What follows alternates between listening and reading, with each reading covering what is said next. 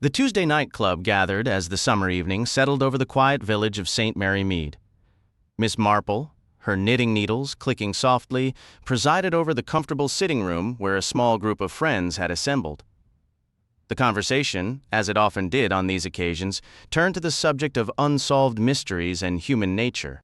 "It is a curious thing," Miss Marple remarked, her blue eyes twinkling with a gentle light, "how the most ordinary village happenings can mirror the grandest and most terrible of crimes. One observes the same patterns, you see, only on a smaller scale." Her nephew, Raymond West, the novelist, smiled indulgently at his aunt's familiar theory. He was joined by Sir Henry Clithering, a retired commissioner of Scotland Yard, who regarded the elderly lady with a more professional interest. Joyce Lempriere, an artist with a flair for the dramatic, clapped her hands together. "Let's have a game. Each of us must tell a story, a real puzzle, something that seems inexplicable.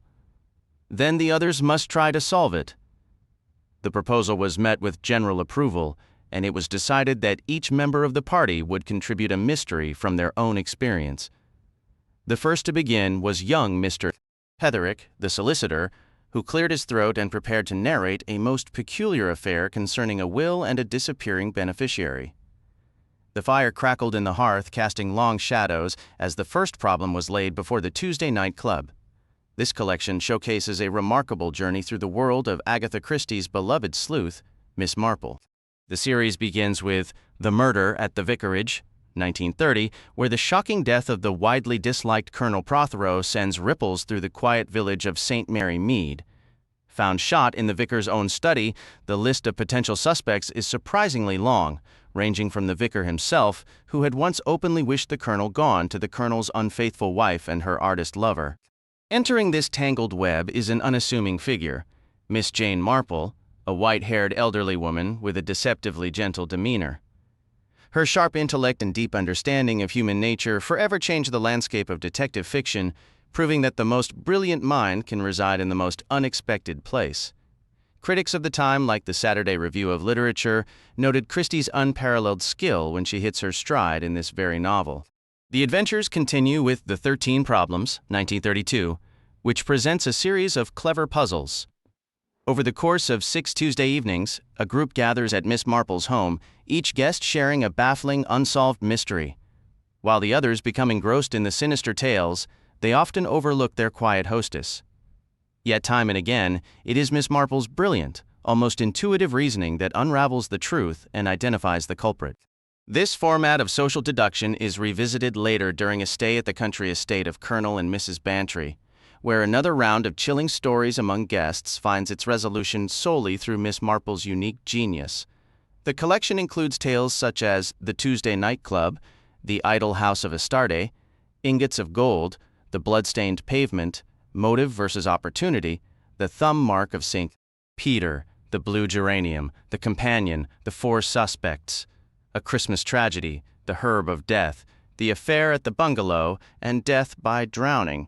A contemporary review noted the plots were so compelling they often felt like the foundation for a full novel. In The Body in the Library, Colonel Bantry and his wife are shocked to find a young woman's body in their home. Dressed for an evening out with smeared makeup, her identity is a mystery. The plot thickens with the discovery of another girl's remains elsewhere, prompting the Bantrys to seek Miss Marple's help. This novel marks a reunion for many characters from St. Mary Mead, last seen in The Murder at the Vicarage.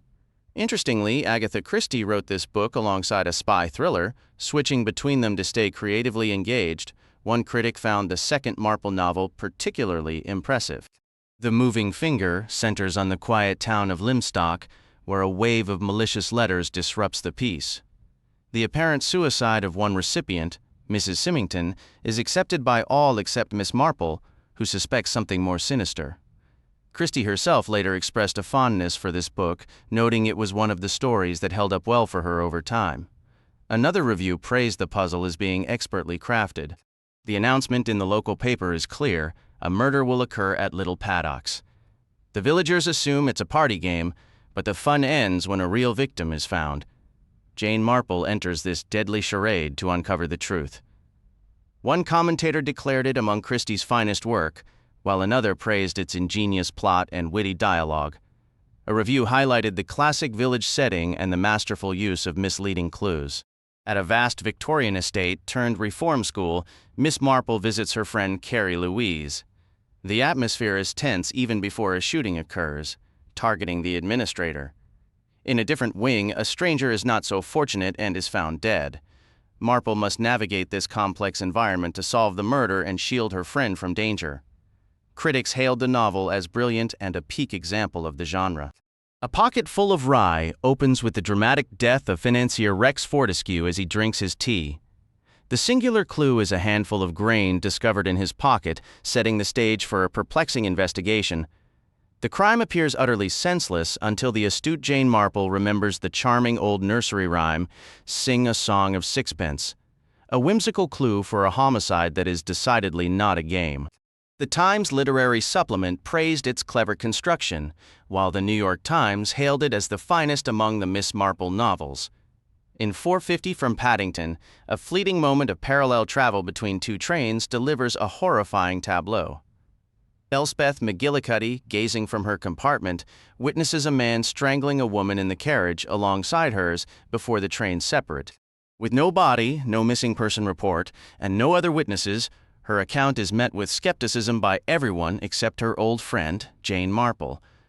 Ever resourceful, Miss Marple enlists the help of the brilliantly capable Lucy Iles Barrow, sending her to infiltrate the Krakenthorpe household, which seems curiously connected to the event, in a daring attempt to expose a killer.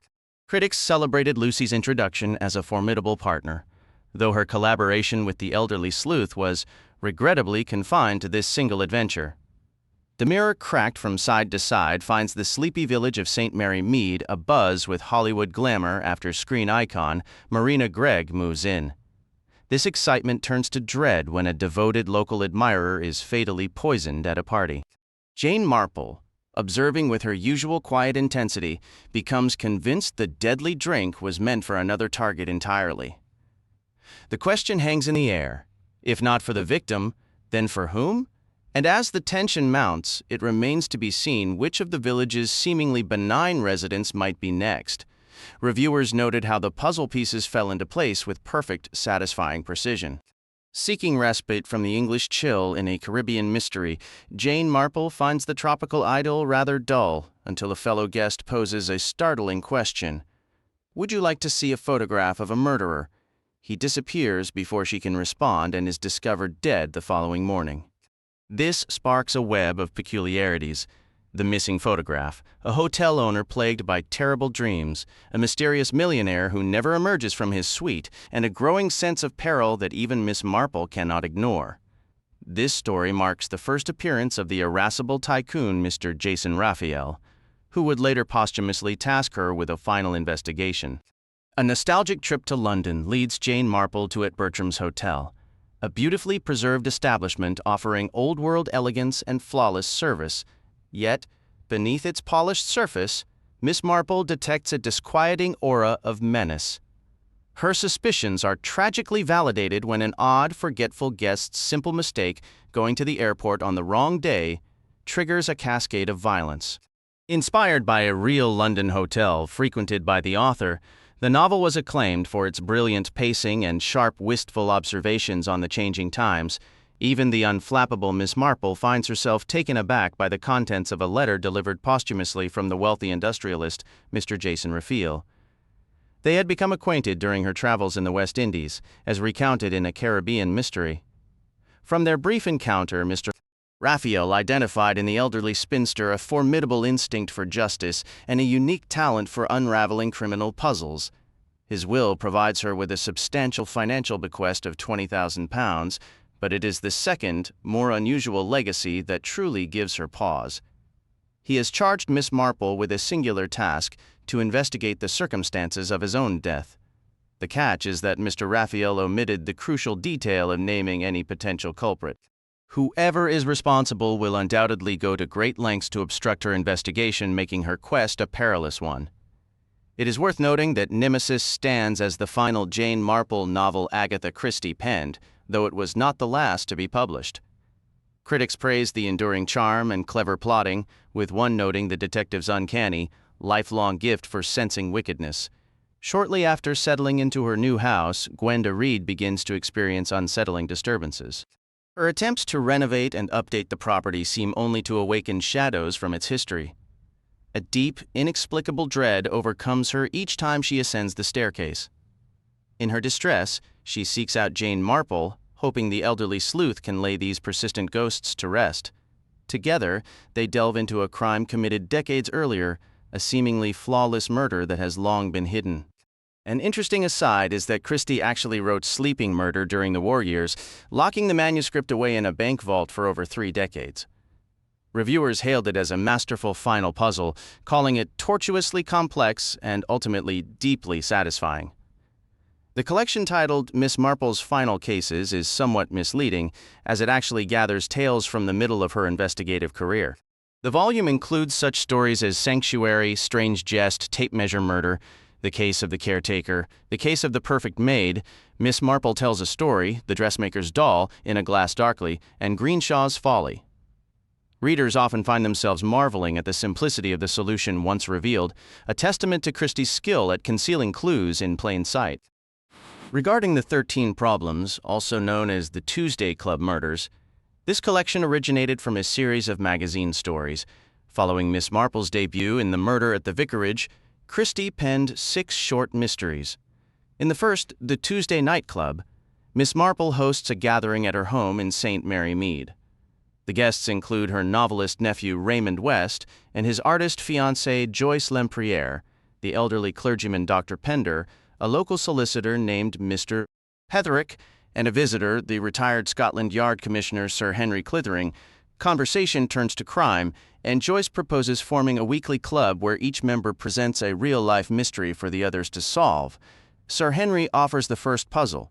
With a dry, almost sarcastic wit, Miss Marple consistently arrives at the correct solution, not through flashy deduction, but through her profound understanding of human nature, gleaned from a lifetime of observation in village life. A second set of 6 stories uses a similar framework, set at the country home of Colonel and Mrs. Bantry, with a new ensemble of characters that again includes Sir Henry and, naturally, Miss Marple herself. A standalone tale was later included with the original 12, featuring Sir Henry once more returning to St. Mary Mead as a guest of the Bantrys. There, he finds himself assisting Miss Marple with a local mystery. This expanded collection, dedicated to Leonard and Catherine Woolley, friends with whom Agatha Christie had stayed during her travels in the Middle East, was published in Britain as The 13 Problems and in America as The Tuesday Club Murders, though only the initial 6 cases appear to have been debated by the actual Tuesday Club. The stories are clever and enjoyable, yet reading several consecutively can feel repetitive, as they are largely sedentary narratives where past events are recounted from an armchair. Miss Marple unravels most puzzles without getting up, her knitting needles clicking steadily along. A notable exception is the final story, Death by Drowning, which also stands out as one of Christie's rare forays into working-class settings. Typically, her detectives concern themselves with the misdeeds of the middle and upper classes. Beneath her gentle, old-fashioned demeanor and bright blue eyes, Miss Marple holds firm convictions. Discussing a murderer she helped convict who was subsequently executed, she states it was a proper outcome and expresses little tolerance for modern qualms about the death penalty. Here, the character speaks for her author as well. Years later, Agatha Christie would elaborate in her own words, arguing that while one might pity killers as products of their nature, society cannot afford to spare them. She compared them to a plague carrier leaving a stricken village, threatening the innocent. What horrified her, she wrote, was how public sympathy often seemed reserved for the youthful perpetrator rather than the victim, like a frail shopkeeper brutally killed. Why, she asked, should we not execute such a person? We eliminated wolves and wild boars to protect our communities. These criminals, she felt, were similar threats. To her, lifelong imprisonment was a harsher fate than the ancient hemlock, and she mused that transportation to a vast, empty land might have been the best solution. Though she wryly acknowledged the modern result of that policy, present-day Australia, here are 5 observations regarding the 13 Problems. 2 highlighting Christie's occasional oversights, and 3 concerning her economical reuse of ideas. First, in one tale, the word phenomena is incorrectly treated as a singular noun. Second, Raymond West's fiancée is introduced as Joyce in this collection, yet in all subsequent stories after their marriage, she is known as Joan. Third, the core plot of The Bloodstained Pavement finds new life later in the story Triangle at Rhodes, from Murder in the Mews and again in the novel Evil Under the Sun. Fourth, the premise of The Companion is expanded into the full-length mystery A Murder is Announced. Finally, a key element from the Herb of Death resurfaces decades later in Postern of Fate. Christie herself believed Miss Marple was most perfectly captured in short puzzles, where her genius lay purely in contemplation, and she felt the essence of the character was truly contained within this very collection. Unsolved mysteries, declared Raymond West, exhaling a plume of smoke with evident theatrical delight. He savored the phrase a second time. His gaze swept the room with approval, taking in the aged ceiling beams and the solid, appropriate furniture. For a writer like himself, atmosphere was paramount, and his Aunt Jane's home never failed to provide the perfect backdrop for her. From her high-backed chair by the fire, Miss Marple returned his look with a benign smile. She was a picture of old-fashioned grace in her black brocade dress, its waist tightly cinched, adorned with a fall of delicate lace. A lace cap sat upon her snowy, elaborately arranged hair, and her hands, clad in black lace mittens, were busy with a soft white knitting project. Her gentle faded blue eyes moved thoughtfully from her rather pompous nephew to his guests, Joyce Lempriere, the artist with her striking cropped hair and unusual eyes, the distinguished Sir Henry Clithering, the elderly parish rector, Dr. Pender, and the precise, bespectacled solicitor, Mr. Petherick. Having taken them all in, she returned to her knitting with a quiet, knowing smile. It was Mr. Petherick who broke the comfortable silence with his characteristic dry cough. "You mentioned unsolved mysteries, Raymond. Pray, what of them?" "Oh, nothing substantial," Joyce interjected with a laugh, her tone playful and teasing. "Raymond simply adores the sound of his own voice saying dramatic things. He's an absolute fraud. Don't you agree, Miss Marple?" She tossed her head back, her eyes sparkling with mischief, as Raymond shot her a look of mock offense. "I'm certain you're aware of that," Miss Marple replied with a soft smile, offering no further comment. The clergyman spoke with solemnity. "Life in its entirety remains an unsolved enigma." Raymond shifted in his chair, discarding his cigarette with a sudden, restless motion. "That's not what I'm referring to," he insisted. "I'm speaking of plain, unadorned facts, actual events that have occurred, and which no one has ever managed to clarify." "I understand precisely the sort of thing you mean, my dear," said Miss Marple. "Take, for instance, what happened to Mrs. Carruthers just yesterday. She purchased 2 gills of picked shrimps from Elliott's, made stops at 2 other shops, and upon arriving home discovered the shrimps were missing. She retraced her steps, but they had vanished entirely. Now, I find that quite extraordinary." "A rather fishy tale, indeed," remarked Sir Henry Clithering with a straight face. "Naturally, there are numerous possible explanations," Miss Marple continued, her cheeks flushing slightly with enthusiasm. "Someone else, perhaps?" "My dear aunt," Raymond interjected, amused, "I wasn't talking about those quaint village occurrences. I meant genuine crimes, murders and unexplained disappearances. The sort of thing Sir Henry could likely recount for hours if he were so inclined. But I make it a rule never to discuss professional matters," Sir Henry stated modestly. "No, I never talk shop."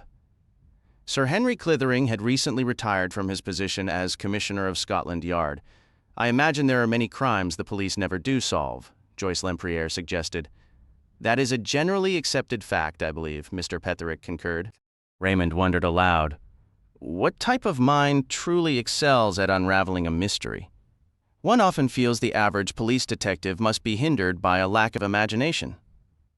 "That is the classic outsider's perspective," Sir Henry noted dryly. Joyce smiled, proposing, "You practically require a committee for psychology and imagination consult the writer." She offered an ironic nod toward Raymond, but he remained earnest. "The craft of writing provides unique insight into human nature," he said gravely. "It allows one to perceive motives an ordinary person might overlook." "I know your books are very clever, dear," said Miss Marple. "But do you truly believe people are as disagreeable as you portray them?" "My dear aunt," Raymond replied gently, "hold fast to your convictions. Heaven forbid I should disturb them."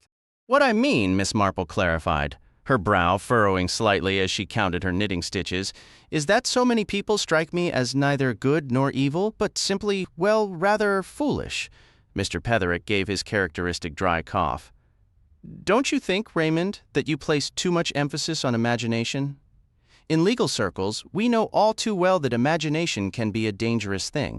To sift evidence impartially, to examine facts purely as facts, that strikes me as the only logical path to the truth. In my experience, it is also the only method that yields results." "Ridiculous," Joyce exclaimed, tossing back her dark hair. "I'd wager I could outperform all of you at this. I am not only a woman, and say what you will, women possess an intuition men lack. I am also an artist. I observe things you do not. Furthermore, in my profession, I've mingled with all sorts of people. I understand aspects of life that dear Miss Marple here simply cannot." "I'm not so sure about that, dear," Miss Marple responded. "Very distressing and painful events do occur in villages, you know. May I offer a thought?" Dr. Pender asked with a smile. "I know it's fashionable to dismiss the clergy nowadays, but we hear confidences. We witness a side of human character that remains a closed book to the outside world." "Well," said Joyce, "it seems we have a rather representative group here. What if we formed a club? What day is it? Tuesday? Let's call it the Tuesday Night Club. We'll meet weekly, and each member in turn will present a mystery for the others to consider. A secret they've each witnessed firsthand, and naturally they already know the solution. Let's count. 1, 2, 3, 4, 5 of us. We really should have 6. You've left me out, my dear," Miss Marple said with a cheerful smile. Joyce was momentarily surprised, but recovered swiftly. "That would be wonderful, Miss Marple," she replied. "I didn't imagine you'd be interested in playing." "I believe it could be quite fascinating," Miss Marple remarked, "particularly with so many intelligent gentlemen here. I'm not especially clever myself, but spending a lifetime in St. Mary Mead does offer a certain understanding of people." "Your perspective will undoubtedly be most helpful," Sir Henry said politely. "Who shall begin?" Joyce asked. "I think there's little question about that," Dr. Pender stated. "When we are fortunate enough to have so distinguished a guest as Sir Henry among us—" He left the sentence hanging, offering a respectful nod toward Sir Henry. Sir Henry remained quiet for a moment. Finally, he sighed, shifted in his chair, and started speaking.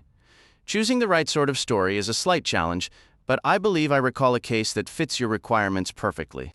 You might have seen something about it in the papers roughly a year back. It was shelved as an unsolved puzzle at the time, though the answer actually came into my possession just recently. The basic facts are straightforward.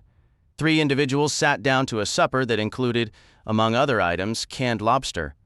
Later that night, all 3 fell ill, and a doctor was called urgently. 2 of them recovered, the 3rd did not." "Interesting," Raymond murmured approvingly. "As I mentioned, the events themselves were simple.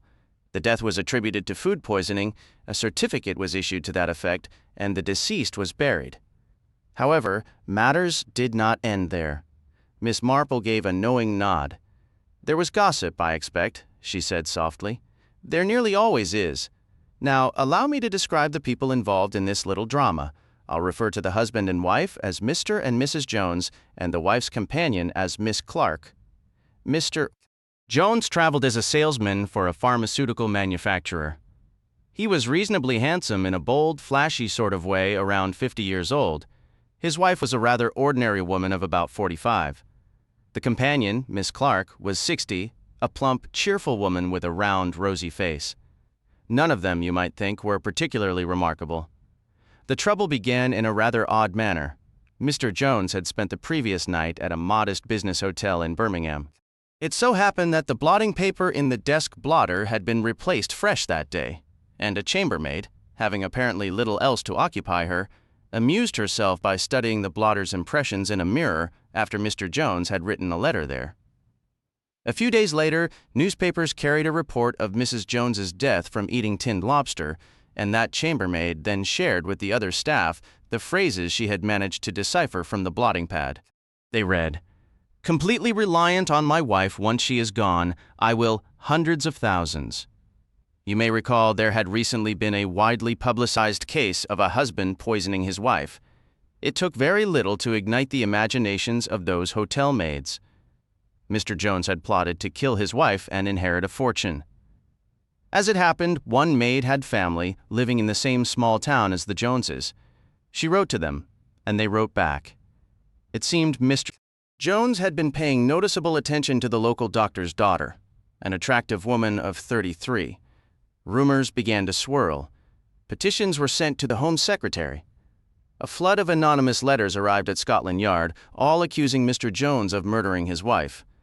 I must admit, at the time, we dismissed the whole affair as nothing more than idle village gossip. Still, to appease the public, an exhumation order was granted. It was one of those instances of popular superstition seemingly baseless that turned out to be shockingly correct. The autopsy revealed a significant quantity of arsenic, making it painfully clear the deceased had died from poisoning. The task for Scotland Yard, in cooperation with local authorities, was to prove precisely how that arsenic was delivered and by whom. "Ah!" Joyce exclaimed. Now this is the genuine article. Naturally, suspicion fell upon the husband. He stood to gain from his wife's death.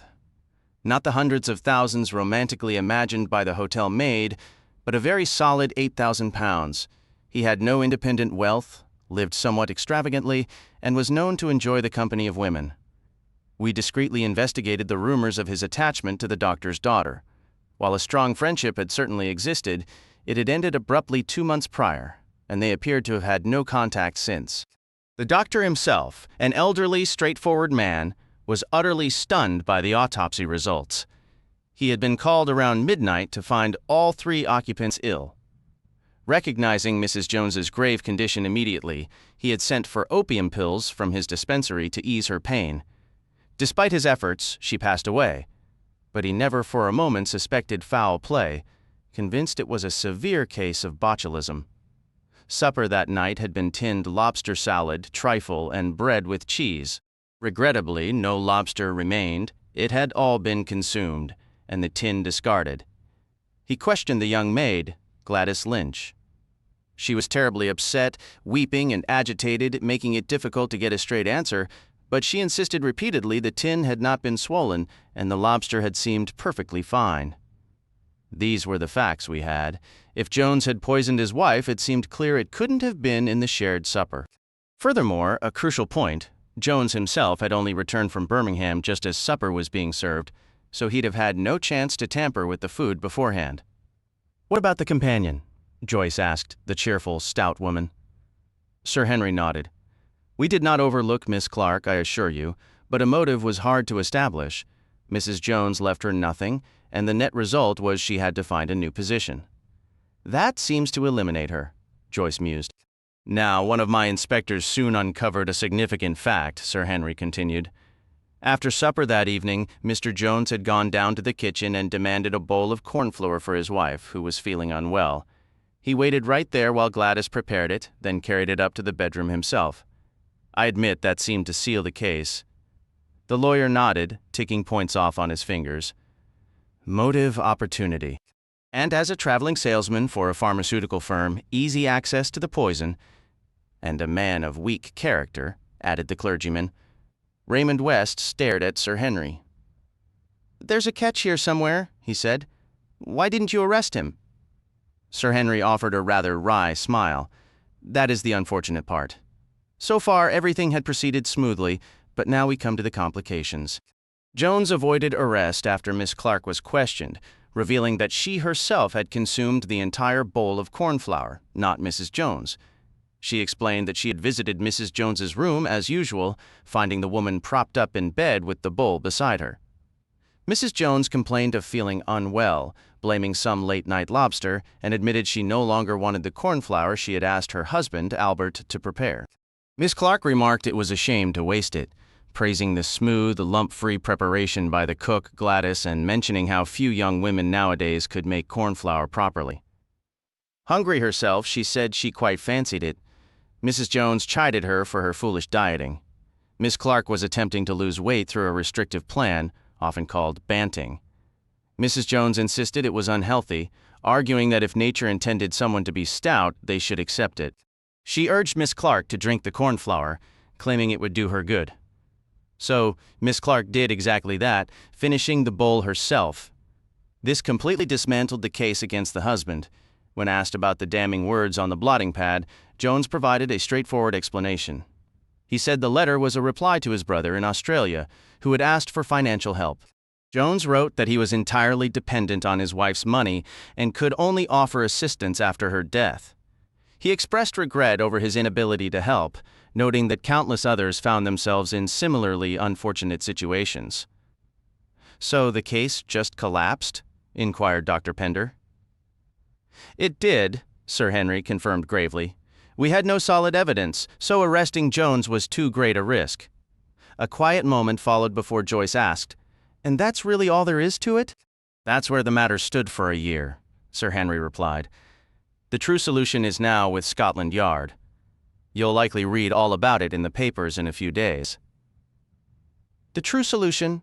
Joyce mused. "I wonder. Let's all think it over for 5 minutes, then share our ideas." Raymond West agreed, checking his watch. When the time was up, he looked toward Dr. Pender. "Would you like to begin?" The old man shook his head. "I must confess I am completely baffled. While I suspect the husband must be guilty somehow, I cannot fathom his method. My only guess is he administered the poison in some undiscovered way, though how it could come to light after all this time is beyond me." "Joyce! The companion?" Joyce declared without hesitation. "It has to be the companion. We don't know her motives. Just because she was older, stout, and plain doesn't mean she wasn't secretly in love with Jones herself. She might have hated the wife for any number of reasons. Imagine that life, always having to be agreeable, constantly stifling your true feelings. Perhaps one day she simply couldn't take it anymore. She probably put the arsenic in the cornflour, and her story about eating it is a complete fabrication." "Mr. Petherick?" The lawyer pressed his fingertips together in a professional manner. "On the facts alone, it is difficult to say. But you must, Mr. Petherick," Joyce insisted. "You can't just reserve judgment or hide behind legal phrases.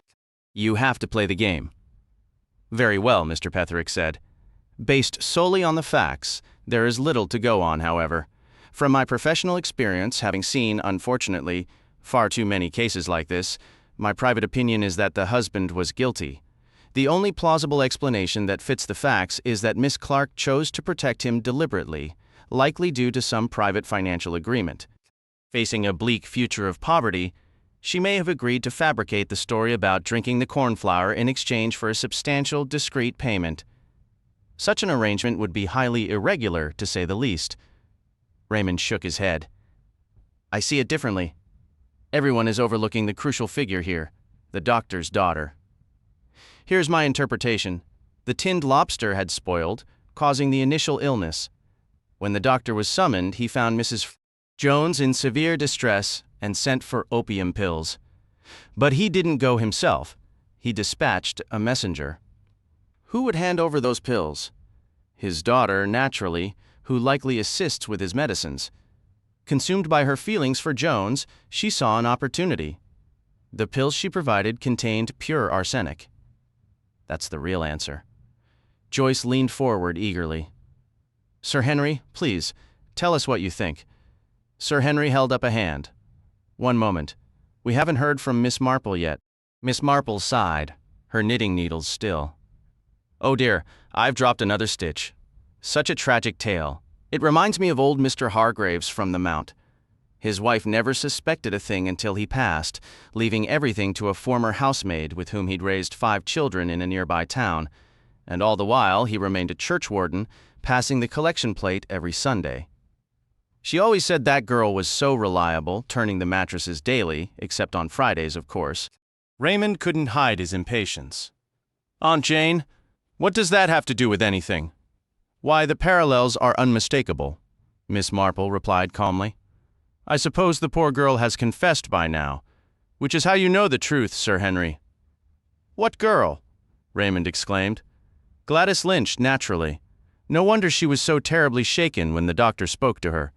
That wretched Jones turned her into a murderess. I do hope he faces justice, and I fear for her as well." Mr. Petherick began. "Miss Marple, I believe there's a slight misunderstanding, but she gently interrupted, her eyes fixed on Sir Henry. I am correct, aren't I? It seems perfectly clear. The hundreds and thousands, and the trifle one simply can't miss the connection. Raymond was baffled. What about the trifle and the hundreds and thousands? Cooks nearly always decorate trifle with those little pink and white sugar sprinkles, dear, Miss Marple explained.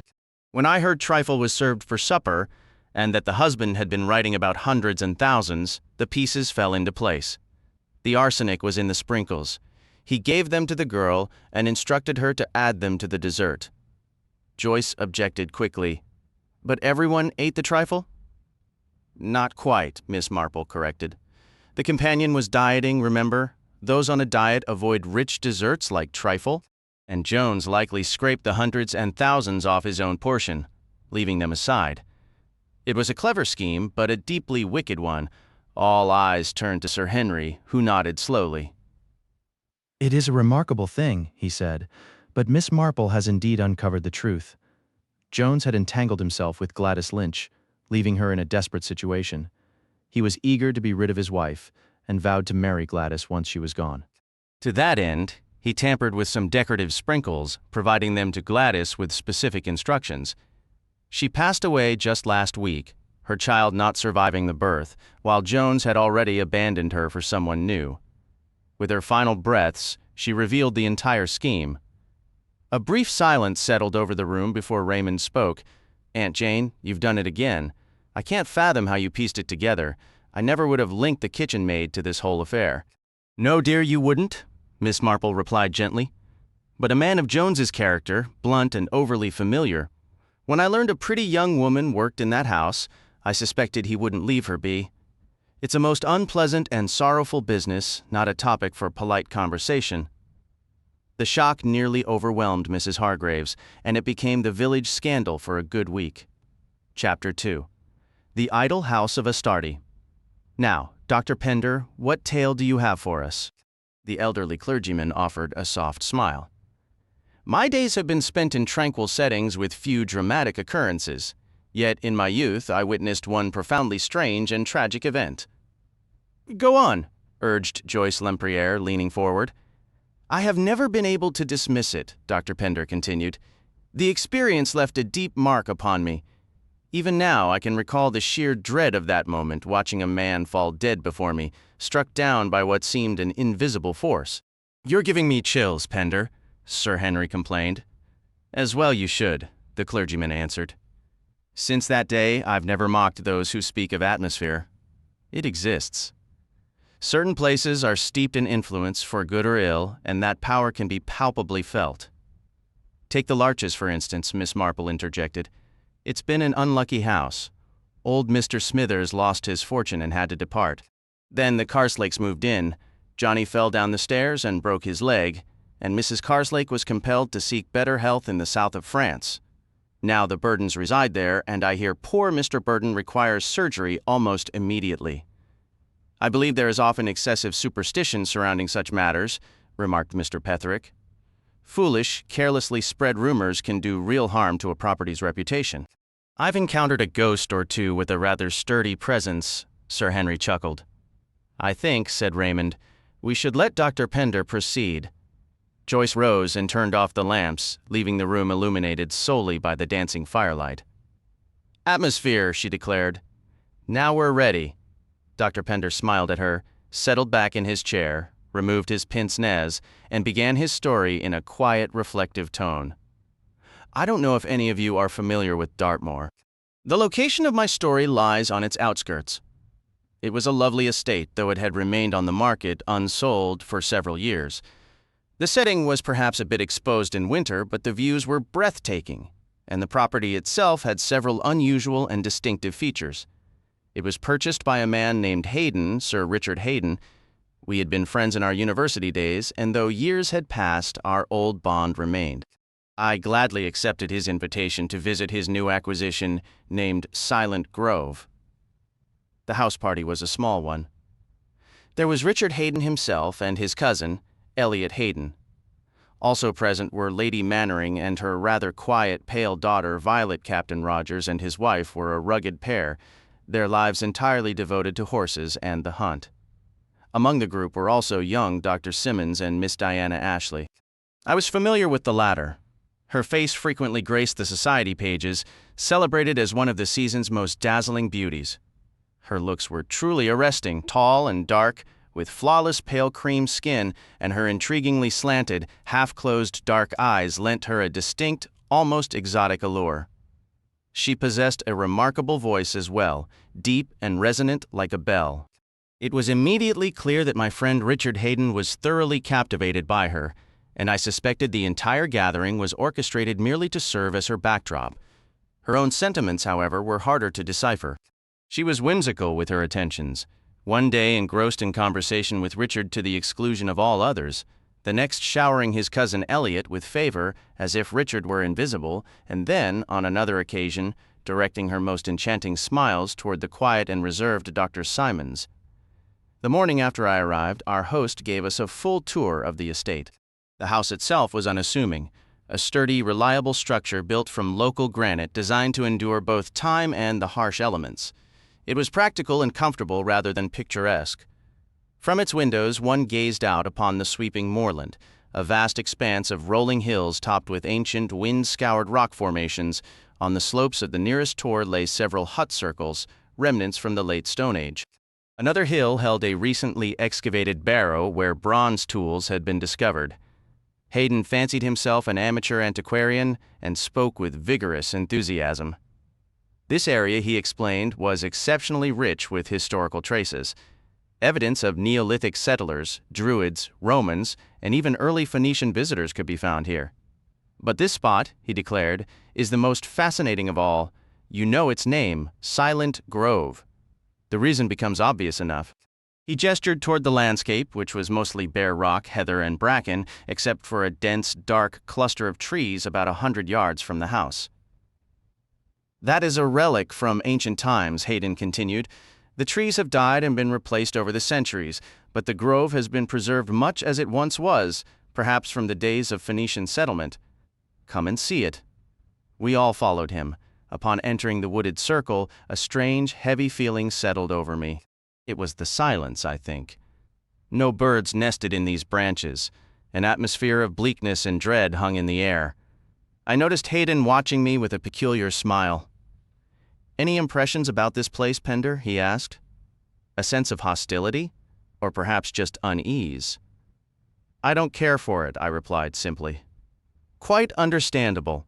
This was once a stronghold of an ancient adversary of your faith. This is the grove of Astarte." "Astarte?" "Astarte, or Ishtareth. Call her what you will. I prefer the Phoenician name, Astarte. There is believed to be one known grove of Astarte in this country up north along the wall. I have no concrete proof, but I like to think we have a genuine, authentic grove of Astarte right here. Within this tight ring of trees, sacred rites were once performed." "Sacred rites?" Diana Ashley murmured, her eyes taking on a distant, dreamy look. I wonder what they were like. "Nothing too respectable by most accounts." Captain Rogers boomed with a hollow laugh. "Probably rather scandalous stuff, I'd imagine." Hayden ignored him. "There should be a temple at the heart of the grove," he said. "I can't afford a full temple, but I have allowed myself a small indulgence of my own." At that moment, we stepped out into a small, clear space at the very center of the trees. At the heart of the clearing stood a stone structure resembling a garden folly. Diana Ashley glanced at Hayden with a questioning look. "I've named it the Idol House," he announced. "The Idol House of Astarte," he guided them toward it. Within, resting on a rough pillar of dark wood, was a small, peculiar statue depicting a horned woman seated upon a lion. "Astarte, the Phoenician deity," Hayden explained, "the moon goddess." "The moon goddess," Diana echoed, her voice taking on a theatrical lilt. "We simply must have a costume party tonight. We'll come out here under the moonlight and perform the rites of Astarte." I shifted uneasily, and Elliot Hayden, Richard's cousin, turned to me. "This isn't to your taste, is it, Padre?" he asked. "No," I replied solemnly. "It is not." He studied me with curiosity. "It's all in good fun. Dick has no idea this place might have been truly sacred. It's just a whimsical notion he enjoys playing with, and even if it were, Well, he gave an uncomfortable laugh. You don't actually believe in that sort of thing, do you? You, a man of the cloth. I am not certain that, as a clergyman, I should dismiss it. But that's all superstition finished long ago. I am not so sure, I said thoughtfully. I can only tell you this. I am not usually sensitive to atmosphere, yet, from the moment I stepped into this grove, I have felt a distinct impression of malice and threat surrounding us. He glanced nervously over his shoulder. Yes, he admitted. It is somehow unsettling. I feel it too, but surely it's just our imaginations. What's your opinion, Simons?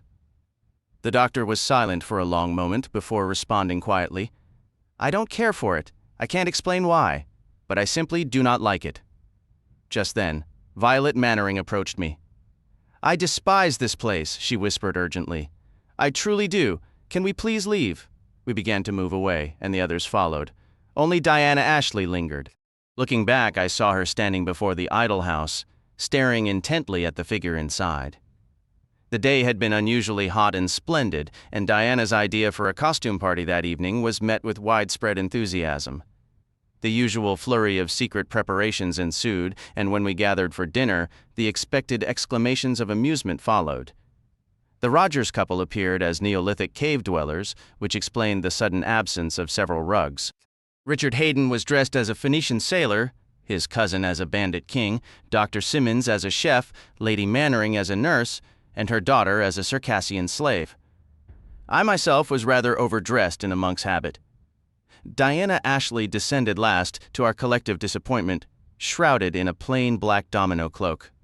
The unknown, she declared breezily. That is my character. Now, for heaven's sake, let's have dinner. After the meal, we went out into the garden. It was a beautiful, soft, warm night with the moon climbing in the sky.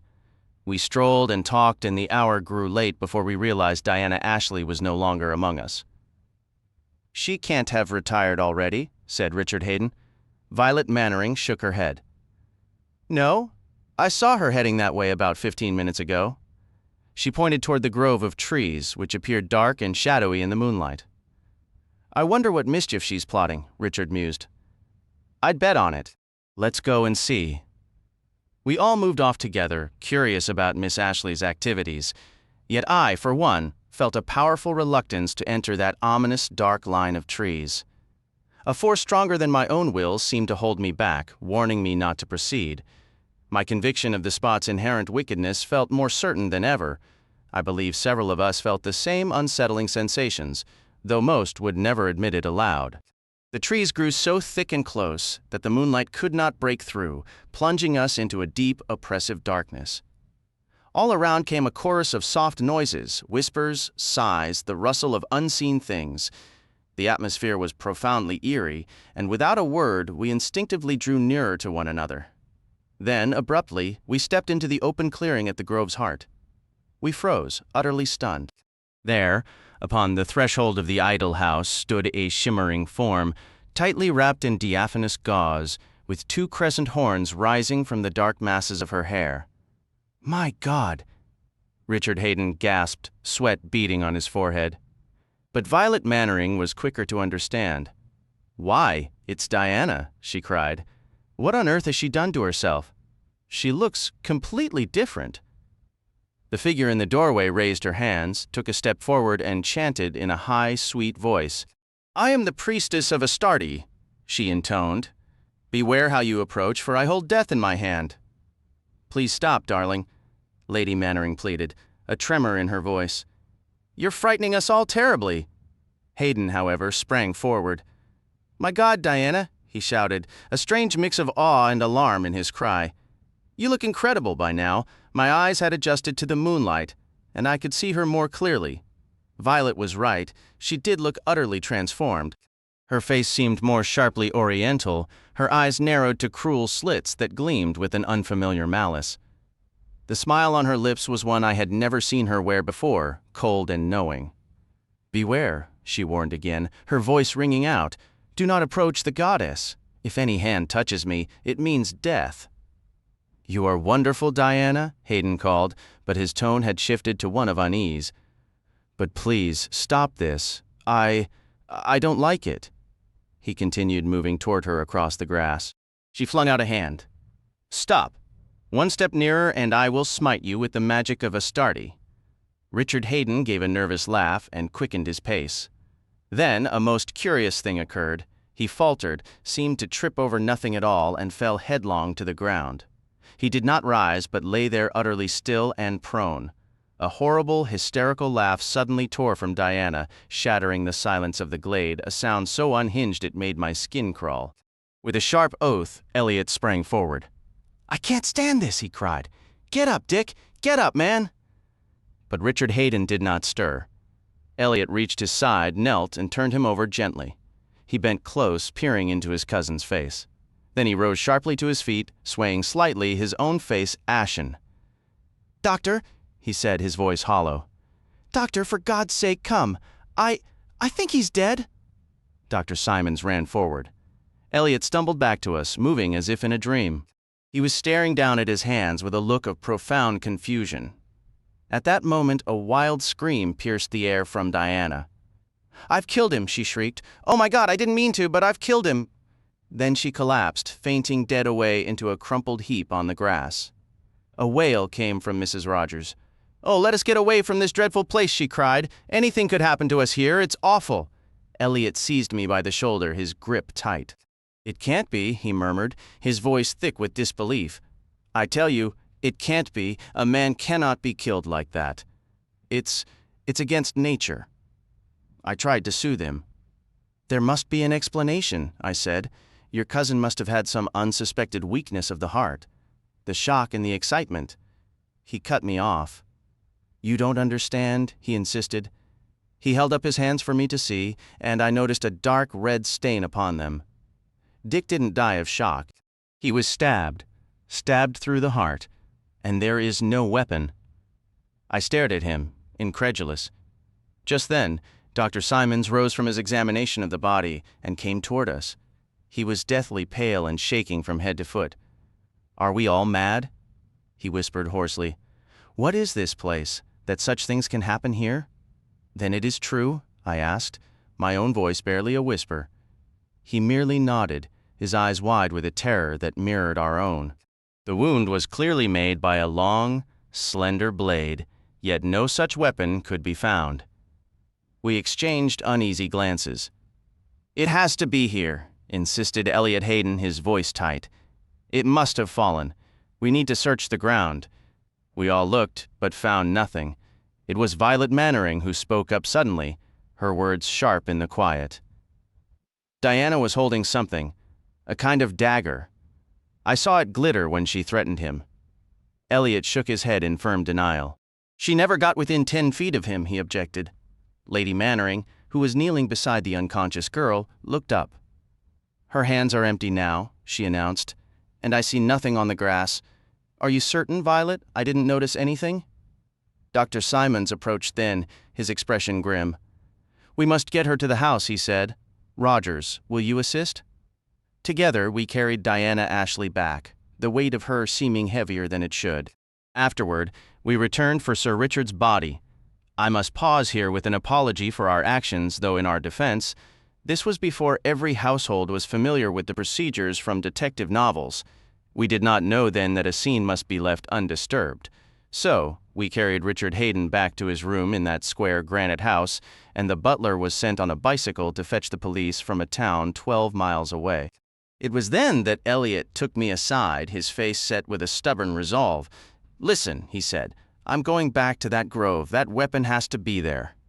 "You're assuming there was a weapon," I replied, my own doubt clear. He grabbed my arm, his grip fierce. "You've let that superstitious nonsense get to you. You think this was something otherworldly? Well, I'm going to prove it wasn't." I felt a deep, irrational aversion to him going back. I argued, I pleaded, but it was useless. The mere thought of that dense circle of trees filled me with a cold dread, and a strong premonition of further tragedy settled in my bones. But Elliot was immovable. I believe he was frightened himself, though he'd never admit it. He went off, armed with nothing but a stubborn determination to solve the mystery. None of us slept that night. It was utterly dreadful. The police, when they finally arrived, were openly skeptical of our story. They were keen to question Miss Ashley, but Dr. Simons put a firm stop to that. She had emerged from her faint and he had given her a powerful sedative. She was not to be disturbed until morning. It wasn't until nearly 7 o'clock that anyone remembered Elliot. Dr. Simons asked after him, and his face darkened when I explained, "I wish he hadn't. It was unwise," he said, choosing his words carefully. "You don't think anything could have happened to him?" "I pray not, but Padre, I think you and I had better go and see." I knew he was right, though it took every ounce of my courage to return to that accursed place. We entered the grove together in the pale, early light, calling his name twice with no answer. Within moments we reached the clearing. Simons clutched my arm and I stifled a cry. There, in the exact same spot where his cousin had lain, was Elliot Hayden, face down on the dew-damp grass. "Dear God," Simons breathed. "It's taken him too." We ran to him. Elliot was unconscious, breathing shallowly, and this time there was no mystery about the cause. The weapon, a long, thin blade of tarnished bronze, was still lodged in his shoulder. Through the shoulder, not the heart. "That's a piece of luck," the doctor noted, his voice hollow with disbelief. "Upon my soul, I no longer know what to think. At any rate, he is alive and should be able to tell us what occurred." However, Elliot Hayden was utterly unable to provide a clear account. His recollection was profoundly vague. He had searched fruitlessly for the dagger and eventually gave up, positioning himself near the idol house. It was then he grew increasingly certain someone was observing him from the tree line. He tried to dismiss the sensation but could not shake it. He described a peculiar, icy wind that began to blow, seeming to originate not from the woods but from within the shrine itself. Turning, he peered inside at the small figure of the goddess and then felt he was under some visual delusion. The statue appeared to swell in size. Suddenly, he felt what seemed like a blow between his temples, staggering him backward, and as he fell, he was conscious of a sharp, burning pain in his left shoulder. The dagger was identified as the very one unearthed from the barrow on the hill and purchased by Richard Hayden. Where he had kept it, whether in the house or within the Grove's idol house, no one seemed to know. The police were and remain convinced Miss Ashley stabbed him deliberately. Yet, given our collective testimony that she was never within 10 feet of him, they could not hope to make the charge stick. So the matter has remained an unsolved mystery. A heavy silence followed. "There doesn't seem to be anything to say," Joyce Lempriere finally murmured.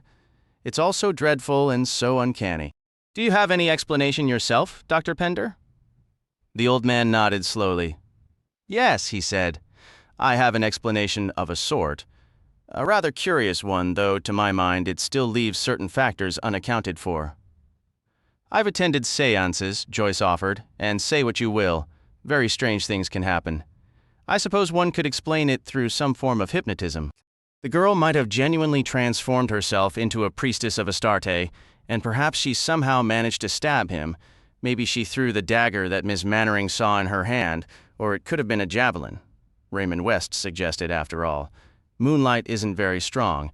She might have held a kind of spear and stabbed him from a distance, and then I suppose mass hypnotism comes into play. You were all primed to see him struck down by supernatural means, so that's what you perceived." Sir Henry chimed in, "I've seen remarkable feats with knives and weapons performed in vaudeville shows. It's possible a man could have been concealed in that belt of trees and, assuming he was a professional, thrown a knife or dagger with enough accuracy. I admit it sounds far-fetched, but it seems the only plausible physical theory. Recall that the other man was distinctly under the impression someone was watching from the grove. As for the discrepancy about Miss Ashley holding a dagger, that doesn't surprise me. If you had my experience, you'd know that 5 accounts of the same event can differ so wildly it's almost unbelievable." Mr. Petherick cleared his throat. "But in all these theories," he remarked, "we seem to be overlooking one essential fact. What became of the weapon? Miss Ashley could hardly dispose of a javelin while standing in the middle of an open space. If a hidden assailant had thrown a dagger, it would still have been in the wound when the man was examined. I think we must discard the more extravagant notions and confine ourselves to sober fact. And where does sober fact lead us? Well, one point seems clear. No one was near the man when he fell. Therefore, the only person who could have stabbed him was he himself." Raymond West couldn't hide his disbelief. "But why on earth would he want to kill himself?" he pressed. The lawyer cleared his throat once more. That, my dear Raymond, returns us to the realm of theory, he replied. For now I am dealing with the physical facts as they stand. Setting aside the supernatural, which I personally find unconvincing, this sequence of events appears to be the only logical possibility. He could have inflicted the wound himself, and in collapsing, his arms might have flung outward, pulling the dagger free and sending it sailing into that cluster of trees. While admittedly unusual, it is not an impossible occurrence. It is all very perplexing, I must say, murmured Miss Marple. Yet curious incidents do happen. Just last year, at Lady Sharpley's garden party, the gentleman setting up the clock golf tripped over one of the numbered pegs, completely lost consciousness. He did, and didn't come round for a full 5 minutes. Yes, Aunt Jane, said Raymond patiently. But he wasn't stabbed, was he? Of course not, dear. That is precisely my point, Miss Marple replied. Naturally, there is only one conceivable manner in which poor Sir Richard could have received that wound. But I do so wish I understood what made him stumble initially. He would have been looking at the young lady naturally and in the moonlight. One can easily catch a foot on a root or a stone. The clergyman looked at her with keen interest. You mentioned there is only one way Sir Richard could have been stabbed, Miss Marple. It is a dreadful thought. He was right-handed, was he not? To wound himself in the left shoulder would have been quite a maneuver. It reminds me of poor Jack Baines during the war. After the terrible fighting at Arras, he accidentally shot himself in the foot. He spoke of it when I visited him in the hospital, utterly ashamed. I doubt this wretched man, Elliot Haydon, found any real benefit from his terrible act. Elliot Haydon, Raymond exclaimed. You believe he is guilty? I really don't see how anyone else could have managed it, said Miss Marple, her eyes widening with gentle surprise. If we follow Mr. Petherick's sensible advice and focus on the facts, ignoring all that unpleasant business about pagan goddesses, the answer seems clear. Haydon was the first to reach the body and turn it over. In doing so, his back was to everyone else. And given his costume as a brigand chief, he would almost certainly have carried a blade in his belt. I recall dancing with a man dressed as a brigand when I was a girl. He had no fewer than 5 different knives and daggers about his person. It made for a most awkward and uncomfortable waltz, I can assure you. All attention shifted to Dr. Pender. I learned the truth, he stated, 5 years after the tragedy, through a letter from Elliot Haydon himself. He wrote that he sensed I had always harbored suspicions. He described it as a sudden, overwhelming temptation.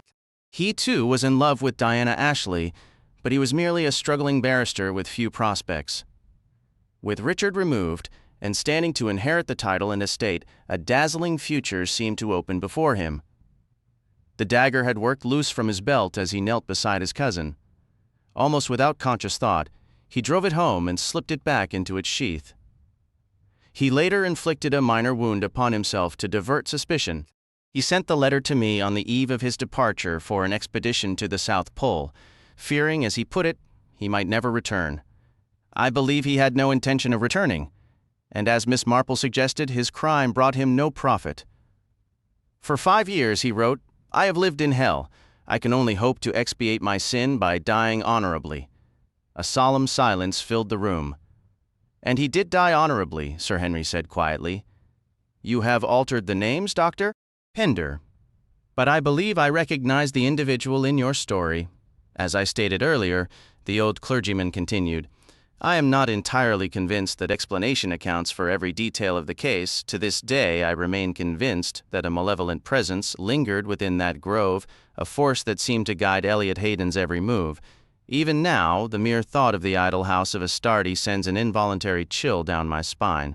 Chapter 3. Ingots of Gold. I'm not entirely certain the tale I'm about to share is a fair one, began Raymond West, simply because I cannot provide you with its solution. Yet the circumstances were so peculiar and compelling that I feel compelled to present it as a puzzle. Perhaps by pooling our thoughts we might reach a sensible explanation. These events unfolded 2 years ago when I traveled to Cornwall to spend the Whitsun holiday with a gentleman named John Newman. Cornwall? Joyce Lempriere interjected quickly. Yes. Why do you ask? Oh, it's nothing really. It's just a strange coincidence. My own story concerns a Cornish location as well, a tiny fishing hamlet known as Rathole. Please don't tell me yours is the same. No, mine is quite different. The village is called Polperron, perched on Cornwall's rugged western coastline, a truly wild and rocky stretch. I had been introduced to Newman a few weeks prior and found him a fascinating companion. A man of both intelligence and independent means, he was blessed, or perhaps cursed, with a profoundly romantic imagination. This latest passion of his had led him to lease the old Pole House. He was an authority on the Elizabethan era and could describe the rout of the Spanish Armada with such vivid, graphic detail that you'd almost believe he had witnessed it firsthand. It makes one wonder about reincarnation, doesn't it? I wonder. I very much do. You are such a romantic, Raymond dear, Miss Marple observed, giving him a benign smile. Romantic is the very last thing I am, Raymond retorted, slightly miffed. But this Newman fellow was absolutely brimming with it, and he intrigued me for that reason, like a curious relic from a bygone age. He recounted how a particular ship from the Armada, reputedly laden with a vast fortune in gold from the Spanish Main, had been wrecked off the Cornish coast on the infamous and treacherous Serpent Rocks. For years, Newman explained, various attempts had been made to salvage the vessel and recover its treasure. I understand such tales are not uncommon, though the number of mythical treasure ships far outweighs the genuine articles.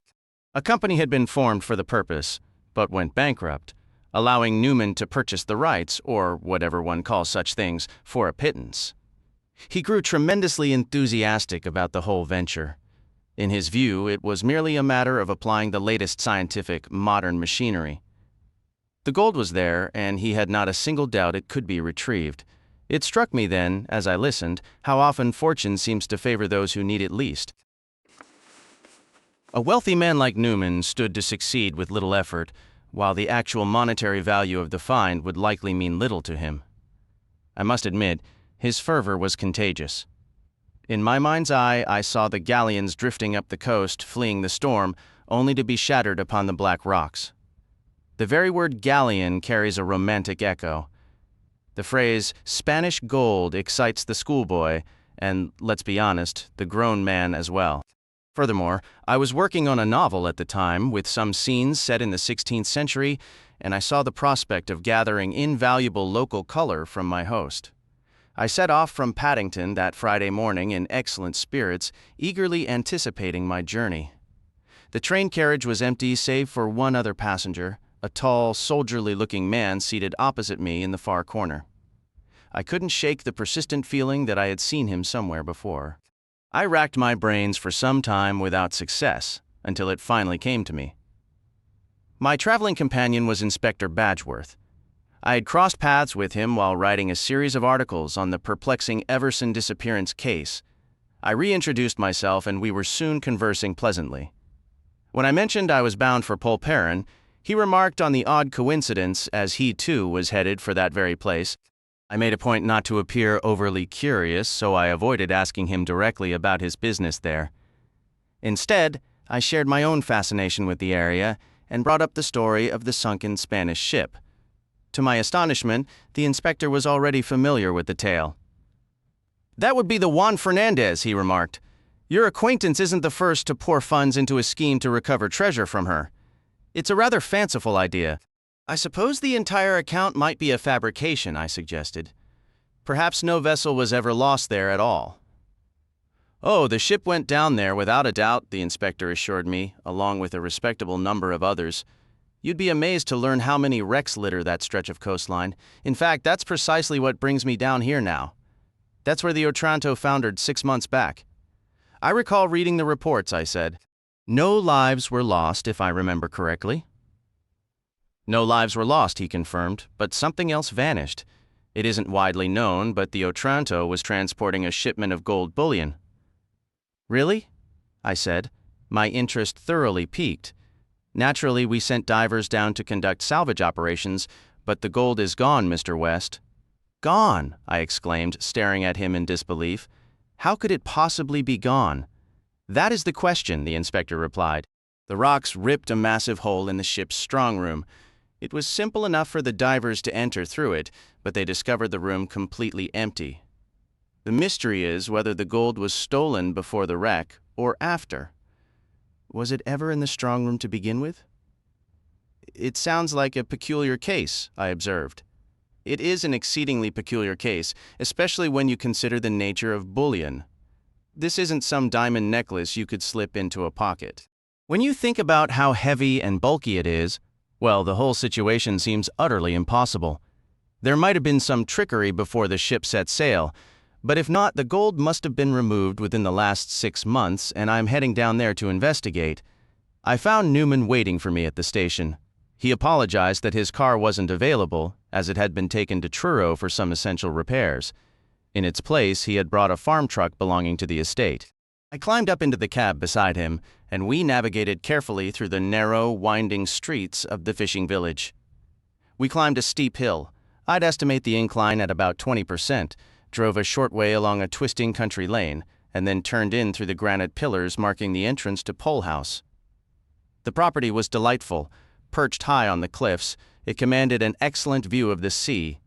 Part of the structure was 3 or 4 centuries old, with a more modern addition built onto it.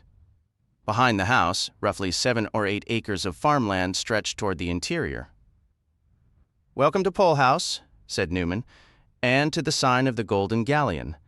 He gestured toward a perfect replica of a Spanish galleon, sails billowing, which hung above the front door. My first evening there was both charming and enlightening.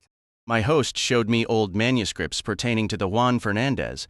He spread out nautical charts, tracing positions with dotted lines, and produced detailed plans for diving apparatus which, I must confess, left me utterly and completely bewildered. I mentioned my encounter with Inspector Badgeworth, which he found very interesting. "The people along this coast are a unique breed," he said thoughtfully. "Smuggling and wrecking are in their blood. When a ship goes down on their shoreline, they can't help but see it as rightful plunder meant for their pockets. There's a local character here I'd like you to meet. He's a fascinating relic of that past." The next day broke bright and clear. I was taken down into Polperron and introduced to Newman's diver, a man named Higgins. He had a stoic, wooden expression and was extremely quiet. His contributions to our talk limited mostly to grunts and monosyllables. After they discussed a series of highly technical details, we adjourned to the Three Anchors Tavern. A tankard of beer seemed to loosen the worthy fellow's tongue somewhat. "Detective gentleman from London has come down," he muttered. "They say that ship which sank off the coast last November was carrying a fortune in gold, but she wasn't the first to go down, and she certainly won't be the last." "Hear, hear," agreed the landlord of the Three Anchors, a man named Kelvin. "That's the truth, Bill Higgins." "I believe it is, Mr. Kelvin," Higgins replied. I studied the landlord with interest. He was a striking figure, swarthy and broad-shouldered, with eyes that were red-rimmed and a habit of avoiding direct looks. It struck me that this might be the very man Newman had mentioned, a curious relic of another time. "We don't need any meddling outsiders around here," he stated, his tone almost challenging. "You mean the authorities?" Newman asked with a slight smile. "I mean the authorities and others," Kelvin said meaningfully. "Don't you forget it?" As we walked back up the hill, I turned to Newman. "That sounded an awful lot like a threat." My friend just laughed. "Don't be silly. I'm not causing anyone here any trouble." I wasn't so sure. There was something dark and primitive about Kelvin. It felt as though his thoughts might travel along strange, unsettling paths.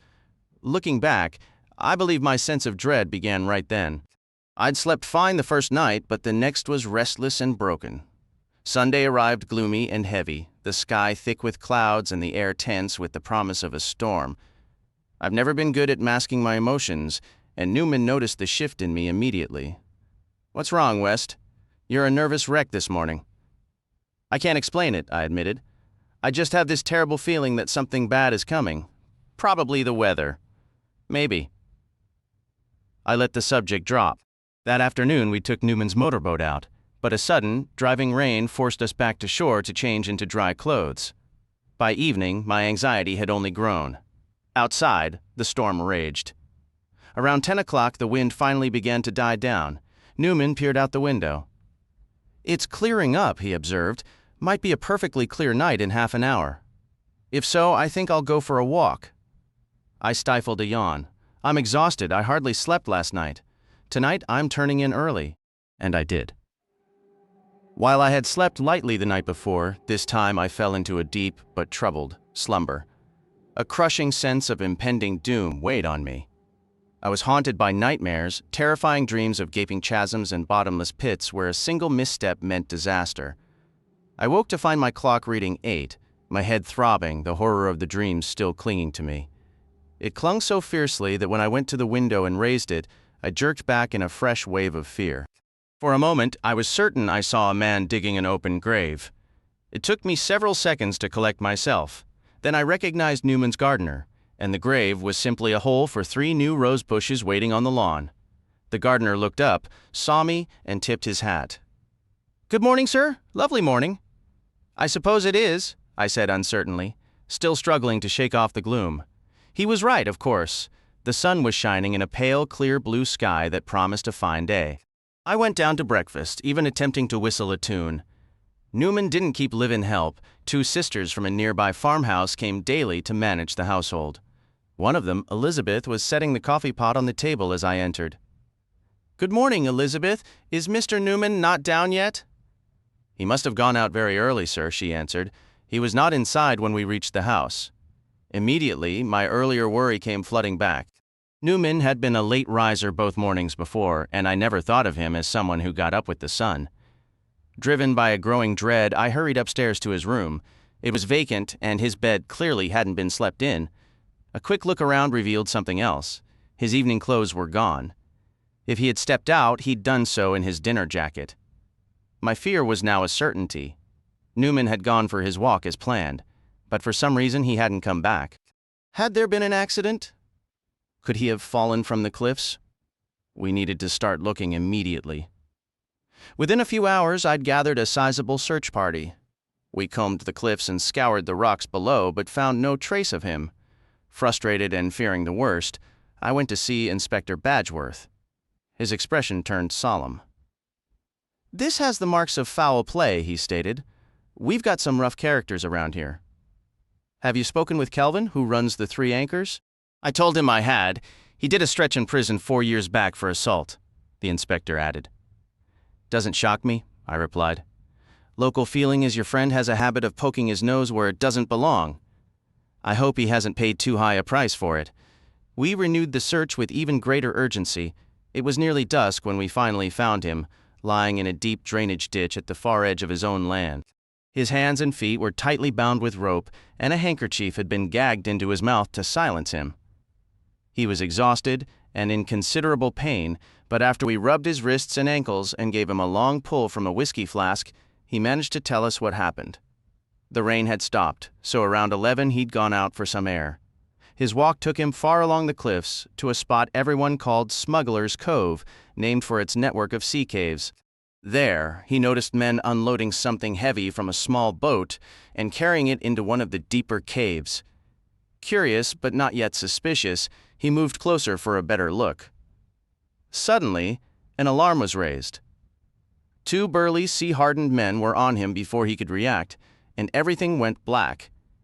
He woke up jostling in the back of what felt like a truck, bouncing violently along what he guessed was the coastal lane leading to the village. To his astonishment, the vehicle turned into the driveway of his own house.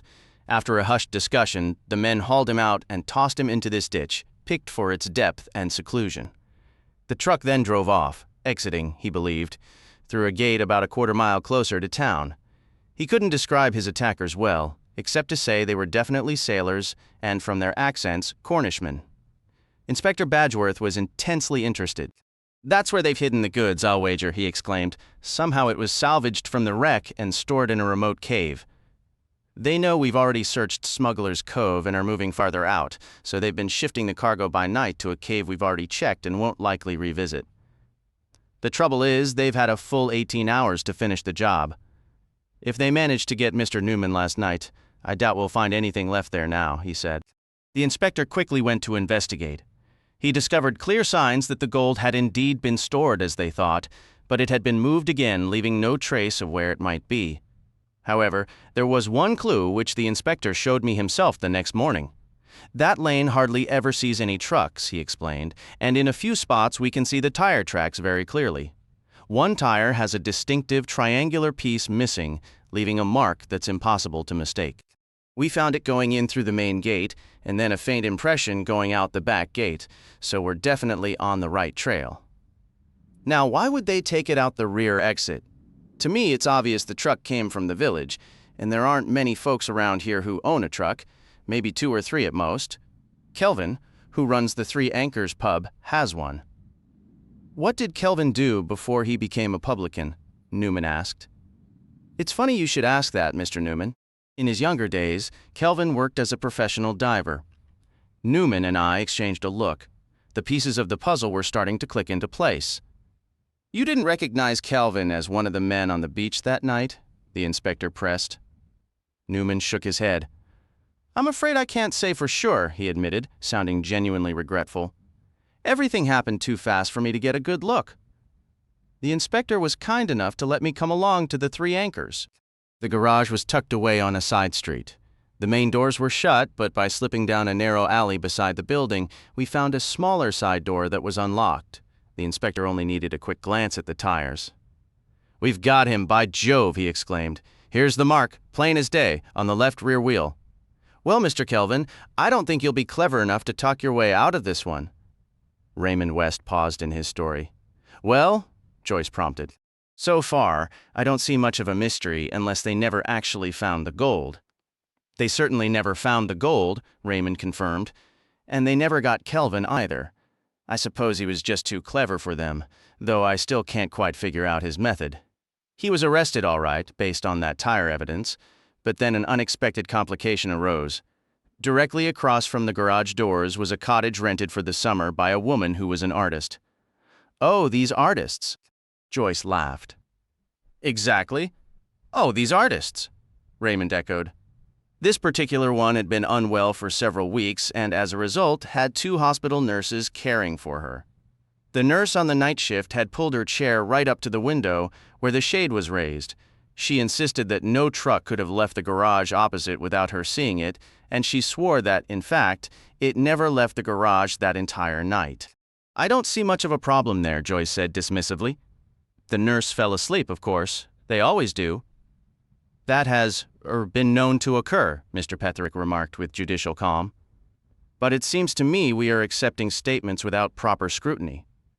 Before we take the nurse's word for it, we ought to look very closely into her credibility. An alibi that arrives so promptly and conveniently does tend to raise doubts. There's also the artist's own testimony, Raymond added. She claimed she was in pain and awake for most of the night, and she said she definitely would have heard the truck, it being such an unusual sound, especially on such a quiet night after the storm. The clergyman murmured. That is certainly another point to consider. Did Kelvin himself have an alibi? He stated he was at home and in bed from 10 o'clock onward, but he couldn't produce anyone to back up his story. The nurse fell asleep, Joyce repeated, and so did the patient. It's the only logical explanation. Raymond West turned to Dr. Pender with a thoughtful expression. You know, I can't help feeling a great deal of sympathy for that man, Kelvin. It strikes me as a classic case of give a dog a bad name. He had a prison record, and aside from that remarkably convenient tire mark, which does seem too perfect to be mere chance, there isn't much solid evidence against him, is there? His past seems to be doing most of the talking. He then looked towards Sir Henry. What's your view on the matter? Sir Henry merely shook his head, a faint smile playing on his lips. As it happens, he replied, I'm already acquainted with the details of this particular case, so, for fairness' sake, I'd better keep my thoughts to myself. Well then, Aunt Jane, Raymond pressed, turning to his elderly relative, surely you have an opinion? Don't leave us in suspense. In just a moment, dear, murmured Miss Marple, her attention seemingly absorbed by her knitting. I fear I've lost my count. Let's see. 2 pearl, 3 plain, slip 1, 2 pearl. There, that's correct. What was it you asked? We're all waiting for your opinion, Raymond said. You wouldn't care for my opinion, dear, Miss Marple said gently, setting her needles aside. Young people so rarely do, I've noticed. Sometimes it's wiser to say nothing at all. Don't be absurd, Aunt Jane. Out with it. Very well, dear Raymond, Miss Marple began, fixing her nephew with a steady gaze. I do think you ought to be more discerning in your choice of companions. You are far too trusting, too easily taken in. I suppose it comes from being a writer, living so much in your imagination. That entire tale about a sunken Spanish treasure ship, with a bit more life experience, you would have been suspicious immediately. And this was a man you had known for only a few weeks. Sir Henry suddenly burst into a hearty laugh, slapping his knee in amusement. "She's caught you out this time, Raymond. Miss Marple, you are absolutely marvelous. Your friend Newman, my boy, operates under several aliases. He isn't enjoying the Cornish coast at present. He's residing in Devonshire, Dartmoor, to be precise, as an inmate of Princetown Prison. We didn't apprehend him for the stolen gold scheme initially, but for cracking the strong room of a London bank. Once we investigated his history, we discovered a significant portion of the missing bullion buried right in the garden at Pole House. It was rather a clever plan. All along that coastline there are legends of wrecked galleons laden with treasure. The story explained the diver's presence and would later explain the gold's sudden appearance. They simply needed a scapegoat, and Kelvin, with his record, was perfect for the role. Newman performed his little play quite convincingly. And you, Raymond, with your standing as a celebrated author, made for a perfectly credible witness. But the tire mark, Joyce Lempriere objected. How do you explain that? Oh, I recognized the significance of that at once, dear, though I know nothing about automobiles, Miss Marple said.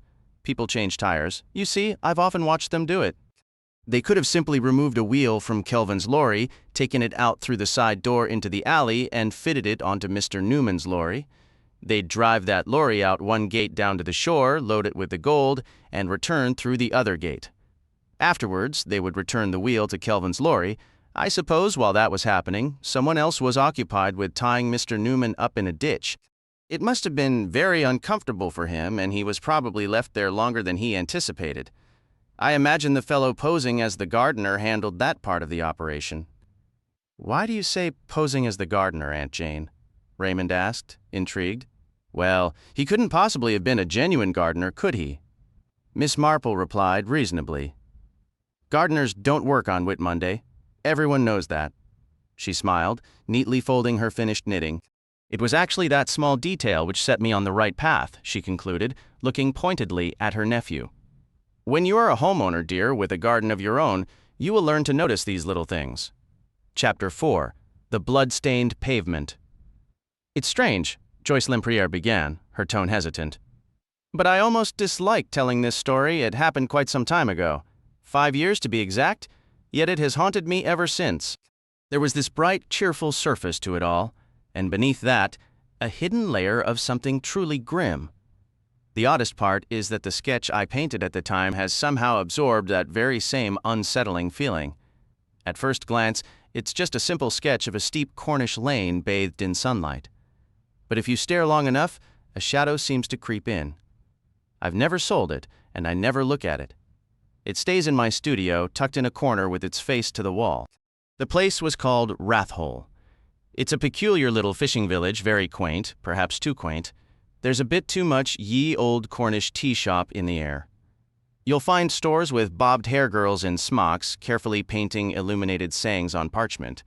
It's pretty, it's charming, but it all feels terribly deliberate. Don't I know it? Raymond West groaned. The curse of the tour bus. No village is safe, no matter how narrow the lanes leading to it. Joyce agreed. The lanes down to Rathhole are terribly narrow and steep like a house's side. To continue my story, I'd come to Cornwall for 2 weeks to sketch. There's an old inn there, the Pulhar with Arms. It's said to be the only building left standing after the Spanish fired on the place back in the 1500s. Bombarded, not shelled, Raymond corrected with a frown. Do try for historical accuracy, Joyce. Well, however it happened, they landed guns and fired and houses fell. That's not the point anyway. The inn was a marvelous old place with a porch on 4 pillars. I'd found a perfect spot and was just settling in when a car came winding down the hill. Naturally, it stopped right in front of the inn, exactly where it was most inconvenient for me. A man and a woman got out. I didn't pay them much mind. She wore a mauve linen dress and a matching hat. Soon after, the man came back out and, to my great relief, drove the car down to the quay and left it. He strolled back past me toward the inn. Just then, another wretched car came twisting down, and a woman stepped out dressed in the brightest chintz frock I'd ever seen, scarlet poinsettias, I believe, with one of those big native straw hats, Cuban style, in the same vivid red. This woman didn't stop at the inn but drove a bit farther down the street toward the other car. She got out, and the man, seeing her, gave a shout of surprise. "Carol!" he cried. "What an incredible coincidence! Fancy meeting you in this remote spot. I haven't seen you in ages. Hello, there's Marjorie, my wife. You must come and meet her." They walked up the street toward the inn side by side, and I saw the other woman, Marjorie, had just come out the door and was moving down to meet them. I'd caught just a glimpse of the woman called Carol as she passed me. Enough to see a heavily powdered chin and a vivid scarlet mouth, and I just wondered if Marjorie would be truly delighted to see her. I hadn't seen Marjorie up close, but from a distance she looked rather plain and very proper. Of course, it was none of my business, but you sometimes get these odd little snapshots of life, and you can't help but speculate. From where they stood, fragments of their conversation drifted down to me. They were talking about swimming. The husband, Dennis, wanted to take a boat and row along the coast to a famous cave about a mile away, which he said was well worth seeing. Carol wanted to see the cave too, but suggested walking the cliff path to view it from the land. She claimed she hated boats. They finally agreed. Carol would walk along the cliffs and meet them at the cave, while Denise and Marjorie would take the boat. Hearing them talk about a swim made me want one too. It was a sweltering morning, and my work wasn't going particularly well. I had a feeling the afternoon light would be far more dramatic for my sketch. So, I gathered my supplies and headed to a secluded little beach I'd found, a quiet spot in the opposite direction from the cave. I enjoyed a refreshing swim, ate a simple lunch of canned tongue and tomatoes, and returned to Rathole that afternoon, feeling inspired and ready to paint. The village seemed to be in a deep slumber. I was right about the light. The long shadows cast by the late sun were striking. The Polharwyth Arms Inn was the focal point of my piece. A sharp beam of sunlight cut diagonally across the square, illuminating the ground just before the inn's entrance with an almost theatrical glow. I noticed 2 bathing suits, one scarlet, one navy blue, hanging over the balcony railing to dry, a sign the earlier beachgoers had returned. I became absorbed in correcting a troublesome section of the sketch. When I finally glanced up, a figure had materialized beside one of the inn's pillars as if by magic. He was dressed like a fisherman, but with a long, dark beard that gave him the look of a villain from an old sea tale. He stood perfectly still, as if planted there for ages. I worked with frantic speed to capture him before he moved. He did eventually stir, but only after I'd gotten the essence of his pose. He ambled over and began to speak. And speak he did. Rathole, he declared in a smooth, low voice, is a place steeped in history. I politely acknowledged I knew it was interesting, but that did nothing to stop him. He launched into the entire grim story of the village's destruction, focusing on the landlord of the Polharwyth Arms, who was supposedly the last man killed, run through on his own doorstep by a Spanish captain. He described how the man's blood stained the cobbles for a century, a mark no one could wash away. His manner was oddly servile, yet his words carried a chilling undercurrent that made the old horrors feel vividly present. Listening to him, I felt I understood the cruel weight of history better than any book had ever taught me. All the while, my brush kept moving across the paper. It was only when I paused that I realized with a jolt what my excited hand had done. On the sunlit white pavement before the inn door, I had painted in distinct, dark red stains. My mind had tricked my hand, I thought. But when I looked back at the actual pavement, the shock doubled. My hand hadn't imagined it. My eyes were seeing real drops of blood on the stones. I stared, closed my eyes tightly, and told myself not to be absurd. When I looked again, the stains remained. A wave of cold dread washed over me. I cut off the fisherman's endless narration. "My eyes aren't the best," I said, my voice unsteady. "Can you tell me, are those bloodstains on the pavement over there?" He looked at me with a sort of patient kindness. "No bloodstains these days, miss. What I'm telling you about happened nearly 500 years ago." "Yes," I whispered, but now on the pavement, my voice failed me. I knew with certainty he could not see what I saw. With trembling hands, I began to pack my things. Just then, the young man from the car that morning emerged from the inn, looking up and down the street with a puzzled expression. Above him, his wife stepped onto the balcony and began gathering the dry bathing suits. He started toward the car, then abruptly changed direction and crossed the road to where the fisherman stood. "Tell me," he asked, "have you seen the lady who arrived in that second car return yet?" "The one in the flowered dress?" "No, sir, I haven't. She headed along the cliff path toward the caves this morning." "Right. We all swam together earlier. She left to walk back, and I haven't seen her since. It shouldn't have taken this long. These cliffs aren't particularly dangerous, are they?" That depends on your route, sir. Safest to go with someone who knows the area. The fisherman clearly meant himself and was ready to elaborate, but the young man cut him off impatiently and hurried back toward the inn, calling up to his wife on the balcony. "Marjorie, Carol still isn't back. Strange, don't you think?" I couldn't hear Marjorie's reply, but her husband continued. "We can't wait any longer. We need to get to Penrithar. Are you ready? I'll bring the car around." He turned the vehicle, and soon they drove off together. By then, I had been steeling myself to confront my own absurd fears. Once the car was gone, I walked over to the inn and studied the pavement carefully. Naturally, there were no bloodstains. It had all been a trick of my overactive imagination, which ironically made the whole notion feel even more unsettling. As I stood there, the fisherman's voice broke the silence. He was watching me with a curious expression. "You thought you saw bloodstains here, didn't you, ma'am?" I nodded. "That's very curious indeed. We have a local superstition, ma'am. If anyone sees those stains?" He paused. "Well?" I pressed. He continued in that soft, almost refined voice, Cornish in lilt but polished in pronunciation, free of any rough local phrasing. "They say, ma'am, that if a person sees those bloodstains, someone will die within 24 hours. A chill crept down my spine. How utterly creepy. He went on persuasively. "There's a rather interesting memorial in the church, ma'am, about a death that—" "No, thank you," I said firmly. I turned sharply and walked up the lane toward my rented cottage. Just as I reached it, I spotted in the distance the woman named Carol hurrying along the cliff path. Against the gray rocks, her vivid dress stood out like some toxic scarlet blossom. Her hat was the color of fresh blood. I gave myself a mental shake honestly. I had blood on the brain. Later, I heard the sound of her car starting. I wondered if she, too, was headed for Penrithar, but she took the left fork, going the opposite way. I watched the car wind its way up the hill until it vanished, and I finally breathed a little easier. Rathole seemed to settle back into its quiet, sleepy self once more. "If that's all," Raymond West remarked as Joyce finished, "my verdict is immediate: indigestion. Spots before the eyes after a heavy meal." "But it isn't all," Joyce replied.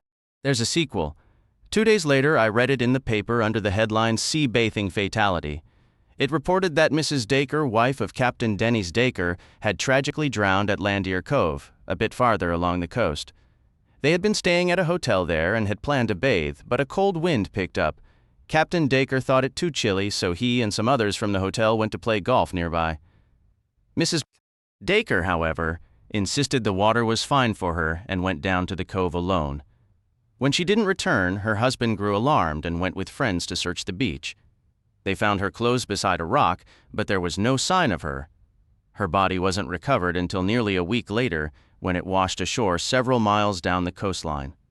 The blow to her head had been delivered before she died, and the official theory was that she must have struck a rock while diving into the sea. From what I could determine, her death would have taken place almost exactly 24 hours after I first noticed those bloodstains. Sir Henry objected. "This isn't a proper puzzle. It's a ghost story. Miss Lempriere must be a medium." Mr. Petherick cleared his throat in his usual manner. "One detail stands out to me," he said. "That injury to the head. We shouldn't dismiss the possibility of violence. However, I don't believe we have sufficient information to form a conclusion. Miss Lempriere's vision is certainly intriguing, but I fail to see the precise point on which she wishes our judgment." "Indigestion and coincidence," Raymond declared. "Besides, you can't be certain they were the same individuals, and any supposed curse would only apply to the actual residents of Rathole." Sir Henry leaned forward. "I have a feeling that sinister sailor is involved somehow, but I concur with Mr. Petherick. Miss Lempriere has provided us with very little to analyze." Joyce then turned to Dr. Pender, who merely smiled and shook his head. A most compelling narrative, he said gently. But I'm afraid I must agree with Sir Henry. We simply lack the necessary facts. Finally, Joyce looked with curiosity at Miss Marple, who returned her gaze with a quiet smile. I, too, think you are being slightly unfair, my dear, Miss Marple remarked. Of course, it is rather different for me. We women, you understand, notice things about clothing that men might overlook. It really isn't a fair puzzle to present to a gentleman. It would have required a great deal of very quick changing. What a wicked woman, and an even more wicked man. Joyce stared at her. Aunt Jane, Miss Marple, I truly believe you've worked it out. Well, dear, Miss Marple replied, her knitting needles clicking softly, it is much easier for me sitting here quietly than it was for you. Being an artist, you are so sensitive to atmosphere. Sitting here with one's knitting, one simply sees the facts. Bloodstains dripped onto the pavement from the wet bathing suit hanging above. And because it was a red bathing suit, the criminals themselves didn't realize the stains showed. Poor child, poor young thing. Forgive me, Miss Marple, Sir Henry interjected, but I remain completely in the dark. You and Miss Lempriere seem to understand one another, but we men are utterly lost. I will tell you the rest now, Joyce said. It was a year later. I was sketching at a small seaside town on the East Coast when I was struck by that peculiar feeling of déjà vu. A man and a woman stood on the pavement ahead of me, greeting a third person, a woman wearing a dress of bright scarlet chintz printed with poinsettias. Carol, is it really you? What a marvelous coincidence after all this time. Joan, this is an old friend of mine, Miss Harding. I recognized the man immediately. It was the same Denise I had seen at Rathole. The wife was different. This one was named Joan instead of Marjorie, but she was the same type, young, rather plain, and exceedingly inconspicuous. For a moment, I thought I was losing my mind. They began discussing going for a swim. Let me tell you what I did next. I marched directly to the police station right then and there. I expected they might think me insane, but I didn't care. As it happened, everything was perfectly aligned. An inspector from Scotland Yard was already there, having come down concerning this very matter. It turns out, it's too dreadful to say aloud, that the police had grown suspicious of Dennis Dacre. That wasn't his real name, of course. He used different aliases. His method was to befriend quiet, unassuming women who had few relatives or friends. He would marry them, take out substantial life insurance policies, and then, it's too horrible. The woman called Carol was his actual wife, and they executed this same cruel scheme every time. That was how they finally caught him. The insurance companies grew wary. He would arrive at a peaceful coastal town with his new bride, and soon the other woman would appear. The three would go swimming together. Afterward, the wife would be killed, and Carol would put on the dead woman's clothes and return to the boat with him. They would depart the location. Having first made inquiries about the supposedly missing Carol, once they were clear of the village, Carol would hurriedly change back into her own brightly colored outfit and reapply her dramatic makeup. She would then return alone to drive away in her own car. They studied the local currents, ensuring the apparent drowning would be discovered at the next suitable beach along the coastline. Carol, impersonating the wife, would go to a secluded shore, leave the wife's garments near a rock, and slip away in her floral print dress to wait discreetly for her husband. I imagine when they murdered poor Marjorie, some blood must have sprayed onto Carol's bathing suit, someone reflected. Since it was red, they didn't notice, just as Miss Marple observed, but when they hung it over the balcony rail, it dripped. The speaker shuddered. The image still haunts me. Indeed, Sir Henry recalled. Davis was his real surname. I had entirely forgotten he sometimes used Dacre as an alias. They were a remarkably devious duo. What always astonished me was that nobody noticed the swap. I suppose, as Miss Marple says, we recognize a dress more easily than a face. It was a fiendishly clever plan. We suspected Davis, but pinning the crime on him was nearly impossible. He always had a perfect alibi. But Aunt Jane, Raymond said, studying her with fascination, how do you know these things? You've led such a quiet life, yet nothing ever seems to shock you. I find human behavior rather repetitive, Miss Marple replied serenely. Take Mrs. Green, for instance. She buried 5 children, and every single one was heavily insured. Naturally, that sort of pattern invites suspicion. She gave a gentle, knowing sigh. Village life contains a great deal of wickedness. I sincerely hope you young people never fully comprehend just how wicked the world can be. Chapter 5. Motive versus Opportunity. Mr. Petherick cleared his throat with more than his usual formality.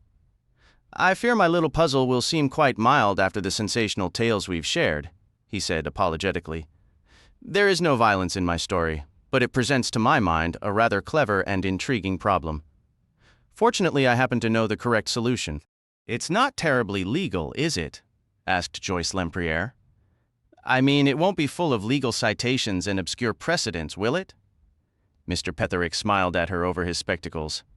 No, my dear, you needn't worry about that. The account I'm about to give is perfectly straightforward. Any layperson could follow it. No legal trickery now, Miss Marple warned, shaking a knitting needle in his direction with a playful glint in her eye. On my honor, Mr. Petherick assured her, though he added with a chuckle, Well, I'm not entirely sure, but you shall be the judge. He settled into his narrative. It concerns a former client of mine. I shall call him Mr. Claude, Simon Claude. He was a very wealthy man who lived in a grand estate not far from here.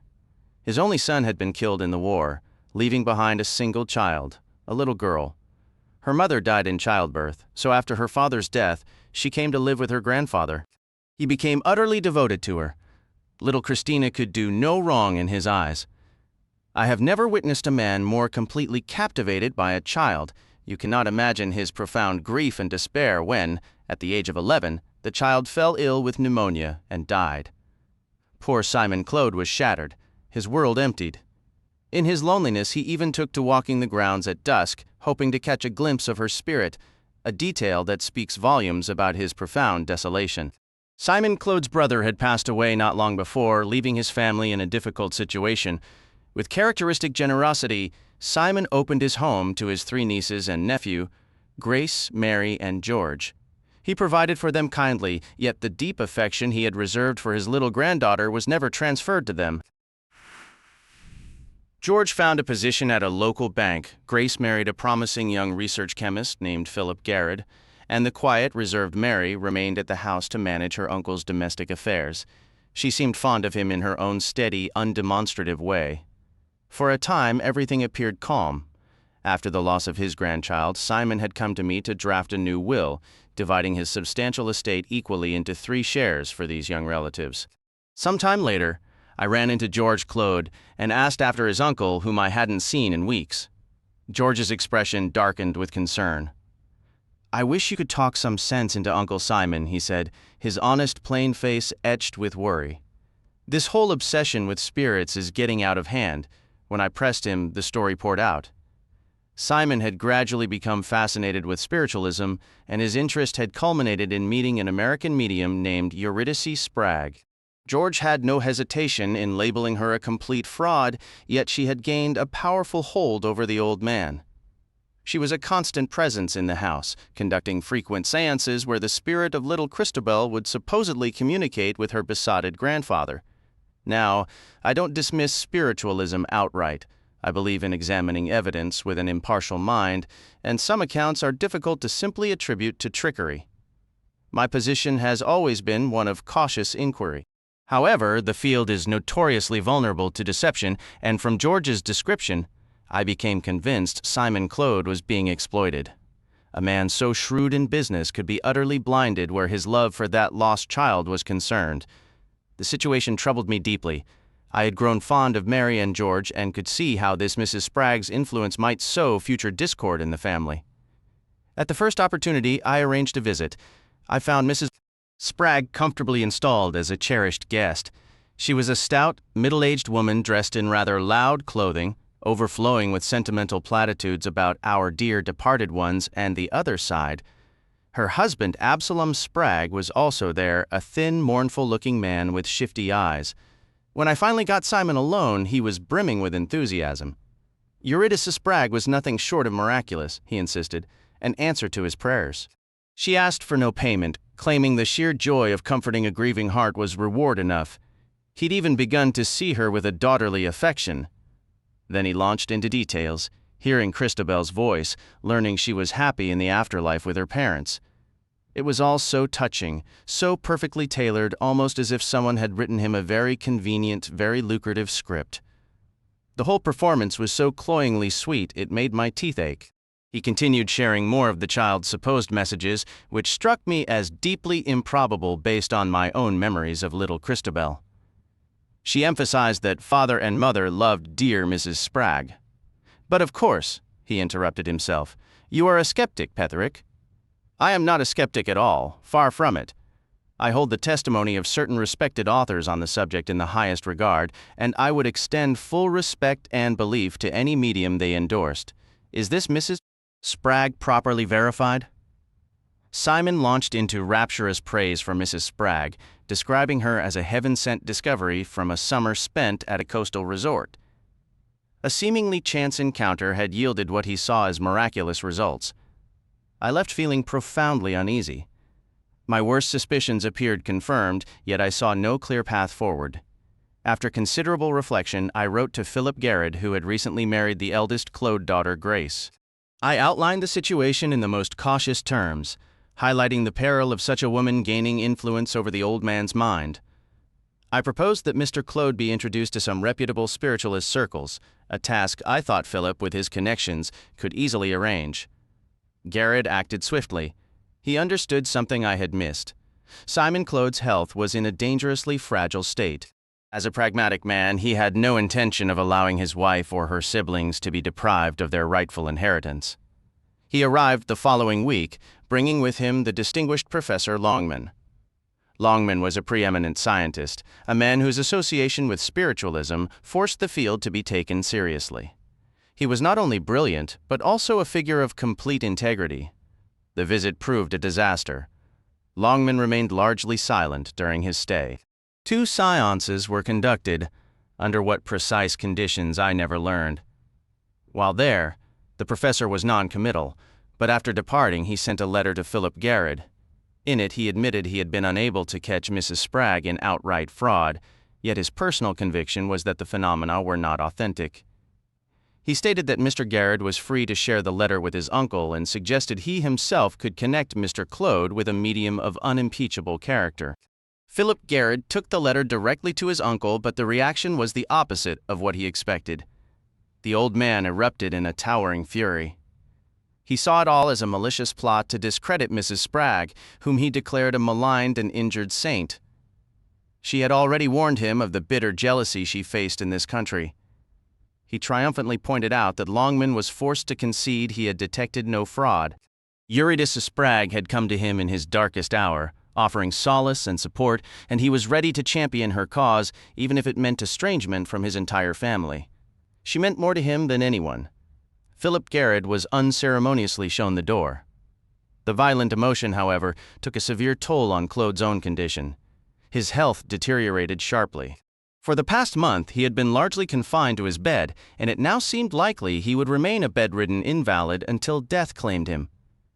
2 days after Philip's dismissal, I received an urgent summons and hurried over. Claude was in bed, looking, even to my untrained eye, desperately ill, his breath coming in labored gasps. "This is the end for me," he whispered. "I can feel it. Do not argue, Petherick. But before I die, I am determined to fulfill my duty to the one person who has done more for me than anyone else in this world." "I need to draft a new will," he declared. "Of course," I replied. "If you provide your instructions now, I can prepare a draft and send it for your review." "That won't work," he insisted. "Good heavens, man, I might not survive the evening. I've written down my wishes here," he said, fumbling beneath his pillow, "and you can tell me if it's legally sound." He handed me a sheet of paper with a few lines hastily written in pencil. The terms were straightforward and clear. He bequeathed £5,000 to each of his nieces and nephew, with the entire remainder of his considerable estate left outright to Eurydice Spragg, in gratitude and admiration. I was not pleased with the arrangement, but there it was. There could be no question of mental incompetence. The old man was as lucid as anyone. He rang for 2 members of the household staff. They arrived promptly. The housemaid, Emma Gaunt, was a tall, middle-aged woman who had served in the house for many years and had cared for Claude with devotion. With her came the cook, Lucy David, a healthy, robust woman of about 30. Simon Claude fixed them both with a stern look from beneath his thick eyebrows. "I need you to witness my will. Emma, fetch my fountain pen." Emma went obediently to the desk. "Not the left-hand drawer, girl," old Simon said irritably. "Don't you know it's kept in the right-hand one?" "No, sir, it's right here," said Emma, producing it.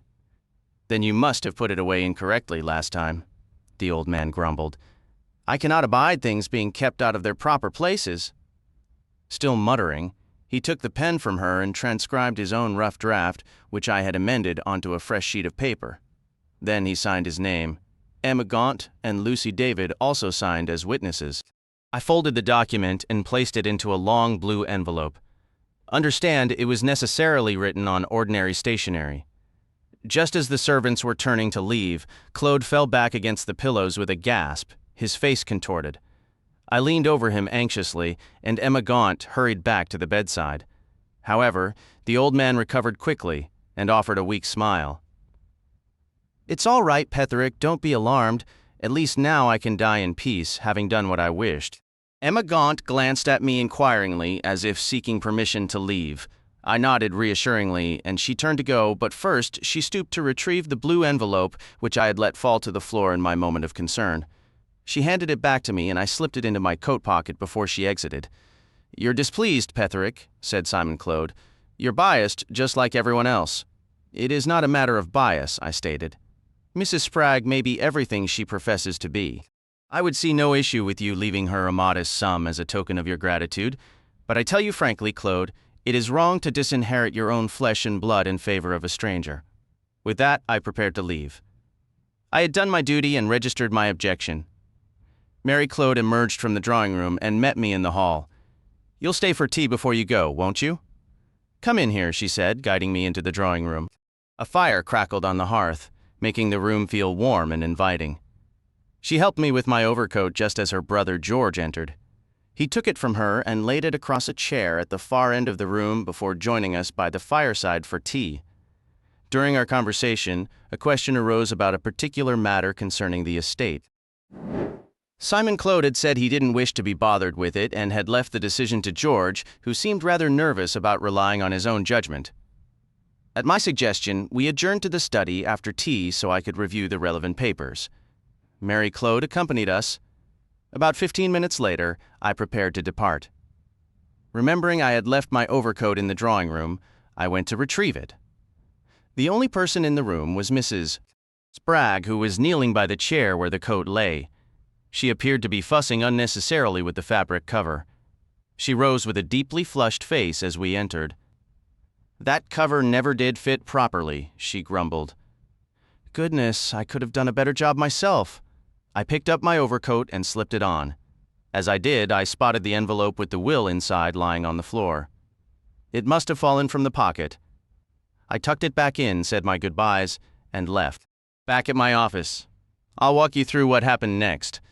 I took off the coat and pulled out the will. I was holding it, standing by my desk, when my clerk stepped in. There was a phone call for me, and since the line at my desk wasn't working, I followed him out to the main office. I spent about 5 minutes there, wrapped up in the call. When I returned, my clerk was waiting. "Mr. Spragg stopped by to see you, sir. I showed him into your office." I went in to find Mr. Spragg seated beside the table. He stood up and greeted me with an overly smooth manner, then launched into a long, rambling speech. It mostly seemed like a nervous attempt to justify himself and his wife. He was worried people were talking, you see. His wife had been known since childhood for the purity of her heart and her intentions. On and on it went. I'm afraid I was rather short with him. Eventually, he seemed to realize the visit wasn't going well and left rather suddenly. It was then I remembered I'd left the will lying on the table. I took it, sealed the envelope, wrote on it, and locked it away in the safe. Now we reached the heart of the matter. 2 months later, Mr. Simon Claude passed away. I'll skip the lengthy explanations and stick to the plain facts. When that sealed envelope was opened, it contained nothing but a blank sheet of paper. He paused, letting his eyes travel over the circle of captivated faces. A faint, knowing smile touched his lips. You see the dilemma, of course. For 2 months, that sealed envelope had been in my safe untouched, so the tampering couldn't have happened then. No, the window was very narrow between the moment the will was signed and when I locked it away. So who had the chance and who stood to gain? Let me recap the key points briefly. Mr. Claude signed the will. I placed it in an envelope, all straightforward so far. I then put it in my overcoat pocket. That coat was taken by Mary and handed to George, who was in my full view the whole time he handled it. While I was in the study, Mrs. Eurydice Spragg would have had ample opportunity to take the envelope from the pocket and read it. In fact, finding it on the floor instead of in the pocket suggests she did just that. But here's the curious part. She had the chance to swap in the blank paper, but no motive. The will was in her favor. By replacing it with a blank sheet, she'd only be cheating herself out of the inheritance she was so eager to get. The same went for Mr. Spragg. He, too, had the opportunity. He was alone with the document in my office for a few minutes. But again, it wasn't to his advantage. So we're left with this puzzle. The two people who could have made the switch had no reason to, and the two with a reason had no opportunity. By the way, I wouldn't rule out the housemaid, Emma Gaunt. She was fiercely loyal to the young master and mistress and couldn't stand the Spraggs. I'm quite sure she would have been capable of attempting the substitution if the idea had occurred to her. Although she physically touched the envelope when retrieving it from the floor and passing it to me, she had absolutely no chance to interfere with its contents. Nor could she have swapped it for another through some sleight of hand, a skill she doesn't possess since I was the one who brought that specific envelope into the house, and no one there would have had an identical one. He glanced around the room, a satisfied smile on his face. There you have my little puzzle. I trust I presented it clearly. I'd be very curious to hear what you all make of it. To the surprise of everyone present, Miss Marple let out a soft, delighted chuckle, as if privately entertained by something immensely amusing. "What's so funny, Aunt Jane?" Raymond asked. "Care to let us in on the joke?" "I was just remembering little Tommy Simons," Miss Marple replied, her eyes twinkling. "A rather mischievous boy, I'm afraid, but terribly clever. Last week in Sunday school, he asked the teacher, 'Do you say the yolk of eggs is white, or the yolk of eggs are white?' Poor Miss Durston tried to explain proper grammar, saying one should say, 'Yolks of eggs are white,' or 'the yolk of an egg is white,' and Tommy, with that innocent face of his, shot back, 'Well, I'd say the yolk of an egg is yellow.' She shook her head, still smiling. Very old joke, of course. I heard it myself as a girl. 'Charming, Aunt Jane,' Raymond said patiently, 'but I hardly see what that has to do with Mr. Petherick's intriguing story.' 'Oh, but it has everything to do with it,' Miss Marple insisted. 'It's a catch, a play on words, and Mr. Petherick's story is a catch, too. So very like a lawyer.' She gave him a fond, scolding look, always leading us down one path while the truth waits quietly on another. 'I wonder if you've truly guessed,' Mr. Petherick replied, his own eyes gleaming. Without a word, Miss Marple jotted something on a slip of paper, folded it neatly, and handed it to him. He opened it, read the message, and then looked back at her with clear admiration. 'My dear friend,' he said warmly, 'is there anything you don't see through?' 'I knew that trick as a child,' Miss Marple said simply. 'I even played it on my cousins.' Sir Henry leaned forward, looking bemused. 'I must admit I feel rather lost. I assume, Mr. Petherick, you have some clever legal maneuver up your sleeve?' 'Not at all,' the lawyer assured him. 'It's a perfectly straightforward scenario. Pay no mind to Miss Marple. She has her own unique way of viewing things.' 'We really should be able to deduce the truth here,' Raymond said, a hint of irritation in his voice. 'The facts appear plain enough. 5 people touched that envelope. The Spraggs might have tampered with it, but everything suggests they didn't. That leaves 3 others. Given how magicians can make things vanish right before your eyes, it seems entirely possible to me that George Claude could have extracted the paper and substituted another while he was carrying that overcoat across the room.' 'I believe it was the young woman,' Joyce countered. 'The housemaid likely ran to warn her what was happening. She could have gotten hold of another blue envelope and made the switch in an instant.' Sir Henry slowly shook his head. 'I can't agree with either of you. Those sorts of theatrical substitutions work on stage or in novels, but in real life, especially under the observant eye of someone like Mr. Petherick, they'd be nearly impossible to pull off. But I have a thought, just a notion. We know Professor Longman had just visited, and he said very little. It's only natural to suppose the Spraggs might have been deeply anxious about the purpose and outcome of that visit. If Simon Claude didn't take them into his confidence, which is quite likely, they may have interpreted his decision to send for Mr. Petherick in a completely different light, perhaps as a threat to their own security. The group considered the possibility that Mr. Claude might have already drafted a will favoring Eurydice Spragg, and this new document was intended to disinherit her following Professor Longman's disclosures. Another theory, as lawyers might phrase it, was that Philip Garrett had successfully reminded his uncle of familial obligations. In such a scenario, suppose Mrs. Spragg decided to swap the wills. She executes the switch, but Mr. Petherick's untimely arrival leaves her no opportunity to examine the actual document. In a panic, fearing the lawyer would notice the missing will, she might destroy it by fire. Joyce firmly disagreed. She would never burn something without reading it first, she stated. Sir Henry conceded the point. The solution does seem rather flimsy, I admit. I suppose, well, Mr. Petherick didn't decide to give fate a helping hand himself, though offered in jest. The little lawyer drew himself up, visibly offended. A most improper suggestion, he retorted with sharpness. What is Dr. Pender's view? I confess I have no firm conclusions, Dr. Pender replied. I believe the substitution must have been carried out by either Mrs. Spragg or her husband, likely for the motive Sir Henry proposed. If she didn't read the will until after Mr. Petherick left, she would find herself in a genuine bind, unable to confess her actions. She might have hidden it among Mr. Claude's papers, expecting it to be discovered after his death. But why it never surfaced is a mystery. This is mere speculation, but perhaps Emma Gaunt found it and, out of a misguided sense of loyalty to her employers, deliberately destroyed it. Joyce nodded. I think Dr. Pender's idea is the best we've heard. Is that the answer, Mr. Petherick? The lawyer shook his head. Let me continue from where I left off. I was utterly baffled, just as all of you are now. I doubt I would ever have deduced the truth, probably not, but I was eventually enlightened, and in a rather clever manner. About a month later, I dined with Philip Garrett.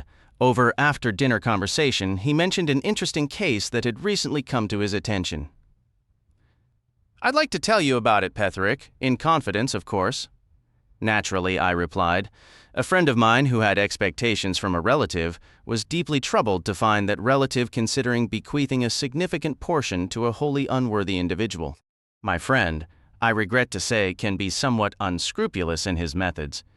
There was a maid in the household utterly devoted to what we might term the rightful party.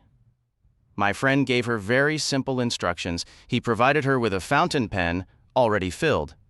She was to place it in a drawer in her master's writing desk, but not the usual drawer where he kept his pen. If her master asked her to witness his signature on any document and requested his pen, she was to bring him not the correct one, but this duplicate. That was her entire task. He gave her no further details. She was a devoted soul and carried out his orders faithfully. He paused and asked, I hope I'm not boring you, Petherick. Not at all, I assured him. I am intensely interested. Our eyes met across the table. My friend, of course, is not known to you, he said. Of course not, I answered. Then that's all right, said Philip Garrett. He paused again, then said with a smile, You see the trick? The pen was filled with what is commonly called evanescent ink, a solution of starch in water with a few drops of iodine added. It makes a convincing blue-black fluid, but the writing vanishes completely within 4 or 5 days. Miss Marple gave a soft chuckle. Disappearing ink, she said. I know it well. Why, I played with it many times as a girl. She beamed at the assembled company, then paused to shake a finger once more at Mr. Petherick. But it's still a trick, Mr. Petherick, she added, her tone shifting from nostalgic to one of pointed, knowing amusement. A very neat bit of sleight of hand, leaving everyone chasing ghosts on a page that was always destined to be blank. Exactly the sort of thing a lawyer would say. Chapter 6. The thumbprint of St. Peter. Well, Aunt Jane, the floor is yours now, announced Raymond West. Joyce Lempriere quickly added her voice to the chorus. Yes, Aunt Jane. We're all waiting for something truly thrilling. You're teasing an old woman, my dears, Miss Marple replied with her customary calm. You imagine that because I've spent my life in this quiet little corner of the world, I couldn't possibly have encountered anything of interest. I would never dare to think of village life as dull, Raymond said with genuine feeling. Not after the shocking stories you've shared with us. The wider world seems tame and orderly next to St. Mary Mead. Human nature, my dear, is remarkably consistent no matter the setting, Miss Marple observed, and in a village, one has a rather front-row seat to observe its many quirks. You really are one of a kind, Aunt Jane, Joyce exclaimed, then hesitated. I do hope you don't mind me calling you that. I'm not entirely sure why I do. Aren't you, my dear? Miss Marple responded. She glanced up briefly, a knowing, almost teasing look in her eyes that sent a flush of color to the young woman's cheeks.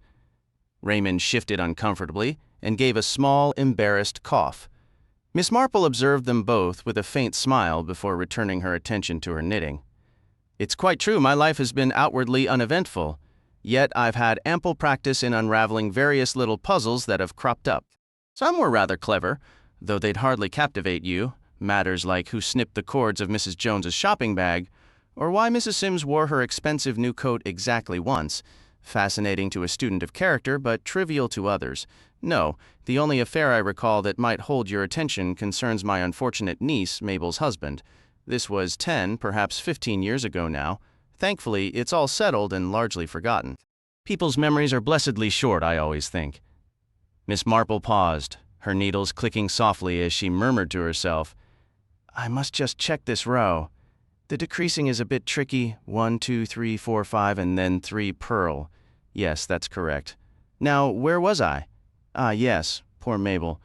Mabel was my niece, a good girl at heart, truly, but just a touch of what one might term foolishness. She had a fondness for melodrama and had a habit of saying a great deal more than she meant whenever she was distressed. She married a Mr. Denman when she was 22, and I'm afraid it proved a most unhappy match. I had sincerely hoped the attachment would come to nothing, for Mr. Denman possessed a most violent temper, hardly the sort to tolerate Mabel's whims, and I had also learned there was instability in his family line. But young women are as stubborn today as they ever were, and Mabel went ahead with it. I saw little of her after the wedding. She visited me once or twice, and they invited me to their home several times, but truthfully, I am not overly fond of being a guest in other people's houses, and I always found a polite excuse. They had been married a decade when Mr. Denman died quite suddenly. There were no children, and he left everything to Mabel. I wrote, of course, offering to come if she needed me. Her reply was surprisingly sensible, and I gathered she was not entirely prostrated by grief, which seemed natural enough given their strained relations. It wasn't until nearly 3 months later that I received a truly frantic letter from Mabel, begging me to come at once, saying matters were growing worse by the day, and she couldn't endure it any longer. So, naturally, Miss Marple continued, I arranged for Clara to receive her board wages, deposited the silver and the Charles II tankard at the bank for safekeeping, and set off without delay. I arrived at Myrtle Dean to find Mabel in a state of profound agitation. The house itself was spacious and well-appointed, with a cook and a housemaid in residence, along with a nurse who attended to old Mr. Denman, Mabel's father-in-law. He was known to be a bit eccentric, perfectly harmless, but prone to odd behavior now and then, a reminder that there was indeed a history of mental instability in the family. The change in Mabel shocked me deeply. She was trembling, a bundle of raw nerves, yet she resisted telling me what was wrong. I had to approach it sideways, as one often does in these situations. I asked after the Gallaghers, friends she'd often written about, and was surprised when she said she hardly saw them anymore. The same held true for every other acquaintance I mentioned. I gently scolded her for isolating herself, warning how unhealthy it was to cut off all her friends. That's when the dam broke. It's not me, it's them, she burst out. Not a single person in this town will speak to me now. When I walk down Main Street, they cross the road to avoid me. I might as well be carrying some plague. It's unbearable, and I don't know how much longer I can stand it. I'll have to sell this house and leave the country. But why should I be driven from my own home? I haven't done anything wrong. Her words left me deeply troubled. I'd been knitting a scarf for old Mrs. Hay at the time, and in my distress I dropped 2 stitches without noticing until much later. Mabel, my dear, I said, This is astonishing. What on earth is behind all this? Even as a girl, Mabel could be evasive. She dodged a direct answer, muttering about wicked gossip and idle people with nothing better to do than spread lies. That much is clear, I pressed. Some story is being circulated about you. You must know what it is, and you are going to tell me. It's so vile, she whispered. Of course it is, I replied briskly.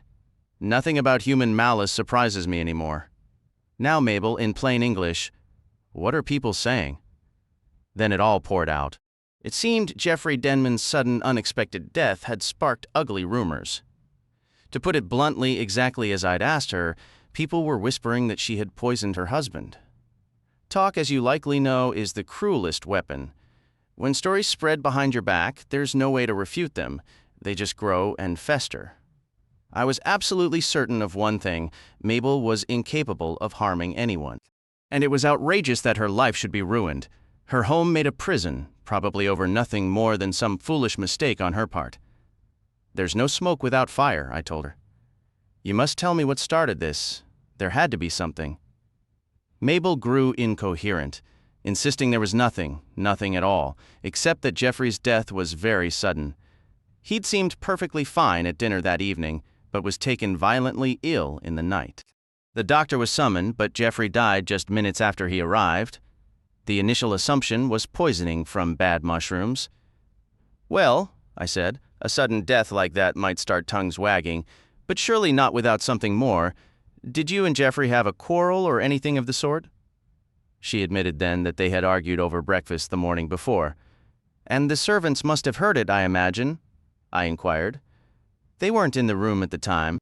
No, my dear, I replied, but I'd wager they were close enough to the hallway outside. I was all too familiar with the piercing, carrying quality of Mabel's voice when she was upset. And Jeffrey Denman was the sort of man who didn't exactly whisper when he was angry. What was the argument about this time? I pressed. The same old things, she said with a weary sigh. It was always a cycle. Some tiny spark would set us off, and then Jeffrey would become utterly unreasonable, saying horrible things, and I would give him a piece of my mind. So the quarrels were frequent then. It wasn't my fault, my dear girl, I interrupted. We're not assigning blame here. That's not the point. In a community like this, everyone's business is practically common knowledge. You and your husband fought often. You had a particularly nasty row one morning, and that very night, he died suddenly and under strange circumstances. Is that the whole story, or is there something more? Mabel looked away, her expression turning sullen. I don't know what you mean by something more. I mean exactly what I say. If you've done anything foolish, for heaven's sake, don't hide it now. I only want to help you. Nothing and no one can help me, Mabel cried out, a wild, desperate edge to her voice. Nothing except death itself. Try to have a little faith, dear, I said gently. But then my tone firmed. Now, Mabel, I know you. I've known you since you were a child, and I can always tell when you're holding something back. It took considerable time and patience, but I finally drew the truth from her. That very morning, she had gone to the local pharmacy and purchased arsenic. She'd had to sign the poison register, of course. Naturally, the pharmacist had talked. Who is your usual doctor? I asked. Dr. Rawlinson, she mumbled. I knew of him. Mabel had pointed him out to me in the village just the other day. To be perfectly blunt, he struck me as a bit of a doddering old fool. I've lived long enough not to put blind faith in medical men. Some are sharp, others are not, and half the time even the good ones haven't a clue what's truly wrong with you. Personally, I've never had much use for doctors and their potions. After turning it all over, I put on my hat and went to call on Dr. Rawlinson. He was precisely as I had pictured, a kindly, vague old gentleman, painfully nearsighted, a trifle hard of hearing, and yet absurdly touchy and sensitive. The moment I mentioned Jeffrey Denman's death, he mounted his high horse at once. He launched into a lengthy lecture about various fungi, both edible and poisonous. He had questioned the cook, who admitted that a few of the mushrooms prepared that day had looked a bit off, though since they came from the grocer's, she assumed they were safe. The more she thought about it afterwards, she said, the more peculiar they seemed. She would say that, I remarked dryly. They'd start out looking like ordinary mushrooms and end up being described as orange with purple polka dots. There's no limit to what that class can remember once they put their minds to it. I gathered from the doctor that Denman had been beyond speaking by the time he arrived.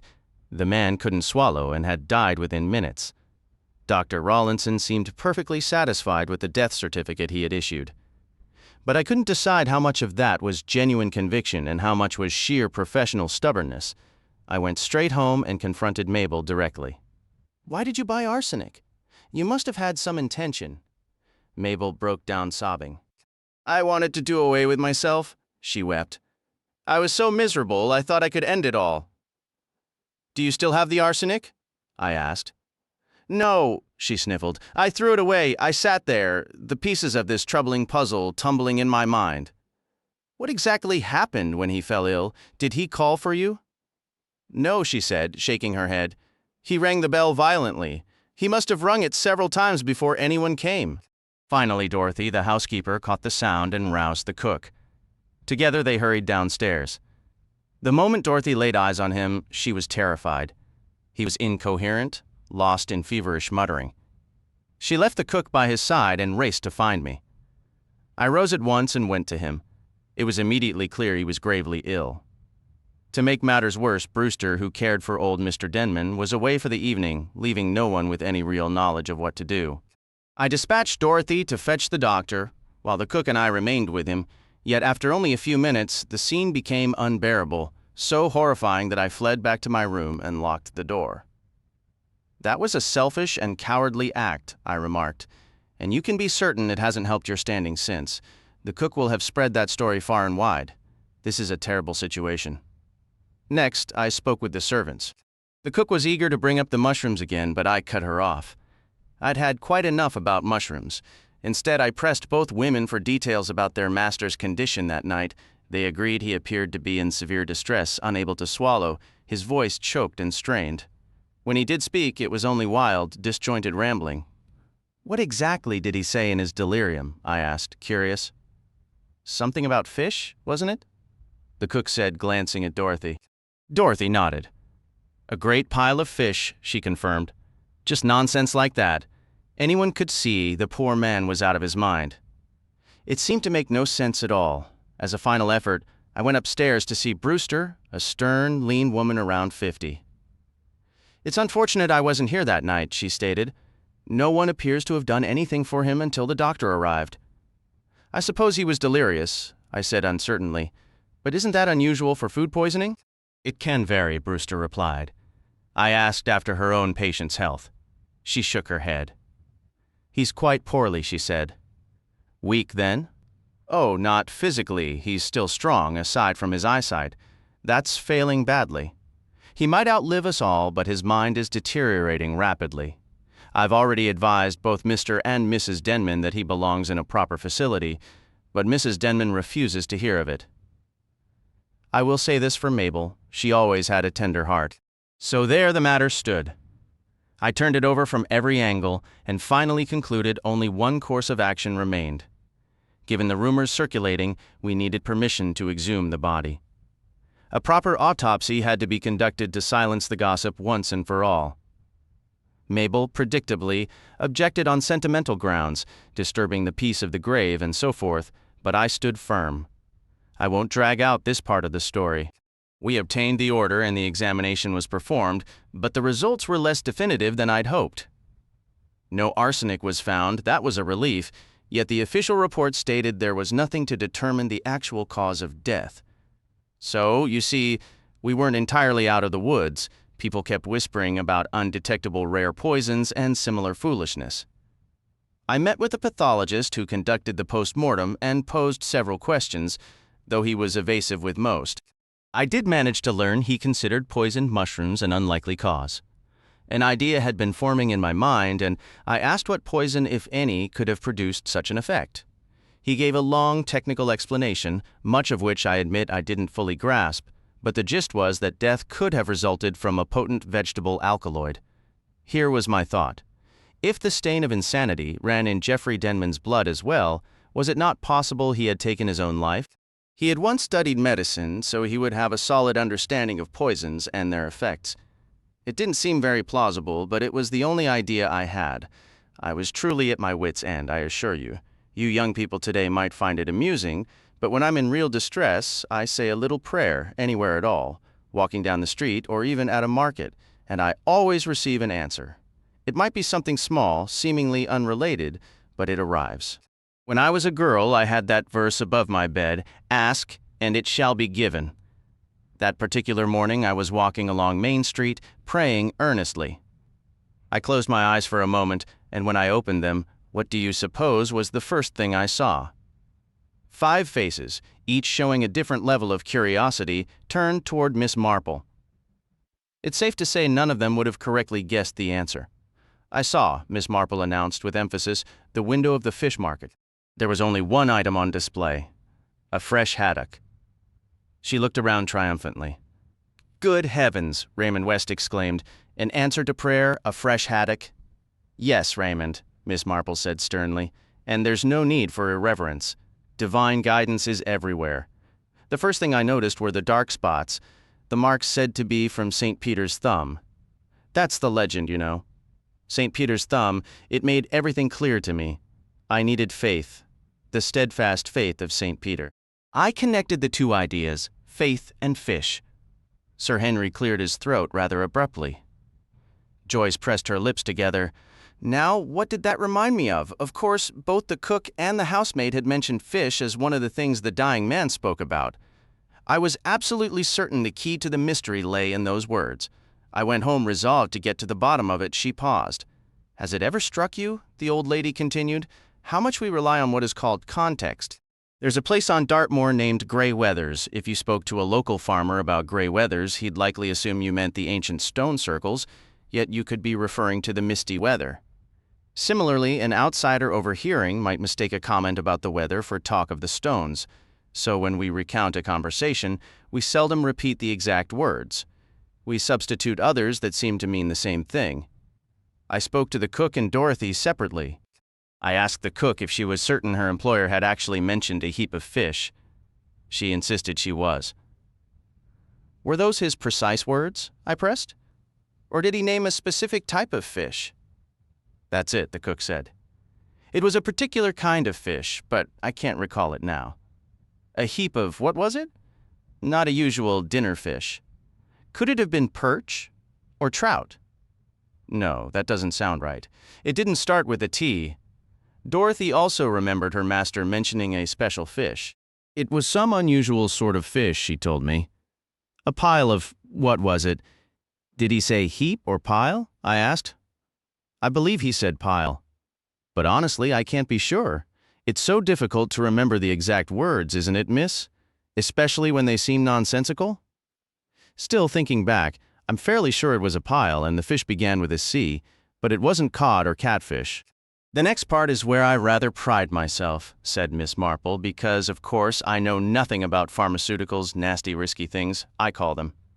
I have an old family recipe for tansy tea that's worth more than all those modern drugs. I was aware there were a few medical books in the house, and one of them contained an index of various drugs and poisons. My theory was that Jeffrey had ingested a specific poison and was struggling to pronounce its name. I checked the list under H, starting with he, but found nothing promising. Then I moved to the P's, and almost immediately I found it. Can you guess what it was? She paused, savoring the moment. Pilocarpine. Imagine a man who can barely speak, fighting to get that word out. To a cook who'd never heard the term, wouldn't it sound like pile of carp? Good heavens! Exclaimed Sir Henry. Dr. Pender admitted, I never would have thought of that. Mr. Heatherick murmured, fascinating, truly fascinating. I quickly turned to the page referenced in the index. I read about pilocarpine's effects on the eyes and other details that seemed irrelevant, until I found a crucial line. It has been used successfully as an antidote for atropine poisoning. Everything suddenly became clear to me. I had never believed Jeffrey Denman would take his own life. This new explanation wasn't just possible. I was certain it was correct, because every piece of the puzzle fit perfectly. I won't even try to guess, said Raymond. Please continue, Aunt Jane. Tell us what became so obvious to you. Now, I'm no medical expert, Miss Marple said, but I did happen to know something from personal experience. When my own eyes were troubling me, the doctor prescribed drops containing atropine sulfate. I went straight upstairs to old Mr. Denman's room and confronted him directly. "Mr. Denman," I said, "I know exactly what happened. Why did you poison your son?" He stared at me for a long moment. He was quite a distinguished-looking old man in his way, and then he began to laugh. It was one of the most chilling sounds I've ever heard. It made my skin crawl. I'd heard a laugh like that only once before when poor Mrs. Jones lost her mind. "That's right," he said. "I got even with Jeffrey. I was smarter than he was. He was planning to put me away, wasn't he? Lock me up in an institution?" I overheard them discussing it. "Mabel is a good girl. She defended me. But I knew she wouldn't be able to stand against Jeffrey. He always got his way in the end. But I fixed him. I fixed my devoted, caring son." Ha, ha! I slipped down during the night. It was simple. Brewster was gone. My dear boy was asleep. He always kept a glass of water by his bed and would drink it when he woke in the night. I poured it out. Ha, ha! And I emptied the bottle of eye drops into the glass. He'd wake and gulp it down before he realized. There was only a tablespoonful, but that was plenty. And he did. They came to me in the morning and broke the news gently. They were worried it would distress me. Ha ha ha. Well, that's the conclusion of the matter. The poor old man was placed in a care facility as he wasn't truly responsible for his actions. The truth came out, and everyone felt terribly for Mabel, doing all they could to make up for their earlier unfair suspicions. But if Jeffrey hadn't realized what he'd swallowed and desperately tried to alert everyone to fetch the antidote immediately, it might never have been discovered. I understand atropine poisoning has very distinct symptoms like widely dilated pupils, but as I mentioned, Dr. Rawlinson was terribly nearsighted. Poor soul. And in that same medical book, which I found quite engrossing, it described the symptoms of propane poisoning and atropine, and they are remarkably similar. Still, I must confess, I've never looked at a fresh batch of haddock without recalling the thumb mark of St. Peter. A lengthy silence filled the room. "My dear friend," Mr. Petherick remarked warmly, "you truly are a marvel." Sir Henry gave a thoughtful nod. "I might just suggest Scotland Yard seek your counsel from now on." Raymond turned to his aunt with a playful grin. "Well, Aunt Jane, there's at least one thing I'm certain you haven't figured out." "Oh, but I have, dear," Miss Marple replied gently. "It occurred just before dinner, correct? When you took Joyce to see the sunset. That spot by the jasmine hedge is quite popular, you know. It's where the milkman once asked young Annie if he could post their wedding banns." "Really, Aunt Jane?" Raymond protested with a laugh. "Must you compare our moment to the milkman and Annie? Joyce and I are hardly so ordinary." "That's where you're mistaken, dear," Miss Marple said, her eyes twinkling. "People are far more alike than they care to admit, though perhaps it's just as well they seldom realize it." Chapter 7. The Blue Geranium. Sir Henry Clithering paused, his sentence hanging in the air. "When I visited last year," he began, then fell silent. His hostess, Mrs. Bantry, glanced up from her notepad, her curiosity piqued. The former Commissioner of Scotland Yard was staying with old friends at their comfortable home near St. Mary Mead. Mrs. Bantry had been seeking his opinion on whom to invite as a sixth guest for dinner that evening. "Yes?" she prompted. "When you were here last year, tell me," Sir Henry asked, leaning forward, "are you acquainted with a Miss Marple?" Mrs. Bantry looked genuinely startled. This was the last suggestion she had anticipated. "No Miss Marple? Who doesn't? She's the very picture of a storybook spinster, utterly sweet but dreadfully old-fashioned. Are you saying you'd like me to invite her? You seem surprised." "A little, I confess. I wouldn't have thought she was your sort, but I suppose there's a story behind this." "The story is quite straightforward," Sir Henry explained. "During my stay last year, a small group of us fell into the habit of discussing unsolved mysteries. Raymond West, the novelist, started it. We each presented a case where we alone knew the solution. It was meant as an exercise in deduction to see who could come closest to the truth, and, much like the old tale, we scarcely noticed Miss Marple was participating. We were merely being polite, not wanting to hurt the dear old thing's feelings. And here comes the delightful twist. The old lady outshone every one of us every single time. You can't be serious. I assure you it's true. She went straight to the heart of each matter like a homing pigeon. But how extraordinary. Dear old Miss Marple has barely set foot outside St. Mary Mead. But as she puts it, that has afforded her endless opportunity to observe human nature under a microscope, so to speak. I suppose there's some sense in that, Mrs. Bantry conceded. One would certainly learn the smaller, pettier sides of people. Still, I doubt we harbor any truly thrilling criminals around here. We must try her with Arthur's ghost story after dinner. I'd be immensely grateful if she could make sense of that. I wasn't aware Arthur believed in ghosts. He doesn't, and that's precisely what troubles him. It happened to a friend of his, George Pritchard, the most down-to-earth man you could meet. It's been rather tragic for poor George. Either this bizarre tale is true, or else. Or else what? Mrs. Bantry didn't answer immediately. After a moment, she said, somewhat offhandedly, You know, I've always liked George. Everyone does. It's hard to believe he would ever, but then people do such astonishing things. Sir Henry nodded silently. He understood, far better than Mrs. Bantry, the astonishing things people were capable of doing, and so it was arranged. That evening, Mrs. Bantry surveyed her dinner table, giving a slight shiver as she did, for the dining room, like so many English dining rooms, was decidedly chilly, and let her gaze settle on the very upright old lady seated to her husband's right. Miss Marple wore delicate black lace mittens. An antique lace fichu was draped around her shoulders, and another piece adorned her snowy white hair. She was engaged in lively conversation with the elderly Dr. Lloyd, discussing the local workhouse and the suspected shortcomings of the district nurse. Mrs. Bantry could only marvel once again. She found herself questioning if Sir Henry had been weaving an elaborate jest, though such a joke seemed to serve no purpose. It was almost impossible to believe his words could be genuine. Her gaze drifted across the room and settled fondly on her husband, whose broad shoulders and ruddy complexion were familiar comforts as he chatted about horses with Jane Helier, the celebrated actress. Jane, whose offstage beauty somehow surpassed her theatrical glamour, widened her striking blue eyes and offered polite murmurs at careful intervals. Is that so? Oh my!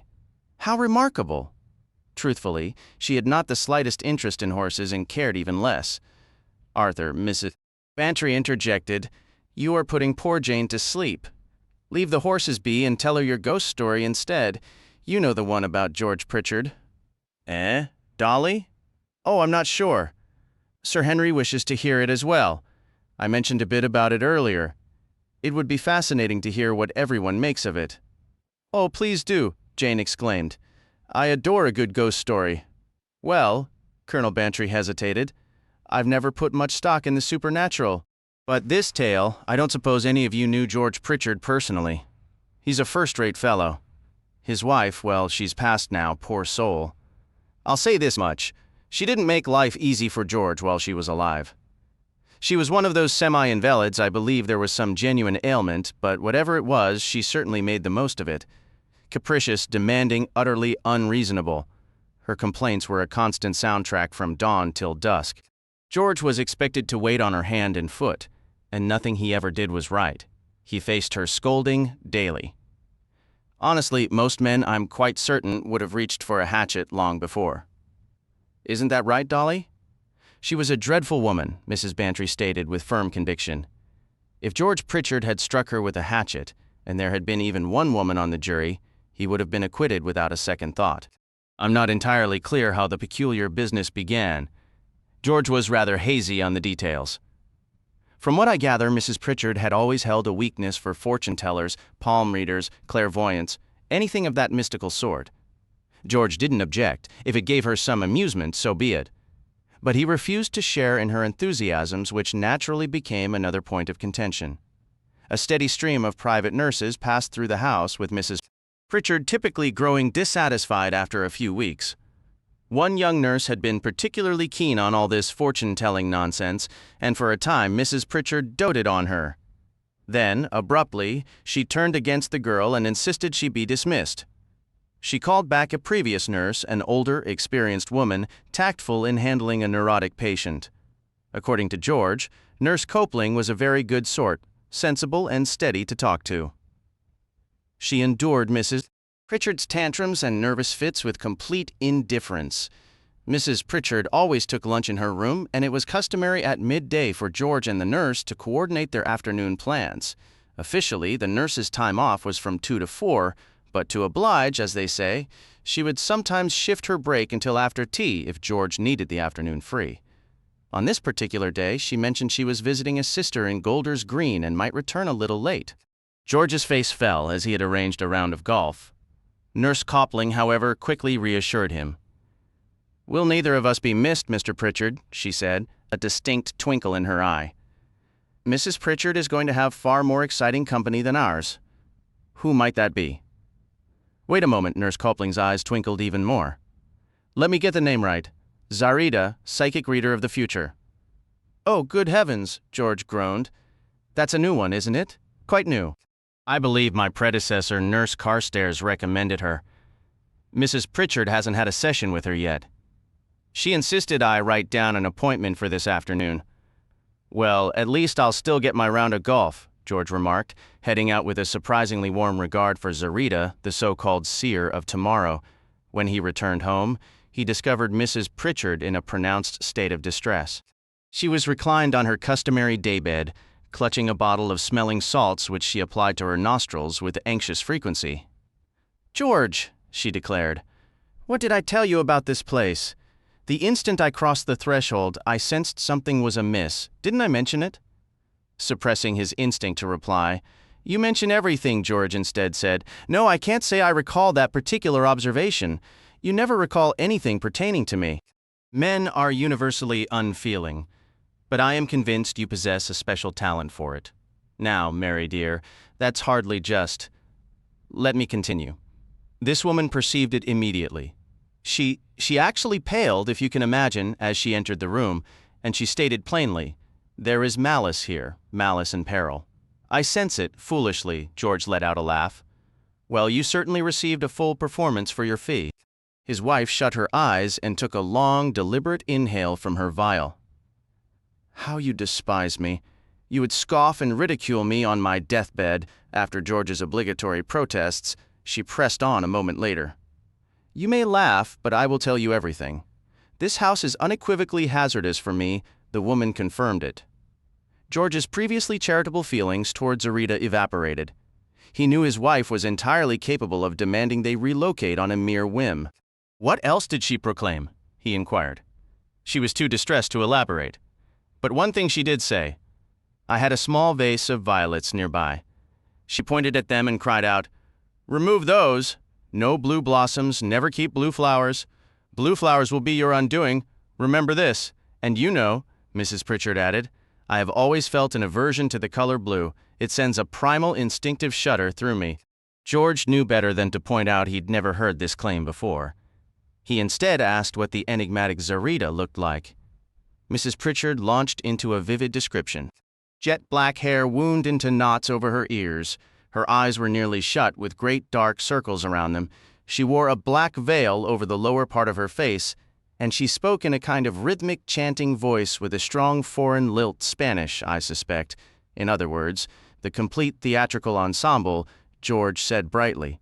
His wife immediately closed her eyes again. "I feel quite unwell," she stated. "Ring for the nurse. As you are well aware, cruelty affects my nerves." 2 days later, Nurse Copeland approached George with a solemn expression. "Please come to Mrs. Pritchard. She has received a letter that has greatly disturbed her."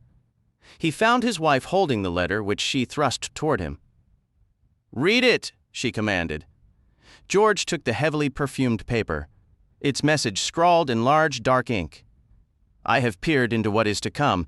Take heed before time runs out. Beware the full moon. The blue primrose signals a warning. The blue hollyhock signals danger. The blue geranium signals death."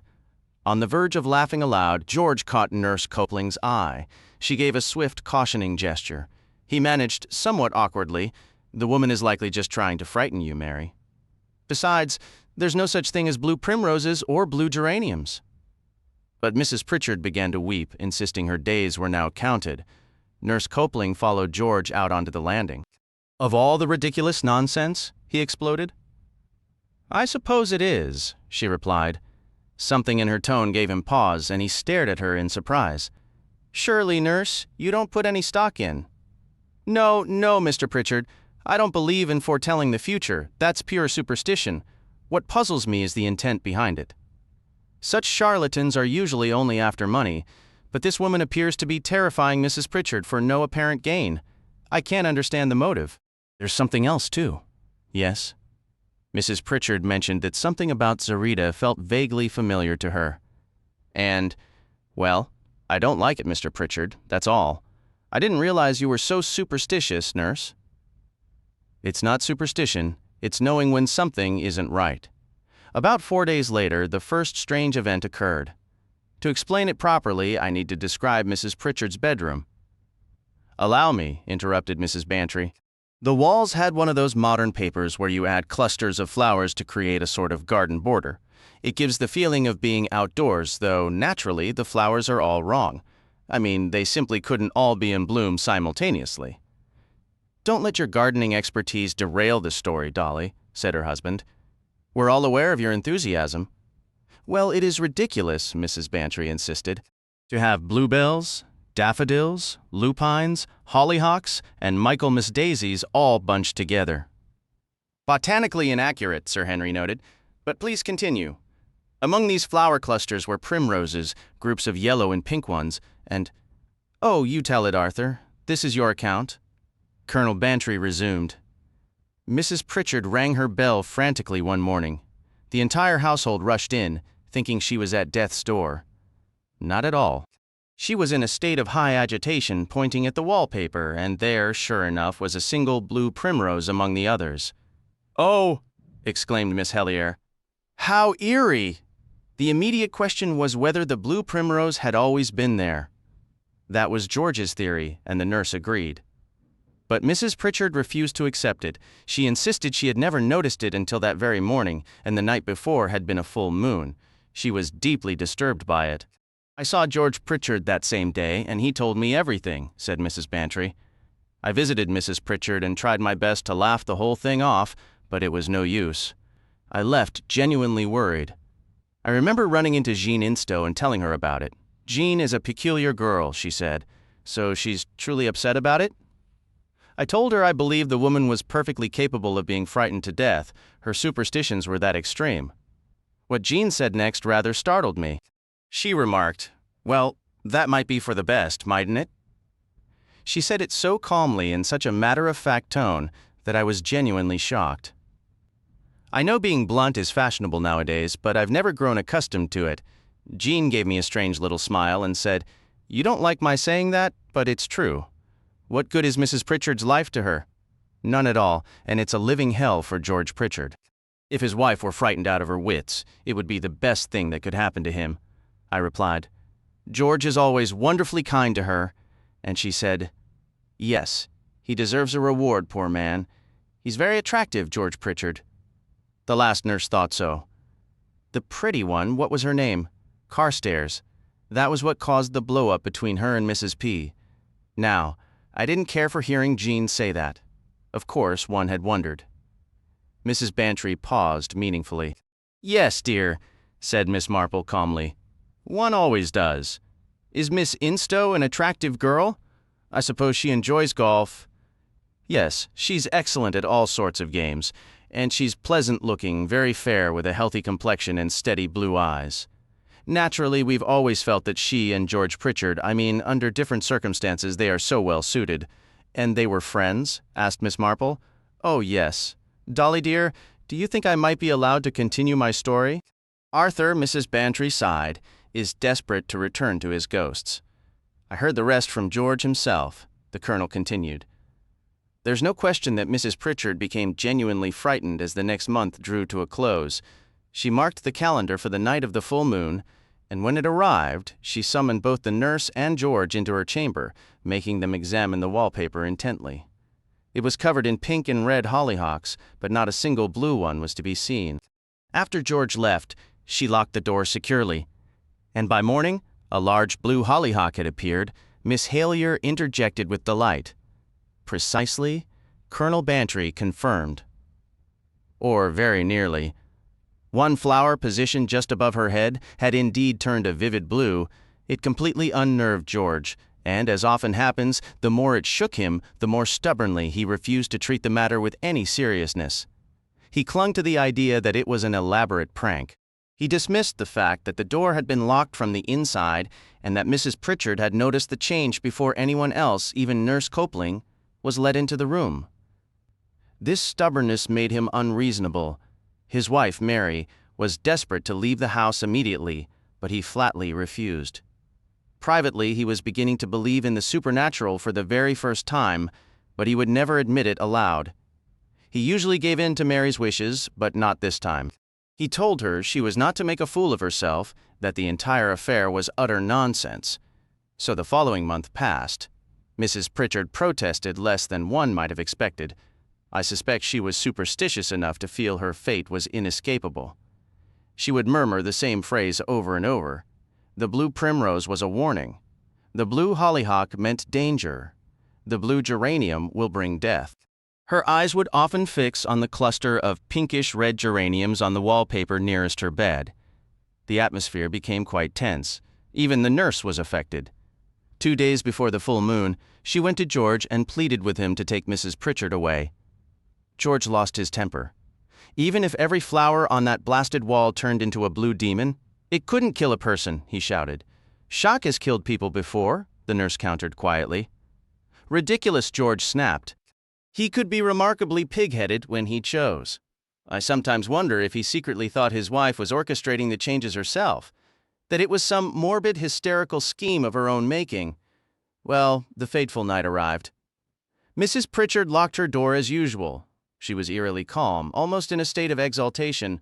Her demeanor worried the nurse, who wanted to administer a stimulant, but Mrs. Pritchard refused. In a strange way, I believe she was relishing the drama. George said she was. That seems entirely possible, Mrs. Bantry remarked. There must have been a peculiar, dreadful glamour to it all. There was no frantic bell ringing the next morning. Mrs. Pritchard typically woke around 8. When, by 8:30, there was no sound from her room, Nurse Copeland knocked loudly. Getting no answer, she fetched George and insisted they break the door down, which they did with a chisel. One glance at the still form on the bed was enough for the nurse. She sent George to telephone for the doctor, but it was far too late. The doctor stated she must have been dead for at least 8 hours. Her vial of smelling salts lay by her hand on the covers, and on the wall beside her, one of the pinkish-red geraniums was now a stark, deep blue. How horrible, Miss Helier whispered with a shudder. Sir Henry was frowning. Were there no other details? Colonel Bantry shook his head, but Mrs. Bantry spoke up quickly. What about the gas? The gas? Sir Henry asked, his interest sharpening. When the physician arrived, a faint odor of gas lingered in the room. He discovered the gas ring in the fireplace had been left slightly on, though the flow was so minimal it couldn't have posed any real danger. When questioned, the nurse admitted to noticing the smell, but George Pritchard claimed he hadn't detected gas. He only recalled feeling strangely overcome and queer, which he attributed to the shock of the moment, a reasonable assumption. In any case, there was no possibility of actual gas poisoning. The scent was barely perceptible, but that wasn't the end of it. Talk began to circulate, largely fueled by the servants who had overheard troubling exchanges. They recalled Mrs. Pritchard accusing her husband of hating her, saying he would mock her even as she lay dying. More recently, during an argument about his refusal to leave the house, she had declared, "When I am dead, I hope everyone realizes you have killed me." To compound matters, George had been mixing weed killer for the garden paths the day before. A young maid saw him handling the chemicals and later observed him carrying a glass of hot milk upstairs to his wife. Whispers grew into widespread speculation. The doctor had signed a death certificate citing shock, syncope, or heart failure, some official medical phrasing that explained very little. Yet less than a month after the funeral, an exhumation order was secured. The autopsy, as Sir Henry gravely noted, revealed nothing. It was a rare instance of smoke without fire. The entire affair remained deeply puzzling, particularly the matter of the fortune-teller, Zarita. Investigations at her given address found no one who had ever heard of her. She appeared, as Colonel Bantry remarked, out of the blue, and then vanished just as completely. Furthermore, the young nurse, Carstairs, who was said to have recommended Zarita, denied any knowledge of the woman. They all exchanged looks, acknowledging the mystery. Dr. Lloyd stated that one could speculate, but to guess was futile. It was then that Miss Marple, in her gentle tone, posed a seemingly simple question: had Mr. Pritchard married Miss Instow? Sir Henry asked why she would inquire about that. Miss Marple's blue eyes were mild but intent as she replied that it seemed very important. Colonel Bantry answered that, despite expectations, the two had not married in the 18 months since, and they now saw little of each other. Miss Marple softly reiterated that this was significant. Mrs. Bantry, sensing agreement, leaned forward. "You think the same as I do, then? You think—" Her husband interrupted, calling her theory unjustifiable and warning against accusations without proof. "Don't be so manly, Arthur," she retorted. "Men are always afraid to say anything. This is just between us. My wild idea is that possibly, only possibly, Jane Instow disguised herself as that fortune-teller. She may have done it as a joke without meaning real harm. But if she did, and if poor Mrs. Pritchard was foolish enough to die of fright, well, that's what you meant, isn't it?" "No, dear, not quite," Miss Marple corrected. "You see, if I intended to kill someone, which of course I would never dream of doing, it's terribly wicked, and I don't even like dispatching wasps, though I understand the necessity and trust the gardener to be as humane as possible. Where was I? Oh, yes. If I did, I would not rely on something as uncertain as fright. People read about deaths from shock, but it's terribly unreliable. Even the most nervous individuals often possess unexpected courage. I should want something definite and certain, and I would make a thoroughly good plan." "Miss Marple," said Sir Henry, "you frighten me. I hope you never feel the need to send me away. Your arrangements are far too agreeable." Miss Marple gave him a look of gentle disapproval. "I believed I had expressed that I would never consider such a dreadful course," she replied. "No, I was attempting to place myself in the mindset of, well, a particular individual." "Are you referring to George Pritchard?" inquired Colonel Bantry. "I refuse to believe it of George, though, mind you, even the nurse is convinced. I visited her roughly a month later, around the time of the exhumation. She wouldn't explain how it could have been managed. In fact, she was entirely closed-mouthed, but it was perfectly obvious she held George responsible for his wife's passing in some manner. She was certain of it." "Perhaps," offered Dr. Lloyd, "she wasn't so mistaken, and remember, a nurse often senses these things. She can't speak openly, she lacks proof, but she knows." Sir Henry leaned in, his tone coaxing. "You seem miles away, Miss Marple. Won't you share your thoughts with us?" Miss Marple gave a slight start, her cheeks coloring. "Do forgive me," she said. "I was merely pondering our own district nurse. A most perplexing situation. More perplexing than the mystery of the blue geranium?" "That rather depends on the primroses," Miss Marple mused. "Mrs. Bantry mentioned they were yellow and pink. If it was a pink primrose that changed to blue, then everything aligns quite neatly. But if it happened to be a yellow one, it was a pink one," Mrs. Bantry stated firmly. They all turned their gaze to Miss Marple. "Well, that appears to decide the matter," Miss Marple said, shaking her head with a touch of sorrow. "And the wasp season, and everything else, and, naturally, the gas. It calls to mind, I suppose, innumerable small village dramas," suggested Sir Henry. "Not dramas, precisely," corrected Miss Marple. "And certainly nothing illegal. But it does remind me a little of the current difficulty with our district nurse. Nurses are human, after all. Between maintaining such strict professional conduct, wearing those terribly stiff collars, and becoming so intimately involved with the household, is it any wonder complications occasionally arise?" A spark of understanding lit Sir Henry's eyes. "You mean Nurse Carstairs?" "Oh, no, not Nurse Carstairs. Nurse Copeling, you see. She had been employed there previously and was thrown into frequent company with Mr. Pritchard, whom you describe as a charming man. I imagine she allowed herself to hope, poor woman. Well, we needn't dwell on that. She likely knew nothing of Miss Instow, and afterwards, when she discovered the truth, it embittered her toward him, and she sought to cause as much trouble as possible. The letter, of course, was her undoing, wasn't it?" "What letter?" Why? She wrote to the fortune teller at Mrs. Pritchard's request, and the fortune teller arrived, ostensibly in reply. But it later came to light that no such person existed at that address. This proves Nurse Copling was involved. She only pretended to send the letter, so what is more probable than that she herself played the part of the fortune teller? I never grasped the significance of the letter, admitted Sir Henry. That is a crucial detail, certainly. A rather audacious move, observed Miss Marple, because Mrs. Pritchard might have recognized her despite the disguise, though, of course, had she done so, the nurse could have passed it off as a practical joke. Sir Henry pressed on. What did you intend earlier, when you suggested that if you were a certain person, you would not have relied upon fear alone? One could never be certain with that method, Miss Marple explained. No, I believe the warnings in the altered flowers were, if I may borrow a military term, she added with a self-conscious laugh, merely a diversion. And the true method? I am aware, said Miss Marple apologetically, that I have wasps rather on the brain, poor creatures, eradicated by the thousands, and often on such a lovely summer day, but I recall thinking while watching the gardener mix cyanide of potassium with water in a bottle, how very much it resembled smelling salts.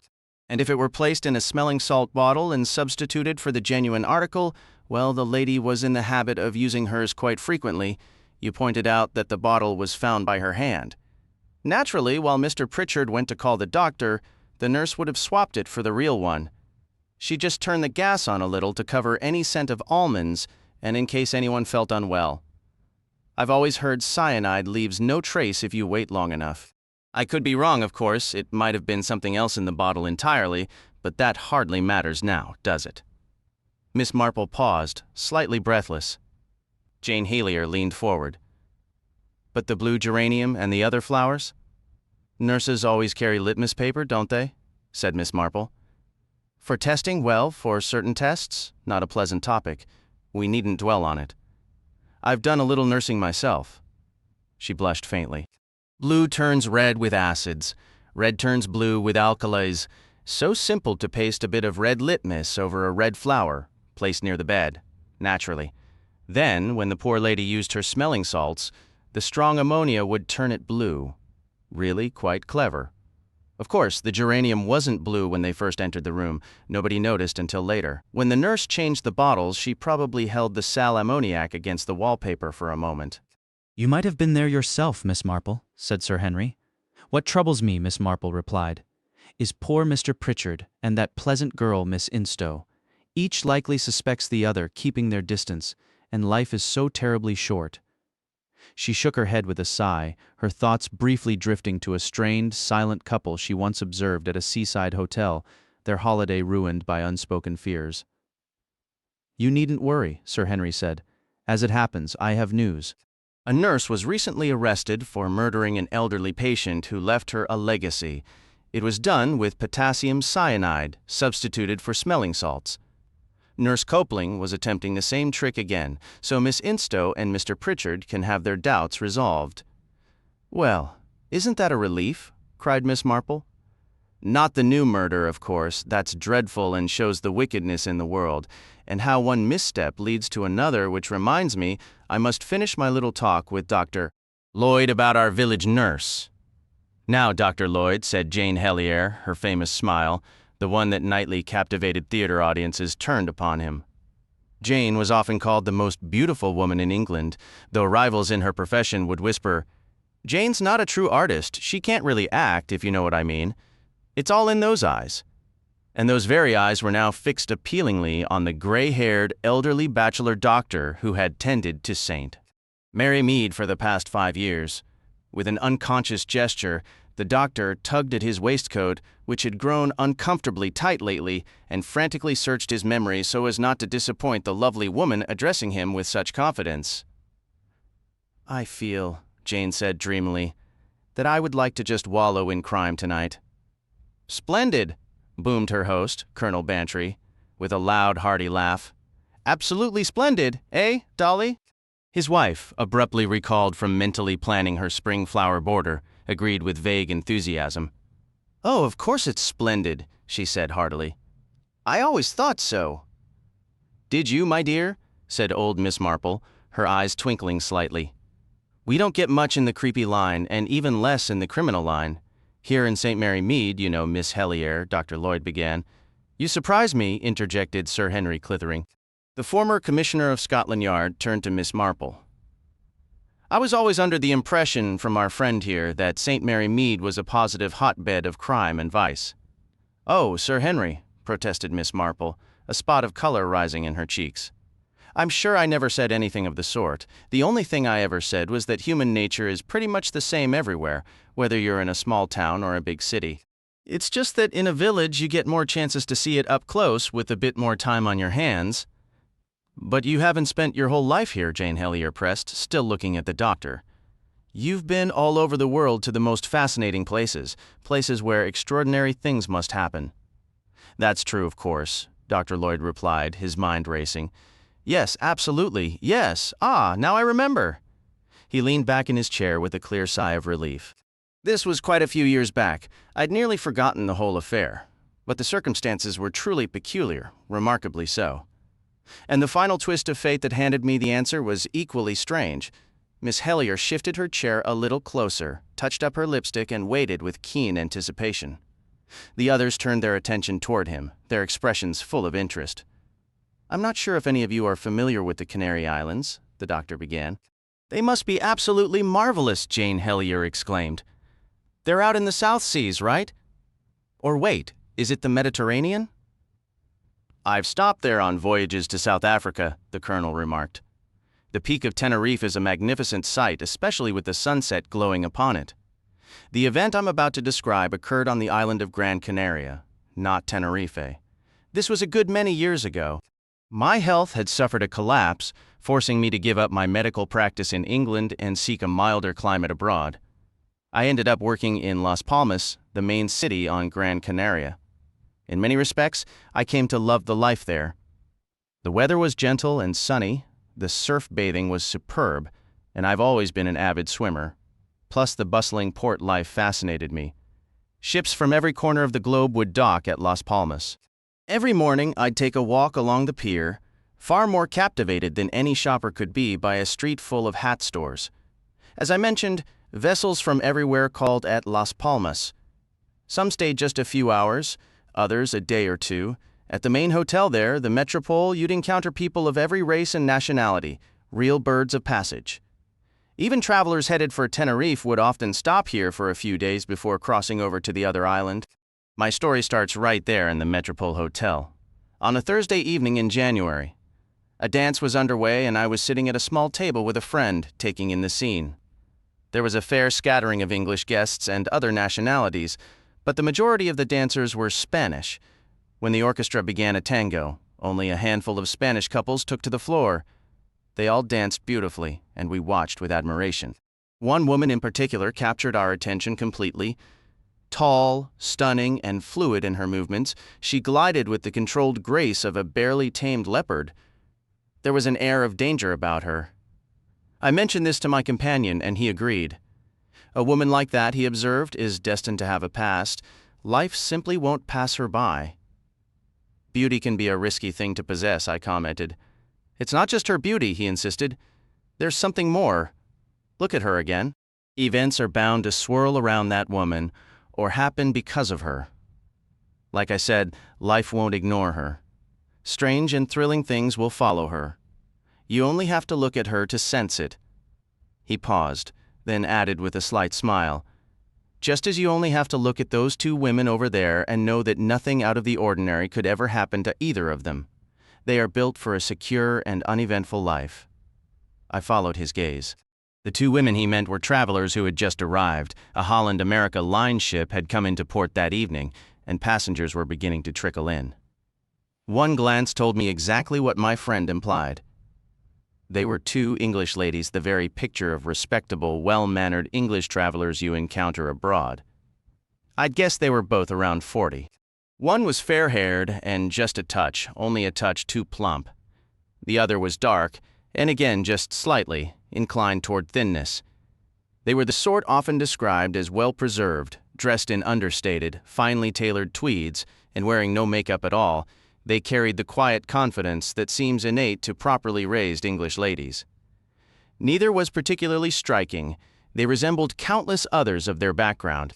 Doubtless, they would observe exactly what they intended to see, guidebook in hand, and remain oblivious to all else.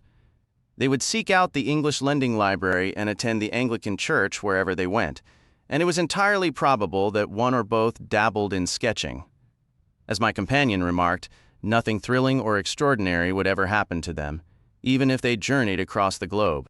My gaze shifted from them back to our sinuous Spanish woman with her heavy-lidded, smoldering eyes, and I smiled.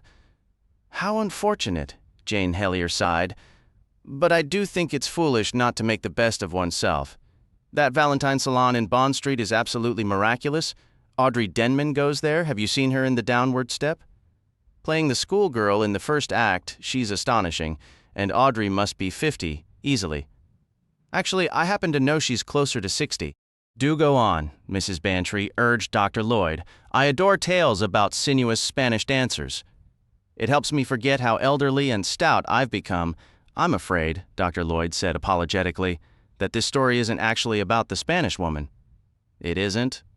No. It turns out my friend and I were mistaken. Nothing the least bit exciting ever happened to the Spanish beauty.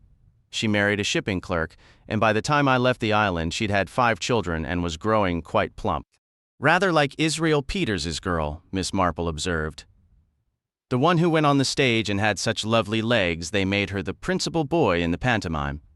Everyone predicted she'd come to a bad end, but she married a traveling salesman and settled down quite admirably. The village parallel, Sir Henry murmured softly. No, the doctor continued. My story concerns the 2 English ladies. Something happened to them, Miss Hellier whispered. Something did happen to them, and the very next day. Yes? Mrs. Bantry prompted eagerly. Purely out of curiosity, as I left that evening, I glanced at the hotel register. I found the names without trouble. Miss Mary Barton and Miss Amy Durant of Little Paddocks, Cotton Weir, Buckinghamshire. I had no idea how soon I would meet the owners of those names again, or under what dreadful circumstances. The following day, I had arranged a picnic with some friends. We planned to drive across the island with our lunch to a spot called, if I recall correctly, it was so long ago, Las Nieves, a sheltered cove where we could bathe if we wished. We followed that plan, though we started rather late, so we stopped along the way to eat, proceeding to Las Nieves afterward for a swim before tea. As we neared the beach, we immediately sensed a great commotion. The entire population of the small village seemed gathered on the shore. Upon seeing us, they rushed toward the car and began explaining excitedly. My Spanish being rather poor, it took me several moments to comprehend, but I finally understood. 2 of the mad English ladies had gone in to bathe. One had swum out too far and gotten into trouble. The other had gone after her and tried to bring her back, but her own strength had failed, and she too would have drowned had a man not rowed out in a boat and brought both women ashore, though the one rescued was beyond saving. Once I grasped the situation, I pushed through the crowd and hurried down the beach. At first, I didn't recognize the 2 women. The fuller figure in the black knitted bathing suit and tight green rubber cap stirred no memory as she looked up, her face etched with anxiety. She knelt beside her friend, performing clumsy attempts at resuscitation. When I identified myself as a doctor, her relief was palpable, and I immediately sent her to a nearby cottage to change into dry clothes, with one of the women from my group accompanying her. I focused on the drowned woman, but my efforts were futile. Life had clearly departed. Eventually, I had to concede defeat. I joined the others in the small cottage where I delivered the grim news. The survivor, now dressed in her own attire, was recognizable as one of the 2 women who had arrived the previous evening. She took the announcement with a chilling composure, seeming more stunned by the horrific event than overwhelmed by personal grief. "Poor Amy," she murmured. "She was so excited to swim here, and she was a strong swimmer. I just don't understand what went wrong." "What could have happened, Doctor?" "Cramp is a possibility," I replied. "Can you walk me through exactly what occurred?" We'd been in the water for about 20 minutes. I decided to head back, but Amy wanted one more swim out. She went farther, and suddenly I heard her shout for help. I swam as fast as I could. When I reached her, she was still above water, but she grabbed me in a panic and pulled us both under. If that fisherman hadn't come with his boat, I would have drowned too. That's a common danger in rescues, I noted. Saving someone from drowning is rarely straightforward. It's also senseless. Miss Barton continued, her voice hollow. We just got here yesterday, looking forward to sunshine and a peaceful holiday. Now this nightmare has happened. I asked for details about the deceased, explaining that while I would assist however possible, the local authorities would need complete information. She provided it readily. The victim, Amy Durant, had been her companion for about 5 months. They got along well, though Amy rarely spoke of her family. Orphaned young, she was raised by an uncle and had supported herself since turning 21. And that was that, the doctor concluded, then repeated with a tone of finality, yes, that was that. Jane Helier frowned. I'm not following. It's tragic, of course, but it doesn't feel eerie. I suspect there's more, Sir Henry observed. Indeed there is, Doctor, Lloyd replied. You see, even then there was one odd account. I questioned the fishermen and other witnesses, and one local woman told a peculiar story. At the time, I dismissed it, but later it resurfaced in my mind. She insisted that Miss Durant wasn't struggling when she called out. According to her, Miss Barton swam over and deliberately held Amy's head underwater. It sounded outlandish. These situations often look different from shore. I reasoned that Miss Barton might have been trying to subdue her friend's panic, fearing that frantic grabbing would doom them both, but the implication lingered, as if Miss Barton had intended to drown her companion. Initially, I brushed it aside, yet it haunted me later. Our real challenge was uncovering anything about Amy Durant. She appeared to have no relatives. Miss Barton and I sorted through her belongings together. We found one address and wrote, only to discover it was merely a storage room she'd rented for her things. The landlady had no useful information about her tenant. She'd only met Miss Durant when the room was taken and recalled the young woman mentioning she liked having a place entirely her own, somewhere to return to whenever she wished. The room held a few nice antique pieces, some bound volumes of Academy pictures, and a trunk stuffed with fabric remnants bought at various sales. There were no personal items. Miss Durant had told her that her parents died in India when she was very young and that she was raised by an uncle, a clergyman, but she never specified whether he was her father's or mother's brother, so his name offered no clue. It wasn't exactly a mystery, just deeply unsatisfying. There must be many solitary women in just that position, proud, reserved, and disconnected. Among her belongings left in Las Palmas were a couple of faded older photographs, trimmed to fit their frames so no photographer's mark remained, and an old daguerreotype that might have been her mother, or more likely her grandmother. Miss Barton had provided 2 references when hiring her. One she'd forgotten, the other name came back to her after some effort. It turned out to belong to a lady now living in Australia. A letter was sent, but the reply took a long time to arrive, and when it did, it offered no real insight. The lady wrote that Miss Durant had served as a most efficient and charming companion, but she knew nothing of her private affairs or family. So there it was, nothing especially unusual on the surface. It was the combination of 2 elements that stirred my unease, this Amy Durant, about whom nobody knew anything, and the Spanish woman's strange account. And I'll add a third thing. When I first knelt beside the body and Miss Barton was walking back toward the huts, she glanced over her shoulder. The look on her face was one of piercing anxiety, a kind of tormented uncertainty that burned itself into my memory. At the time, I didn't think it odd. I assumed it was just part of her terrible distress over her friend, but later I realized their relationship wasn't like that. There was no deep devotion between them, no profound grief. Miss Barton was fond of Amy Durant and shocked by her death. That was all. So why that look of terrible, poignant anxiety? That question kept returning to me. I hadn't mistaken that expression, and almost against my will an answer began to form. Suppose the Spanish woman's story was true. Suppose Mary Barton deliberately, in cold blood, tried to drown Amy Durant. She succeeds in holding her under while pretending to save her. They're rescued by a boat. They're on a lonely beach, far from help. And then I appear, the last thing she expects. A doctor. And an English doctor. She knows perfectly well that people submerged far longer than Amy Durant have been revived by artificial respiration. but she has to play her part, to walk away and leave me alone with her victim. And as she turns for one last look, that terrible, poignant anxiety shows plainly. Will Amy Durrant come back to life and tell what she knows? Viewed from that angle, the whole affair took on a more sinister tone, and Amy Durrant's personality grew even more enigmatic. Who was she, really? Why would an insignificant paid companion be murdered by her employer? What truly lay behind that fatal swim? She had entered Mary Barton's employment only a few months earlier. Mary Barton had brought her abroad, and the very day after they landed, the tragedy occurred, and they were both perfectly nice, commonplace, refined English women. The whole thing was utterly fantastic, and I repeatedly told myself so. I had allowed my imagination to get the better of me. "So you took no action?"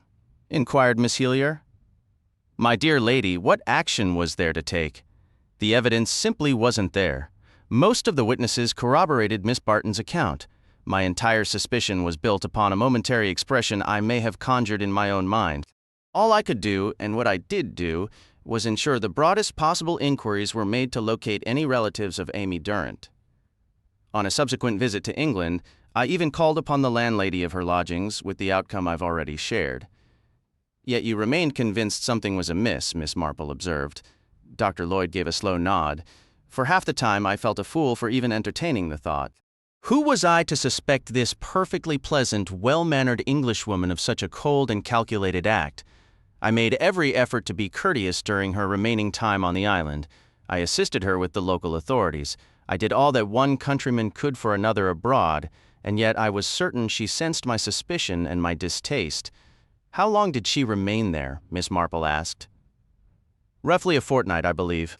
After Miss Durrant was buried, it was about 10 days later she booked passage back to England.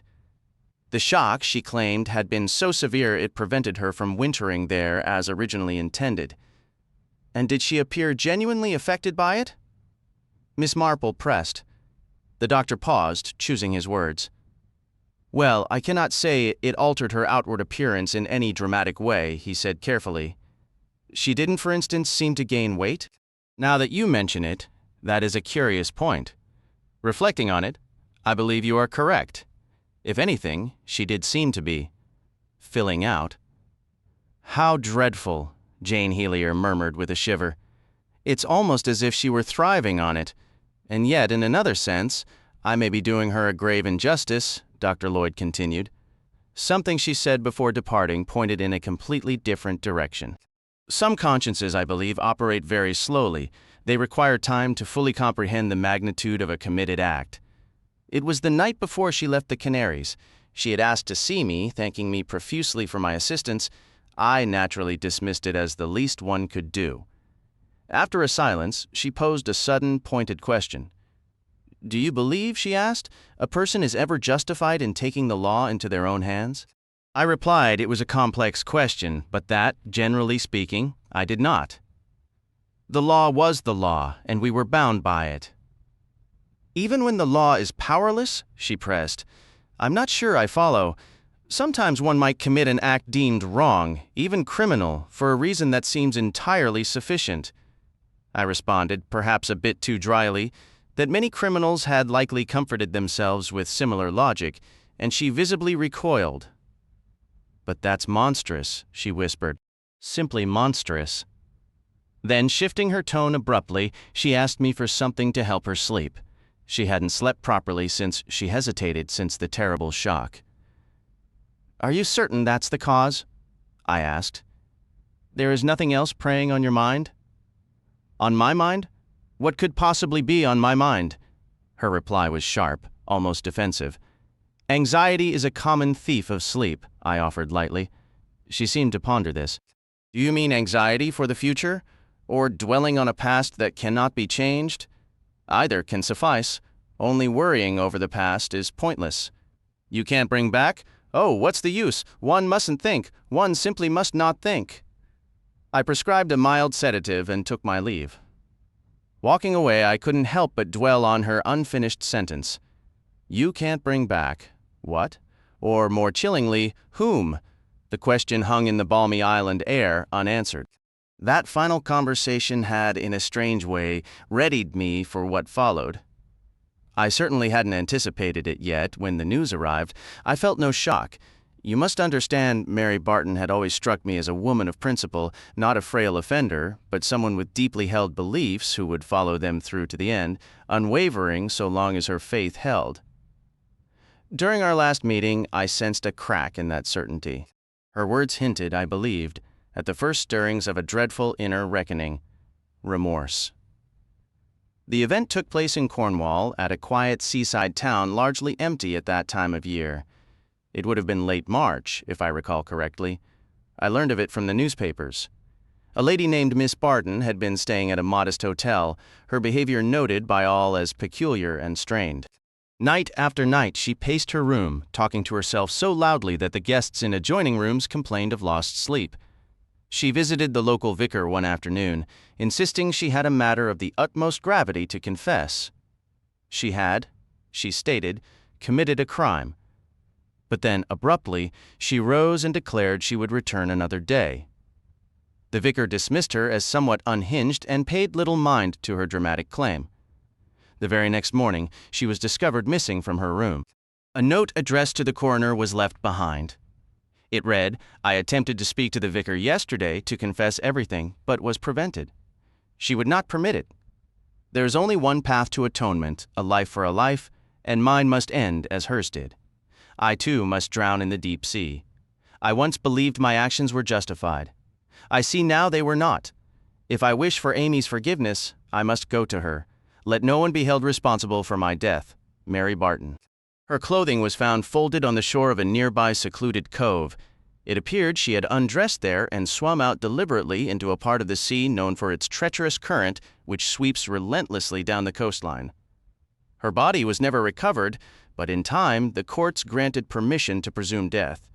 She was a wealthy woman. Her estate was valued at £100,000. Having left no will, it all passed to her next of kin, a family of cousins living in Australia. The papers made careful mention of the earlier Canary Islands tragedy, suggesting the death of Miss Durrant had unhinged her friend's mind. The inquest returned the standard verdict: suicide while temporarily insane, and so the curtain falls on the tragic tale of Amy Durrant and Mary Barton. A long silence followed, finally broken by Jane Halier's exasperated gasp. Oh, but you can't stop there, right? At the most fascinating point? You have to continue. "But you see, Miss Helier? This isn't a chapter in a magazine serial," Sir Henry explained. "This is real life, and real life concludes precisely where it pleases." "Well, I'm not pleased," Jane declared. "I want to know more." "This is where we apply our own intellects, Miss Helier," Sir Henry said. "Why did Mary Barton kill her companion? That is the puzzle Dr. Lloyd has placed before us." "Oh, goodness," said Miss Helier. "She might have had dozens of reasons. I don't know. Perhaps the companion got on her nerves terribly, or maybe there was jealousy, even though Dr. Lloyd didn't mention any gentlemen callers. Still, on a long sea voyage, well, you know what they say about ships in close quarters." She paused, slightly breathless, and it became quietly apparent to everyone present that Jane's external charm far exceeded her internal deductions. "I'd love to propose a dozen theories," said Mrs. Bantry, "but I suppose I must limit myself to one. All right, I think Miss Barton's father ruined Amy Durrant's father financially, so Amy sought revenge. No, wait, that's backward. How annoying. Why does the wealthy employer kill the humble companion? I've got it. Miss Barton had a younger brother who shot himself over his love for Amy Durrant. Miss Barton bided her time. Amy's fortunes declined, and when the moment was right, Miss Barton offered her a position as a companion. She whisked her away to the Canary Islands, where she finally exacted her revenge." "How does that sound?" "Splendid," Sir Henry replied. "Though we have no proof Miss Barton ever had a younger brother." "We infer it," Mrs. Bantry insisted. "Without a brother, there's no motive. Therefore, she must have had one." "See my point?" "It's clever, Dolly," her husband said. "But still just speculation." "Naturally," Mrs. Bantry agreed. "Speculation is all we can manage. We've no real evidence. Come now, darling. Take a guess yourself." "Good heavens, I hardly know what to suggest. But I rather think Miss Helier may be onto something with the theory about a man. Consider this, Dolly. Perhaps it was a distinguished clergyman. They might have both embroidered a vestment for him, and he chose to wear Miss Durrant's work first. Mark my words, it was something of that sort. Notice how she rushed off to consult a parson at the last. Women so often lose their heads over a handsome man of the cloth. One hears of it constantly. I feel I should attempt a slightly more nuanced explanation Sir Henry offered, though I grant it too is mere conjecture. I propose that Miss Barton was mentally unstable from the outset. Such cases are more common than one might suppose. Her fixation intensified until she believed it her sacred duty to remove certain individuals from the world, perhaps what society terms fallen women. Little is known of Miss Durrant's earlier life. It is quite possible she had a past, an unfortunate one. Miss Barton discovers this and decides on elimination. Later, however, the supposed righteousness of her act begins to haunt her, and she is consumed by remorse. Her final actions reveal a mind completely unhinged. Now do tell me you agree, Miss Marple? I'm afraid I cannot, Sir Henry, Miss Marple said with an apologetic smile. I believe her end demonstrates she was an exceedingly clever and resourceful woman. Jane Helier gave a small gasp. Oh, how silly of me. May I try again? It must have been blackmail. The companion was blackmailing her. Only I don't understand why Miss Marple calls it clever to take one's own life. That part escapes me entirely. Ah, Sir Henry exclaimed. You see, Miss Marple is reminded of a similar case from St. Mary Mead. You always tease me, Sir Henry, Miss Marple said reproachfully. I must admit it does bear a slight resemblance to old Mrs. Trout. She collected the old age pension, for 3 elderly women who had died, each in a different parish. That sounds a remarkably intricate and ingenious fraud, Sir Henry remarked. But it doesn't appear to shed much light on our current puzzle. Of course not, Miss Marple replied. It wouldn't to you, but some of those families were quite poor, and the pension money was a great blessing to the children. I know it's hard for an outsider to grasp. What I meant to convey was that the entire scheme depended on one old woman looking very much like any other. I beg your pardon, said Sir Henry, puzzled. I always explain things so poorly. What I mean is this, when Dr. Lloyd first described the 2 ladies, he couldn't tell them apart, and I doubt anyone else at the hotel could either. They would have learned, naturally, after a day or 2, but the very next day one of them drowned. If the surviving lady announced she was Miss Barton, it would never occur to anyone to question it. You think? Oh, I understand, Sir Henry said slowly. It is the most logical assumption. Dear Mrs. Bantry began from that angle earlier. Why would a wealthy employer kill her humble companion? It seems far more probable the reverse would be true. That is, generally speaking, how such matters unfold. Is it? Sir Henry replied. You astonish me. But naturally, Miss Marple continued, she would have to wear Miss Barton's clothing, which would likely be a bit snug, making her appear as though she had gained a little weight. That is why I asked that particular question earlier. A gentleman would naturally assume the lady had gained weight, rather than the clothes shrinking, though that phrasing isn't quite accurate either. But what did Amy Durrant actually gain by killing Miss Barton?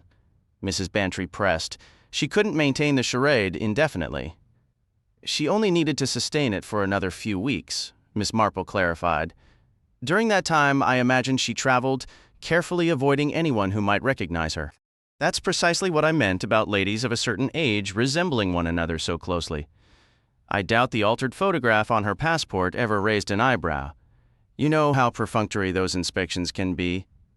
Then in March, she journeyed to that coastal village in Cornwall and deliberately began behaving in an erratic manner, drawing attention to herself. This ensured that when her clothes were discovered on the shore and her poignant farewell letter was read, people wouldn't land on the obvious practical conclusion. And what was that conclusion? Sir Henry inquired.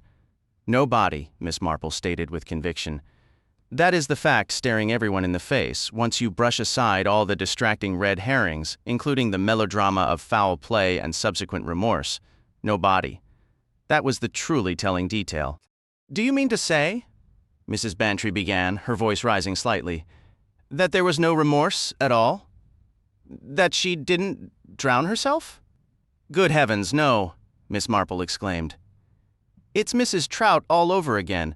Mrs. Trout was a master of misdirection, but she met her match in me, and I can see straight through your so-called remorse-ridden Miss Barton. Drown herself? She boarded a ship for Australia, if my instincts are correct, which they usually are. They are indeed, Miss Marple, Dr. Lloyd affirmed. You've caught me completely off guard once more. Why, I was utterly astounded that day in Melbourne. You could have knocked me over with a feather. Was that the final coincidence you mentioned earlier? Dr. Lloyd nodded. Yes, and it was decidedly rotten luck for Miss Barton or Amy Durant, whichever name you prefer. I had taken a post as a ship's doctor for a time. Upon landing in Melbourne, the very first person I spotted walking down the bustling street was the woman I believed had drowned off the Cornish coast. She realized the game was up, as far as I was concerned, and made the audacious decision to take me into her confidence. She was a singular woman, utterly devoid, I suppose, of a particular moral compass.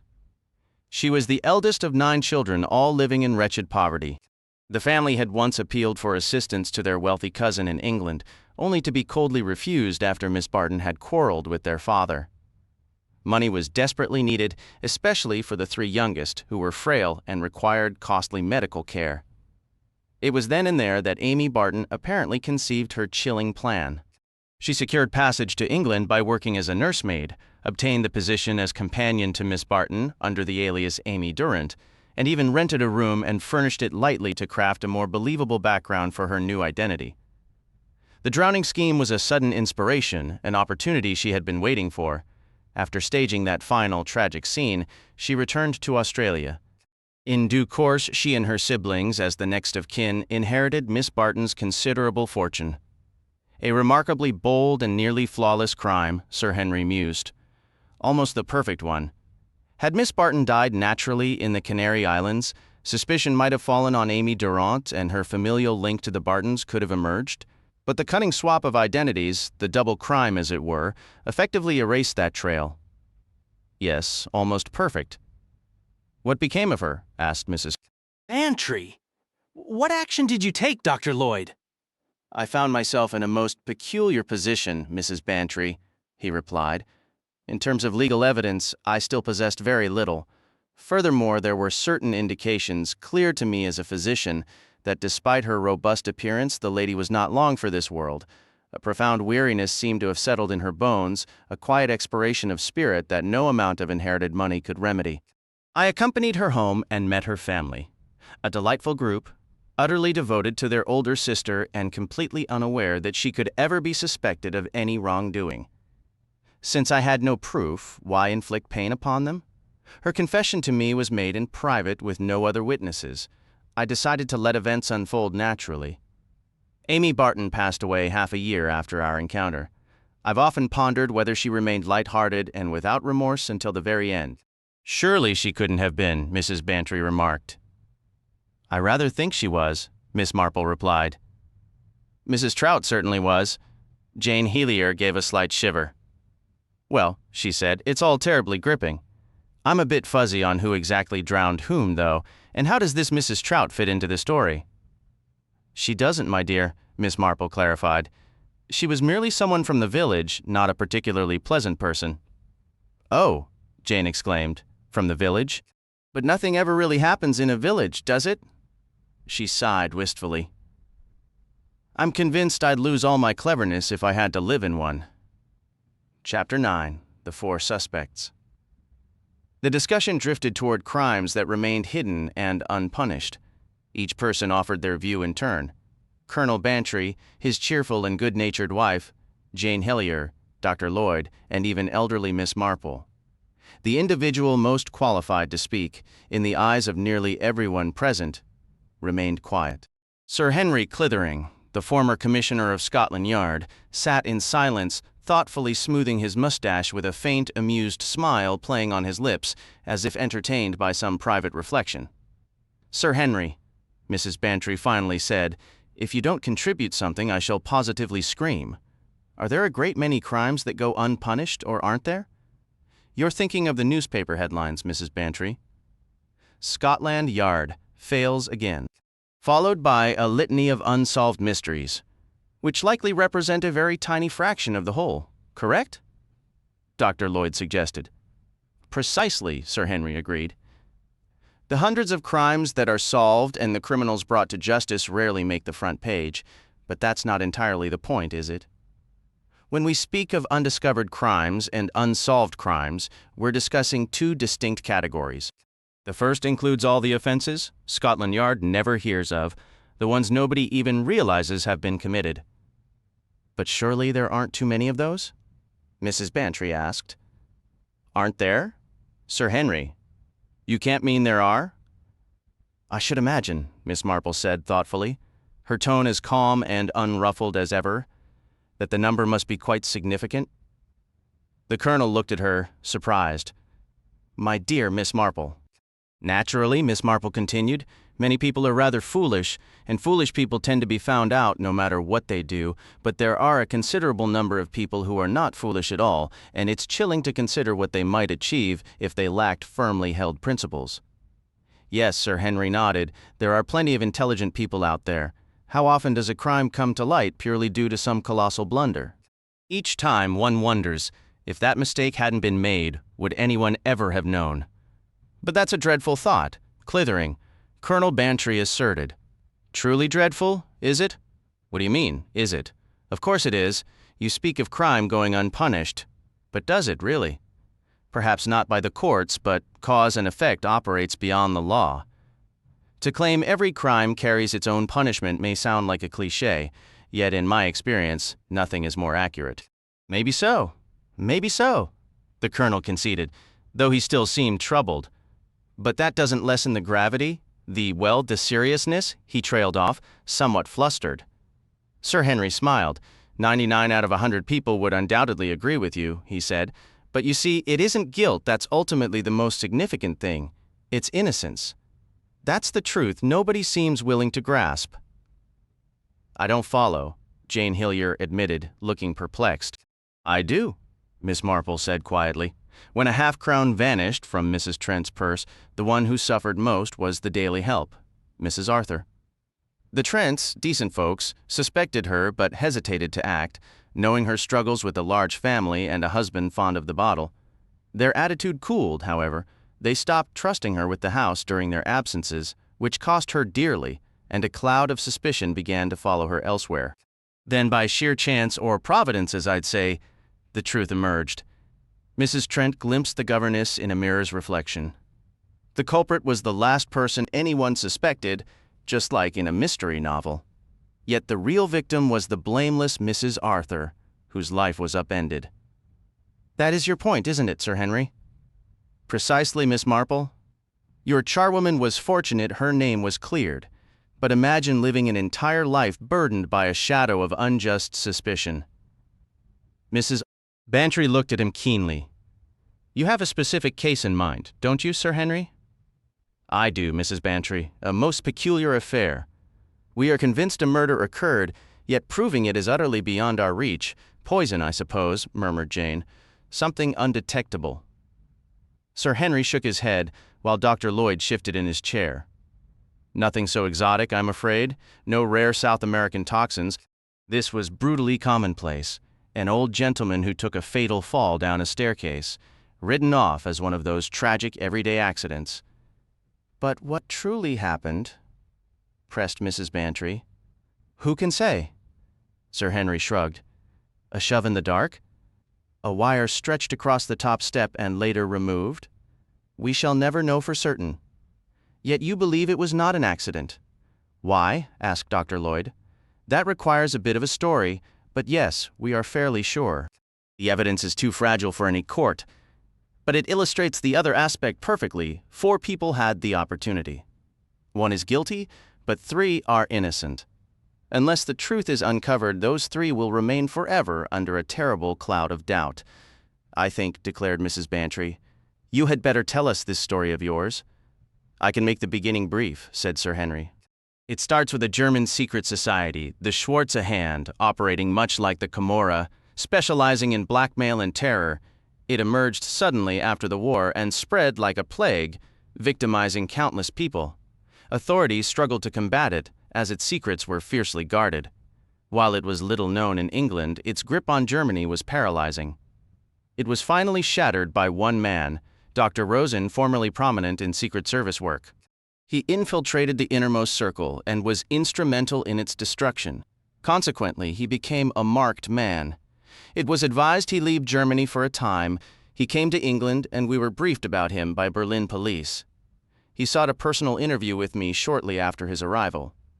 His perspective was detached, almost fatalistic, with no illusions about what awaited him.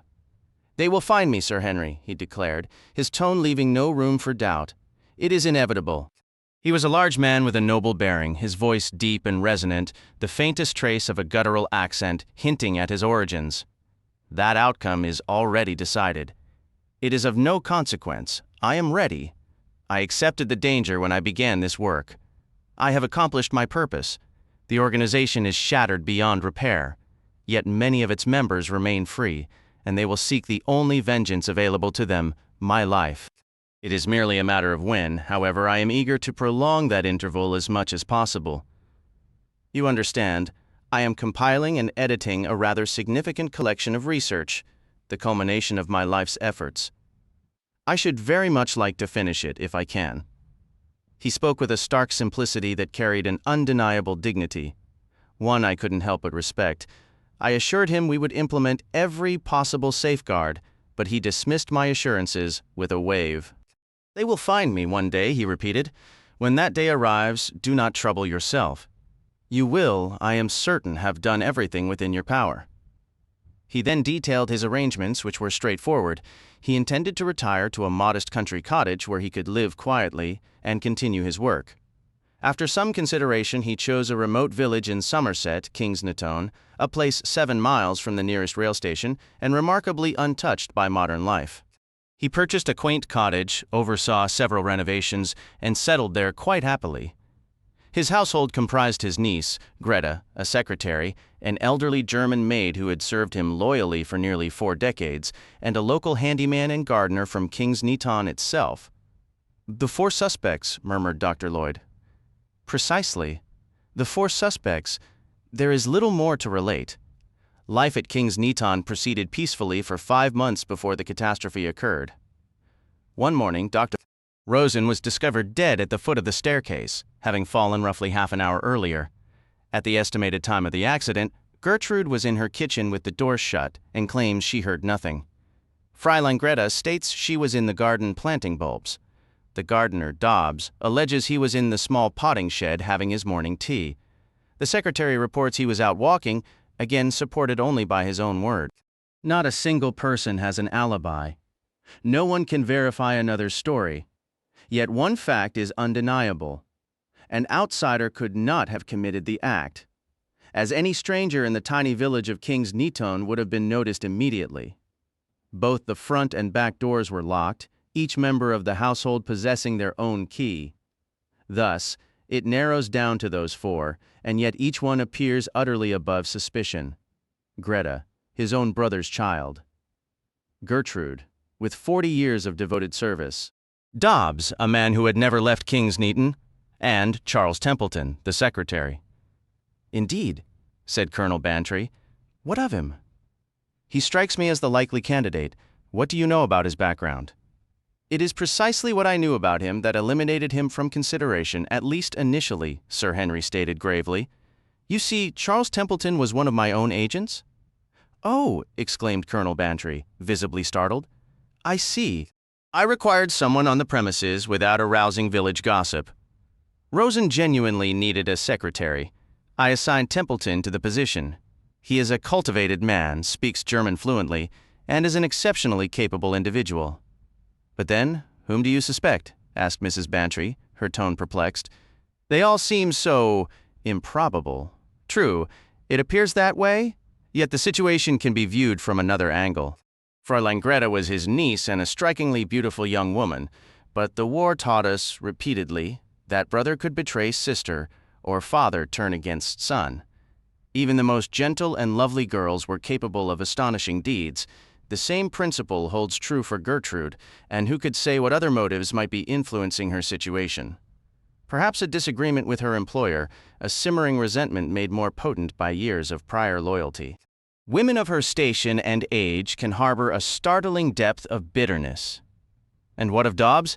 Can we truly dismiss him simply because he had no prior ties to the household? Money holds considerable sway. It is entirely possible Dobbs was contacted and paid off.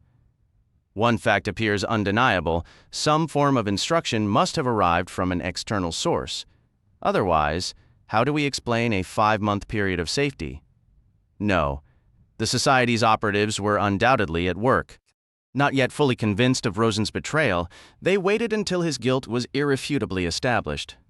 Then, with all uncertainty removed, they would have dispatched their order to the agent hidden within the household, the simple, lethal command. "How dreadful," murmured Jane Helier with a visible shiver. "But how was the message delivered?" That was the critical question I aimed to answer. The single hope of untangling the mystery. One of those 4 individuals must have been contacted somehow. I knew there would be no hesitation. Once the directive arrived, it would be executed immediately. That was a hallmark of the organization in question. I examined the possibilities with what you might consider absurd thoroughness. Who had come to the cottage that morning? I considered everyone. Here's the record. He produced an envelope from his pocket and extracted a paper. The butcher, delivering a cut of mutton, verified and confirmed.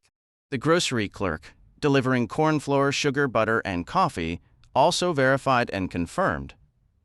The postman, delivering 2 advertisements for Miss Rosen, a local letter for Gertrude, 3 letters for Dr. Rosen, 1 bearing a foreign postmark, and 2 letters for Mr. Templeton, one of which also had a foreign stamp. Sir Henry paused, then drew several documents from the envelope. You may find it interesting to examine these yourselves. They were provided by the relevant parties or retrieved from the waste paper basket. I should note they have been examined by specialists for hidden writing or similar tricks. No such excitement is possible here. The group gathered to look. The advertisements were from a plant nursery and a well-known London furrier. Dr. Rosen's 2 bills were from a local garden supplier and a London stationery company. His personal letter read as follows: Dear Rosen, just returned from visiting Dr. Helmuth Spath. I ran into Edgar Jackson recently. He and Amos Perry are back from Qingdao. Frankly, I can't say I envy them the journey. Send word when you can. As I mentioned before, be cautious of a certain individual. You know who I mean, though you disagree? Yours, Georgina? Mr. Templeton's mail consisted of this bill from his tailor, continued Sir Henry, and a letter from a friend in Germany, which he unfortunately tore up during his walk. Finally, we have the letter Gertrude received. Dear Mrs. Swartz, we're hoping you can come to the social on Friday evening. The vicar says he hopes you will. Everyone is welcome. The recipe for the ham was very good, and I thank you for it. Hoping this finds you well, and that we'll see you Friday. Yours faithfully, Emma Green. Dr. Lloyd smiled slightly at this, as did Mrs. Bantry. I believe we can safely disregard that last letter, said Dr. Lloyd. I thought the same, Sir Henry agreed. But I took the precaution of confirming that a Mrs. Green and a church social do exist. One really cannot be too careful. That is precisely what our friend Miss Marple always says, Dr. Lloyd remarked with a smile. You seem miles away, Miss Marple. A penny for your thoughts? Miss Marple gave a slight jump. How silly of me, she said. I was just pondering why the word honesty in Dr. Rosen's letter was written with a capital H, I remarked. Mrs. Bantry lifted the paper. So it is, she acknowledged, her eyes widening slightly. Oh, indeed, said Miss Marple. I rather thought you would spot that. There's an unmistakable warning in that letter, declared Colonel Bantry. That's what struck me first. I observe more than people give me credit for, a clear warning. But against whom? An unusual detail about that letter, Sir Henry noted. Templeton claimed Dr. Rosen opened it at breakfast and tossed it over to him, saying he hadn't the faintest idea who the sender was, but it wasn't from a man, Jane Helier pointed out. It was signed Georgina. It's ambiguous, Dr. Lloyd mused. It could be read as Georgie, though the formation leans toward Georgina. Yet the handwriting itself strikes me as masculine. Interesting, his casual act of tossing it aside while pretending ignorance, Colonel Bantry reflected. He wanted to observe someone's reaction. But whose? The young lady's? Or perhaps the other man's? Or even the housekeeper's, suggested Mrs. Bantry. She might have been entering with the toast. What puzzles me, however," she trailed off, studying the letter intently. Miss Marple moved nearer, and their heads bent together in a hushed consultation, Miss Marple's finger lightly tracing the edge of the paper. "But why did the secretary tear up the other letter?" Jane Hellier interjected suddenly. "It feels off somehow. Why would he be receiving letters from Germany? Although I suppose, if he's entirely beyond reproach— But Sir Henry did not claim that," Miss Marple corrected, glancing up from her murmured exchange. "He specified 4 suspects. That indicates Mr. Templeton is among them. Am I correct, Sir Henry?" "You are, Miss Marple," he affirmed. "A harsh lesson has taught me never to consider anyone above suspicion. I previously outlined reasons why 3 individuals, however unlikely, could be guilty. I had not yet applied the same rigorous logic to Charles Templeton, but adhering to my own rule forced me to confront an uncomfortable truth. Every institution, be it military or police, harbors a few betrayers within its ranks, however much we wish it otherwise. I then examined the case against Charles Templeton dispassionately. I asked myself the very questions Miss Hellier just raised. Why was he, alone in the household, unable to produce the letter he had received, a letter bearing a German stamp? Why was he corresponding with anyone in Germany? The latter question I put to him directly. His answer seemed straightforward. His aunt had married a German, and the letter was from a cousin there. Thus I learned something new. Charles Templeton had personal connections in Germany. That placed him firmly on the list of suspects, indeed, prominently so. He is my own protégé, a young man I have always liked and trusted, yet in the interest of fairness, I must concede he now heads that list. The agonizing reality is that I do not know the truth. I likely never will. This is not merely about punishing a killer. It is about the potential ruin of an honorable man's entire future, all because of a suspicion I cannot, in conscience, ignore. Miss Marple gave a soft cough. If I understand correctly, Sir Henry, it is primarily this young Mr. Templeton who weighs so heavily on your mind? Yes, in a practical sense.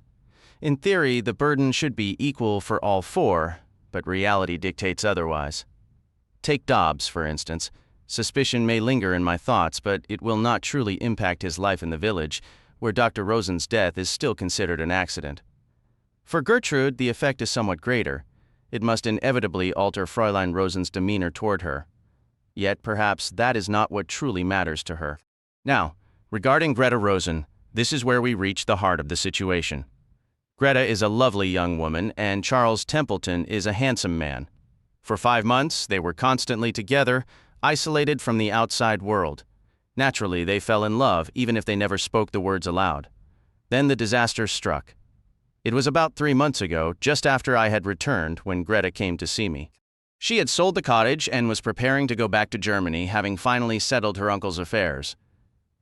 She sought me out personally, knowing I had retired, because she needed to discuss something deeply private.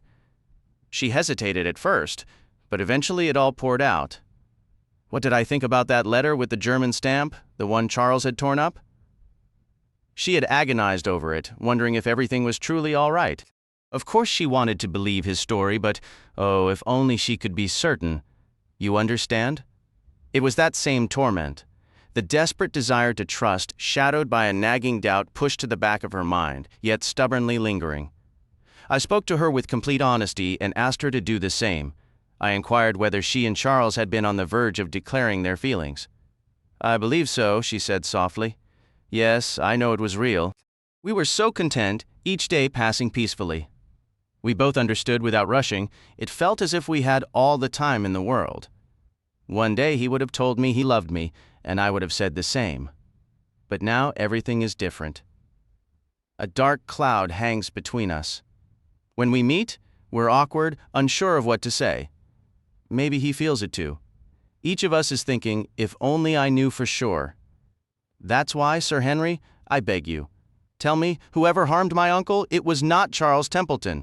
Please, say it to me, I implore you." "And damn it all," Sir Henry exclaimed, striking the table with his fist, "I couldn't give her that assurance. Those two will drift further apart with suspicion haunting them like a restless ghost that cannot be laid to rest." He leaned back, his face weary and pale. shaking his head in despair. "There's nothing more to be done, unless—" He sat up abruptly, a faint, wry smile touching his lips. "Unless Miss Marple can assist us." "Can't you, Miss Marple?" "I have a feeling that letter might be right up your alley, the one mentioning the church social. Doesn't it remind you of some incident or person that makes everything clear? Can't you do something to help these two young people who only wish to be happy?" Beneath his light tone was a genuine plea. He had come to deeply respect the keen mind of this gentle, old-fashioned lady. He looked at her with a glimmer of hope. Miss Marple cleared her throat and adjusted her lace. "It does bring to mind a bit of Annie Pulteney's situation," she acknowledged. "Naturally, the meaning of the letter is quite plain, both to Mrs. Bantry and myself.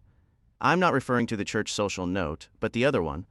Since you spend so much time in London and aren't a gardener, Sir Henry, you might not have noticed." "Noticed what?" Sir Henry asked. Mrs. Bantry reached for a catalogue, opened it, and read aloud with enthusiasm. Dr. Helmuth Spath. "Pure lilac, an exceptionally fine bloom on a long, sturdy stem. Excellent for cutting and garden display. A striking novelty. Edgar Jackson. A beautifully formed chrysanthemum-like flower in a distinct brick-red shade, Amos Perry. Vibrant red, highly decorative, Tsingtao. Brilliant orange red, a showy garden plant and long-lasting cut flower. Honesty? With a capital H, you recall," Miss Marple murmured. "Honesty?" The catalogue described a dahlia in shades of rose and white, an enormous and perfectly formed flower. Mrs. Bantry tossed the booklet aside and declared with explosive force, "Dahlias.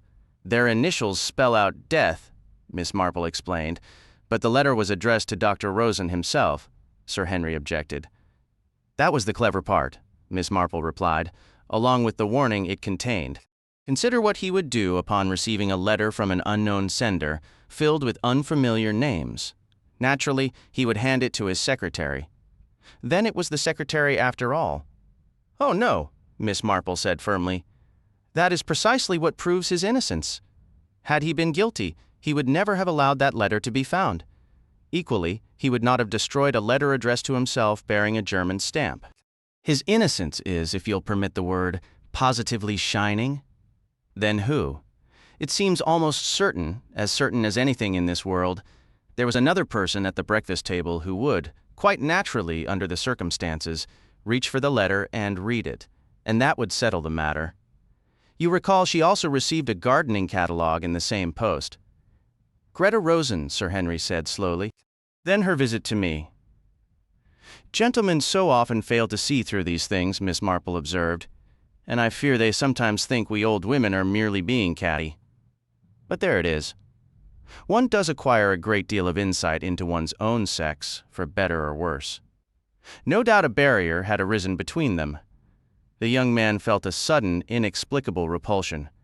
He suspected her through pure instinct and couldn't conceal it, and I truly believe her visit to you was an act of pure spite. She was safe enough, yet she went out of her way to cement your suspicions firmly upon poor Mr. Templeton. You were far less certain about him until after she spoke with you. I'm sure it wasn't anything she actually said, Sir Henry began.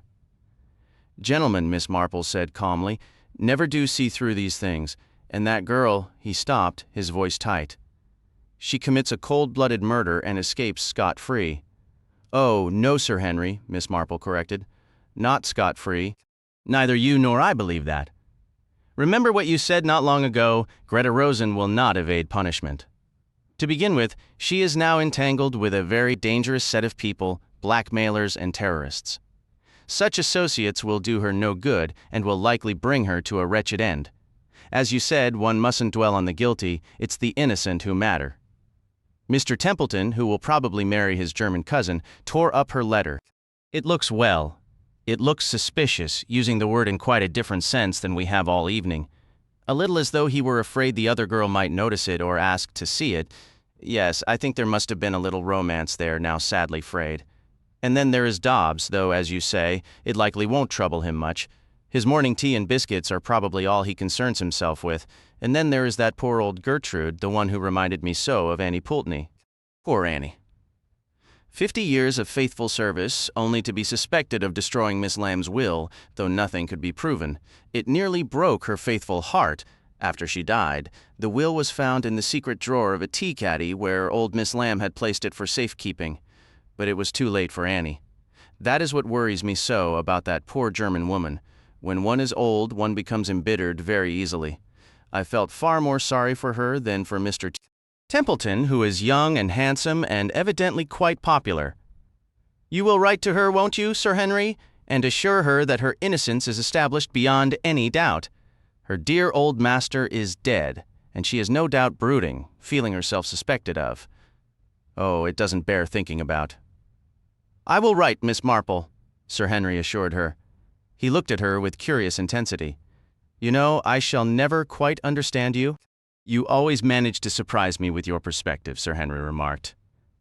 I'm afraid my outlook is rather limited, Miss Marple replied modestly. I rarely leave St. Mary Mead. And yet you've just unraveled what could be called an international mystery, Sir Henry insisted. I'm certain of it.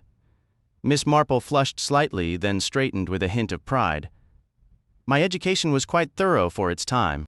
My sister and I had a German governess, a sentimental woman who taught us the language of flowers, a charming and nearly forgotten art. A yellow tulip signifies hopeless love, for example, while a China aster means I die of jealousy at your feet. The letter was signed Georgine, which I recall is Dahlia in German, and that made everything click into place. I only wish I could remember what the dahlia symbolizes, but my memory isn't what it used to be. At least it didn't mean death, Sir Henry noted. No, indeed. It's dreadful, isn't it? The world holds such sorrows? It does, sighed Mrs. Bantry. Thank goodness for flowers and good friends. Observe, she lists us last, Dr. Lloyd said with a chuckle.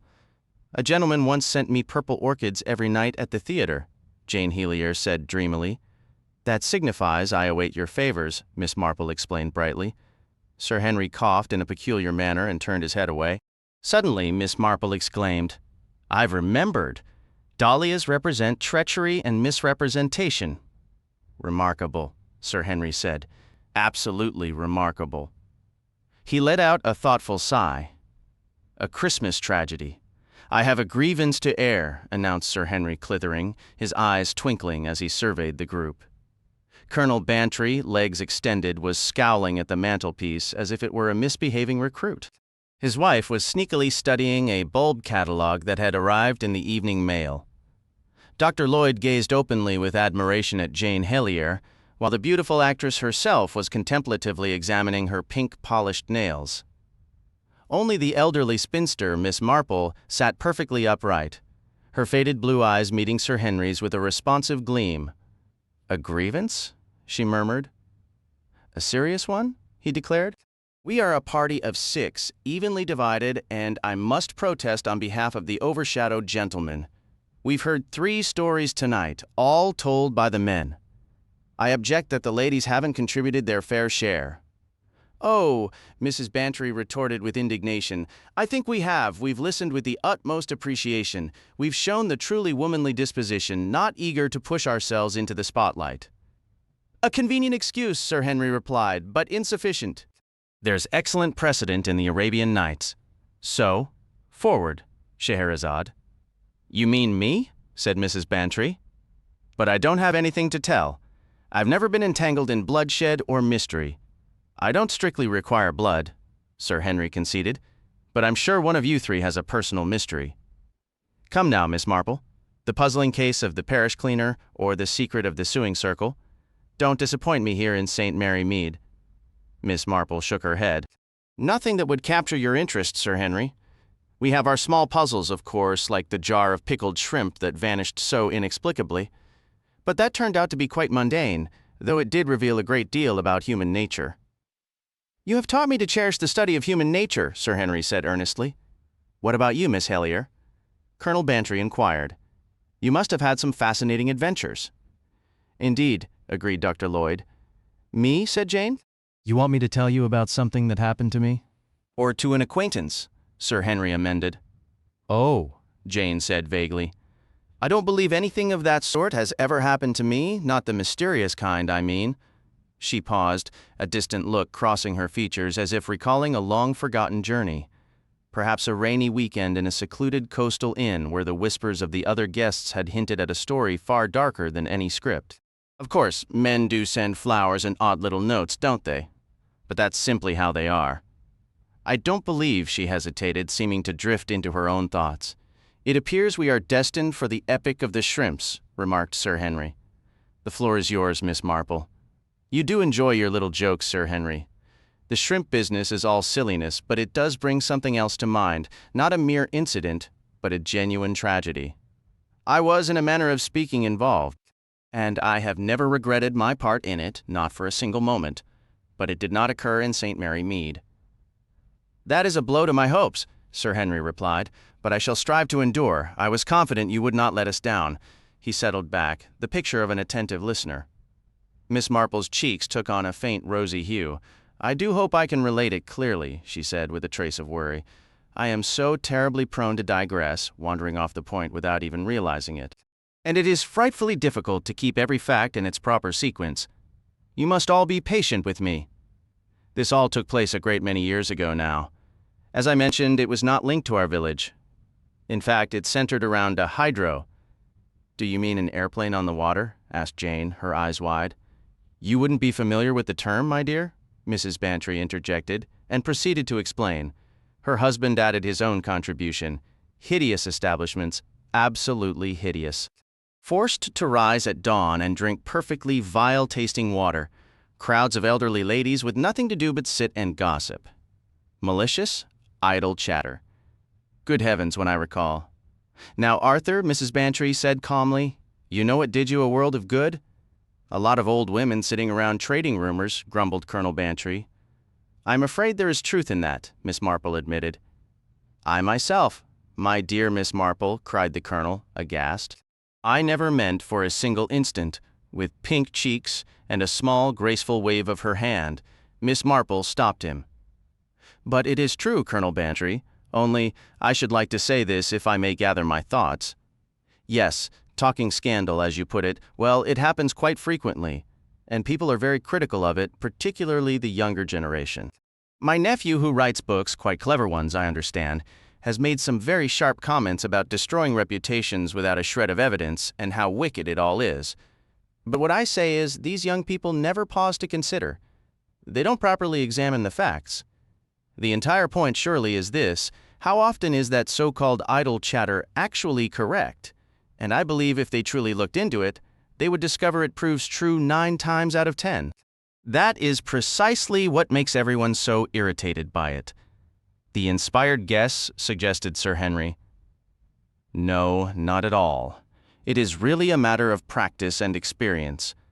I've heard that an Egyptologist, if you hand him one of those peculiar little scarabs, can tell from its look and feel whether it's from a certain century BC or a clever imitation made in Birmingham.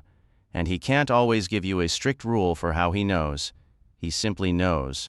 His entire life has been spent handling such objects, and that is what I am attempting, rather clumsily, to express.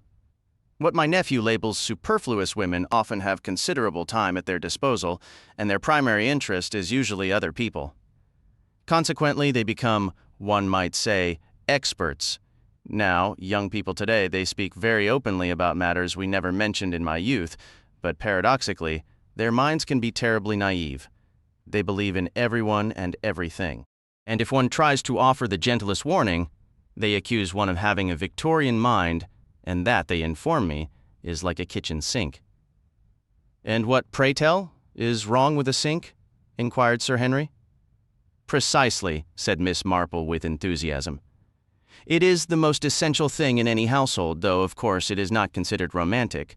I must confess I have my own sensitivities, like anyone else, and I have occasionally been deeply wounded by careless remarks. I understand that gentlemen often consider domestic affairs beneath their notice, but I feel compelled to mention my maid, Ethel. She was a strikingly pretty girl and seemed most willing in her duties. The moment I saw her, however, I recognized she was cut from the same cloth as Annie Webb and that unfortunate girl who worked for Mrs. Brewitt. The concepts of mine and thine would hold little weight with her if temptation presented itself. I dismissed her at the end of her month, providing a written character that stated she was honest and sober, while privately cautioning old Mrs. Edwards against hiring her. My nephew, Raymond, was utterly furious, declaring he had never heard of anything so downright wicked. Well, Ethel then found a position with Lady Ashton, whom I felt no particular duty to warn, and what was the result? Every bit of lace was cut from her ladyship's undergarments, 2 diamond brooches vanished, and the girl disappeared into the night, never to be heard from again. Now, you might think this tale of a thieving maid has no bearing on the events at the Keston Spa Hydro, but in a way, it explains everything. It clarifies why I felt not a single doubt in my mind the instant I laid eyes on the Sanders couple. He intended to make an end of her. "Good heavens!" exclaimed Sir Henry, leaning forward intently. Miss Marple turned her calm gaze upon him. "I assure you, Sir Henry, I was entirely certain. Mr. Sanders was a large, handsome man with a florid complexion, exceedingly hearty and well-liked by everyone, and no one could have been more attentive and pleasant to his wife, but I knew he was planning to do away with her. My dear Miss Marple, yes, I know precisely what you're thinking. It's what my nephew Raymond would say. He'd tell me I hadn't a shred of proof. But I remember Walter Hones, who kept the Green Man. Walking home with his wife one evening, she somehow fell into the river, and he collected a very tidy insurance sum, and there are 1 or 2 other individuals walking about scot-free to this very day, one of them moving in our own social circle. He took his wife to Switzerland for a summer climbing holiday. I warned the poor dear not to go. She didn't get cross with me as she might have, she merely laughed. It seemed absurd to her that a fussy old woman like me should say such things about her beloved Harry. Well, there was a tragic accident, and Harry is married to another woman now. But what could I possibly do? I knew, yet there was no proof. "Oh, Miss Marple," cried Mrs. Bantry, "you cannot seriously mean?" "My dear, these things are far more common than people care to admit. And gentlemen, being so much stronger, are especially tempted. It's so very easy when something can be made to look like a simple mishap. As I said, I knew immediately with the Sanders. We were on a tram. The inside was full, so I had to ride on top. When we all rose to get off, Mr. Sanders quite lost his balance and fell directly against his wife, sending her head first down the stairs. It was only due to the conductor, a remarkably strong young man, that she was caught." "But surely that was a genuine accident," someone protested. "Of course it was an accident. Nothing could have appeared more accidental." Miss Marple's tone shifted from grave to quietly sardonic. "But Mr. Sanders had served in the Merchant Marine, or so he informed me. A man who can keep his footing on a heaving deck in a gale does not simply lose it on the top of a stationary tram, unless an elderly lady like myself happens to jostle him. Don't try to convince me otherwise." "At any rate, we can assume you had made up your mind, Miss Marple," said Sir Henry. "You decided then and there." The old lady nodded. "I was entirely sure. Another little incident not long after, when we were crossing a busy street, made me surer still. So I ask you, Sir Henry, what was I to do? Here was a perfectly nice, contented, happy young wife, blissfully unaware she was shortly to be murdered." "My dear lady, you quite take my breath away. That is because, like most people in this modern age, you refuse to face unpleasant facts. You would prefer to believe such a thing is simply impossible. But it was possible, and I knew it to be true. Yet one is so terribly handicapped. I could hardly go to the police. And to warn the young woman would, I could see, be utterly pointless. She was utterly devoted to the man. I simply made it my business to learn as much about them as I could. One has ample opportunity for such quiet observation while doing one's needlework by the fireside." Mrs. Sanders, Gladys was her name, was only too happy to chatter away. It appeared the couple had not been married long. Her husband was expecting an inheritance, but for the present, they were in a difficult financial situation. In fact, they were surviving on her modest income. It was a familiar story. She lamented that she could not access the principal sum. Clearly, someone in the past had shown some prudence. However, the capital was entirely hers to bequeath. I confirmed that detail. Not long after their wedding, she and her husband had drawn up mutual wills, each naming the other as beneficiary. Very sentimental, of course. The constant refrain was how everything would improve once Jack's financial prospects straightened out. In the meantime, they were practically penniless. They even occupied a small room on the top floor, right alongside the staff quarters. It was terribly unsafe in a fire, though, as luck would have it, a fire escape ladder was positioned just outside their window. I made a point of asking whether there was a balcony. Those can be such hazardous features. A single shove is all it takes, you understand. I made her swear not to step onto any balcony, claiming a troubling dream had warned me. That made an impression on her. Superstition can be a powerful tool. She was a pale young woman with a rather tired complexion and an untidy knot of hair at her nape. Remarkably gullible. She repeated my warning to her husband, and I caught him studying me with a peculiar, thoughtful expression once or twice afterward. He was not the credulous type, and he was aware I had been on that same streetcar. But I was deeply concerned, truly anxious, because I couldn't yet determine how to outmaneuver him.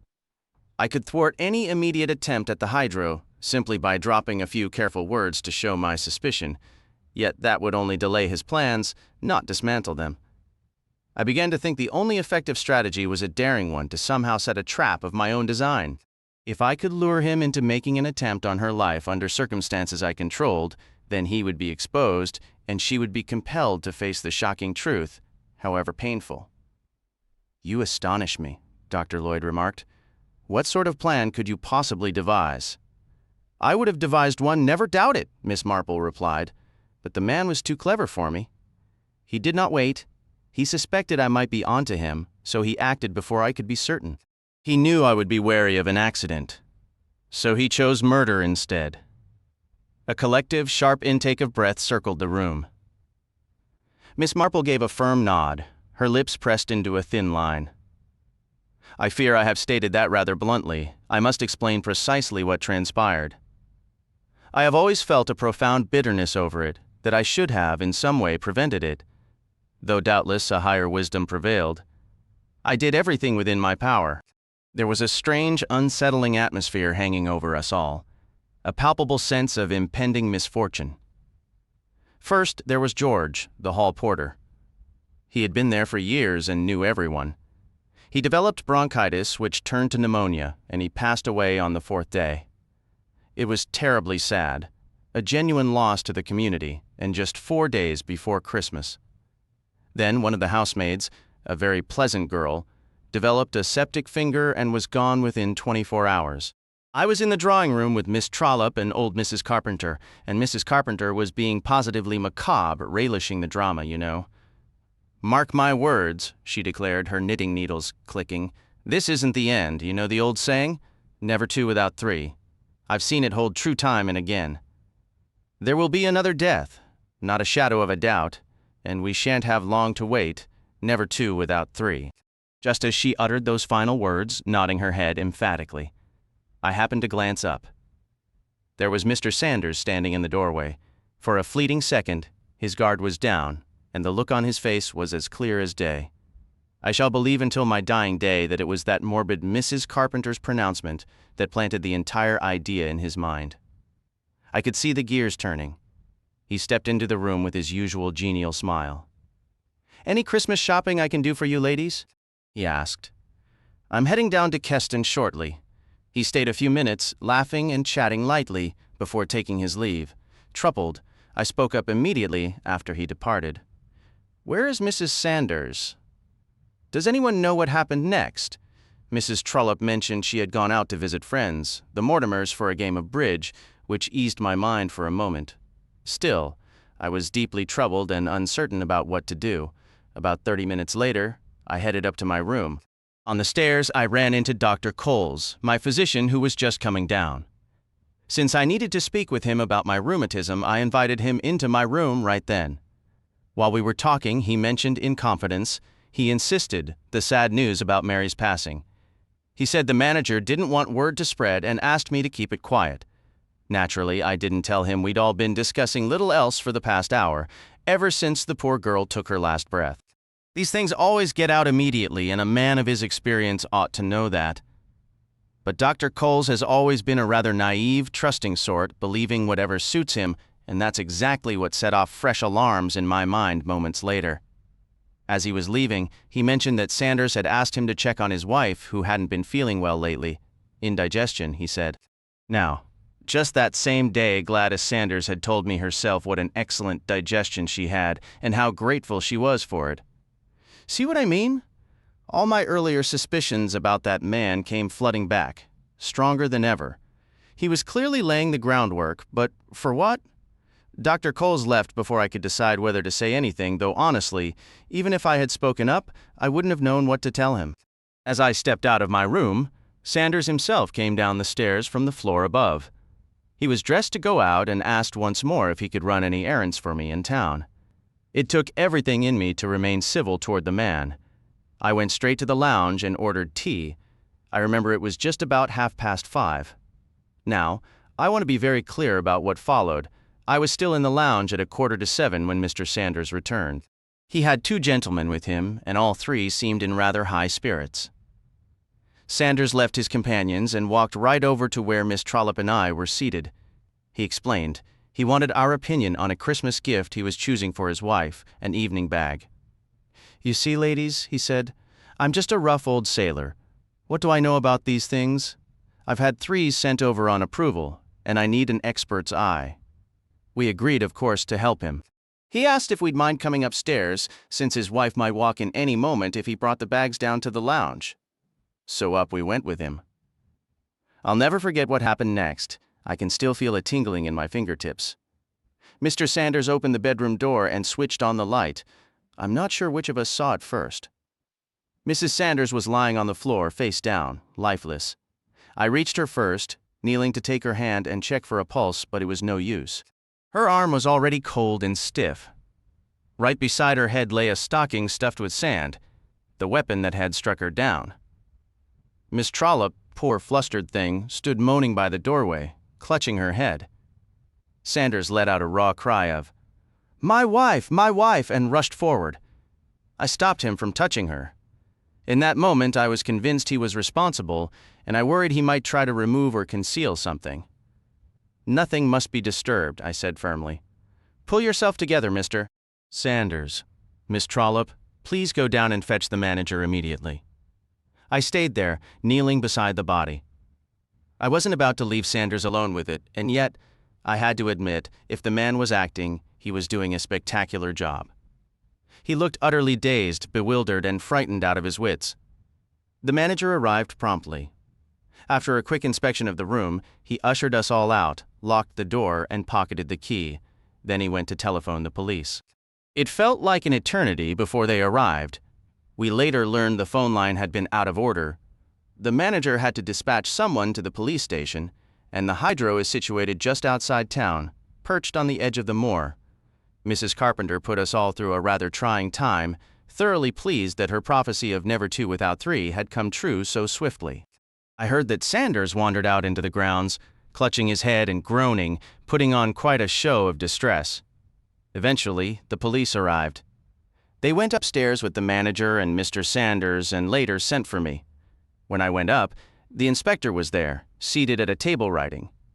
He struck me as an intelligent man, and I found him agreeable.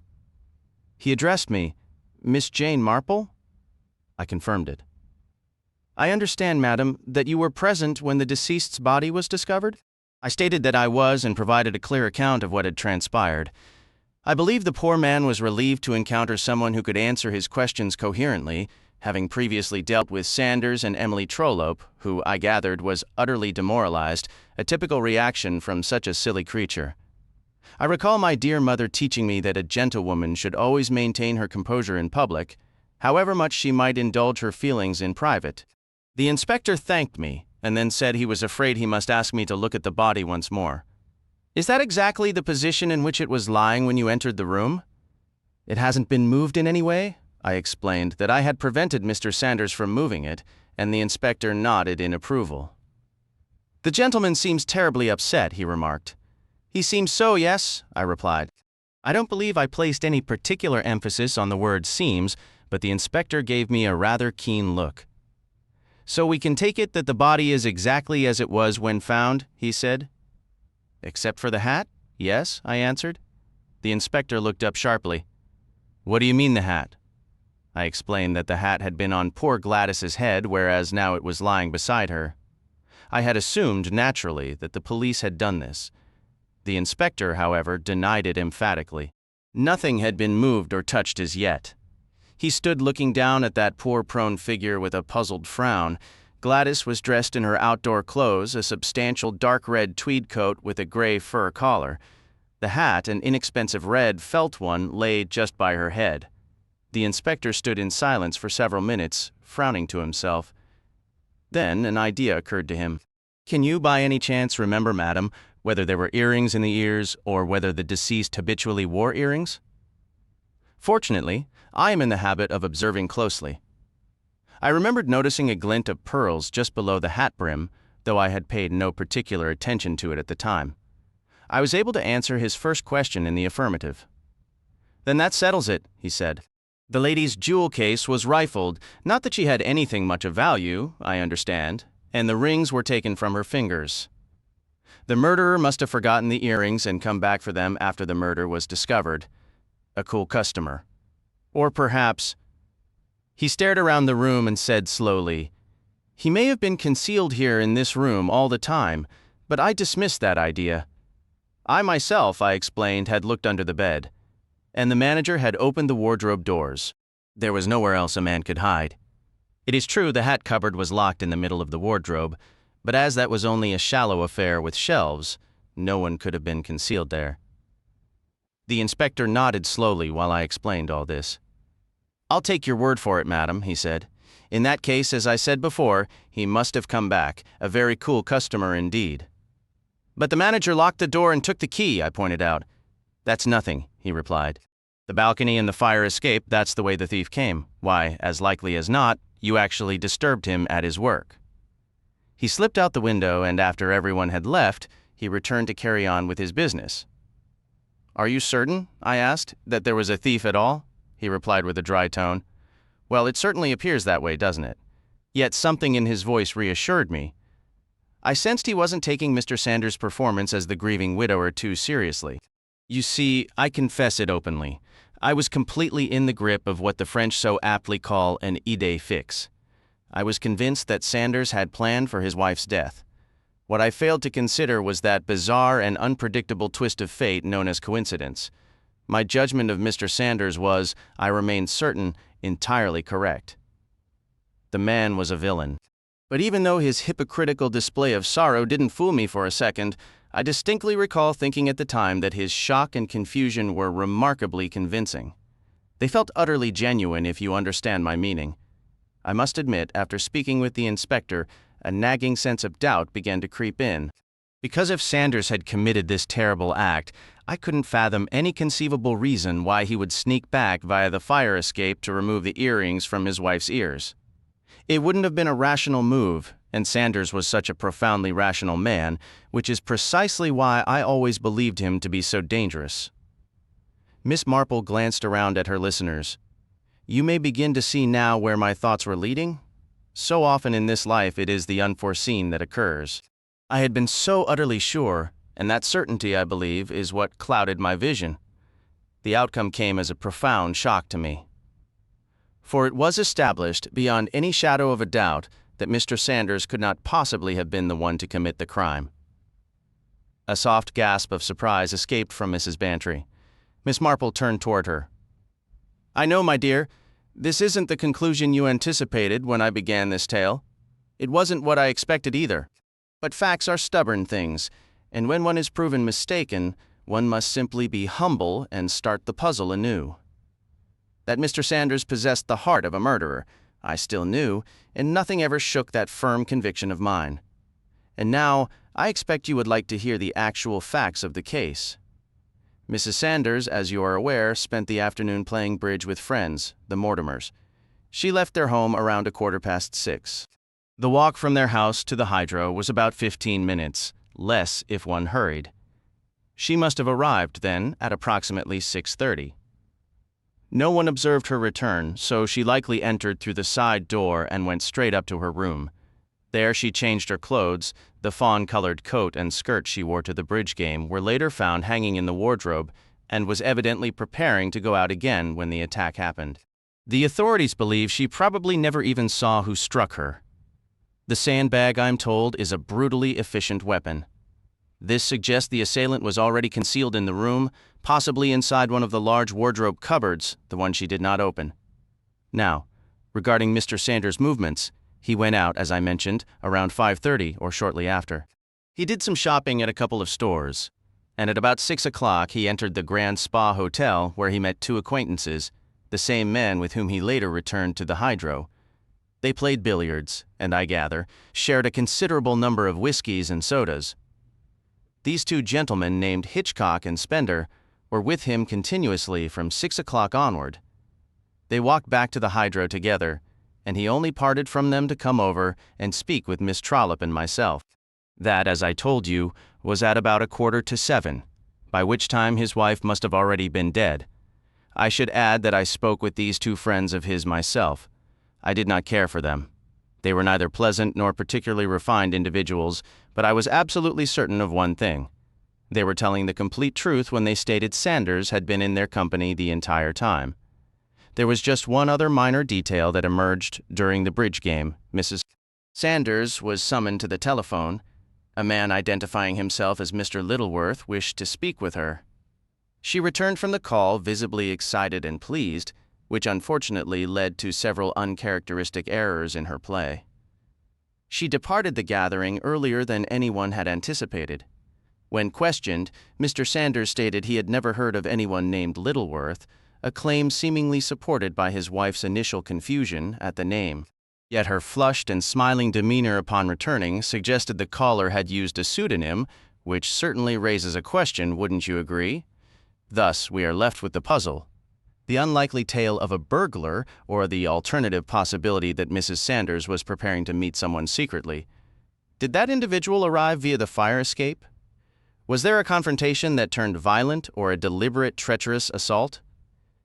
Miss Marple fell silent.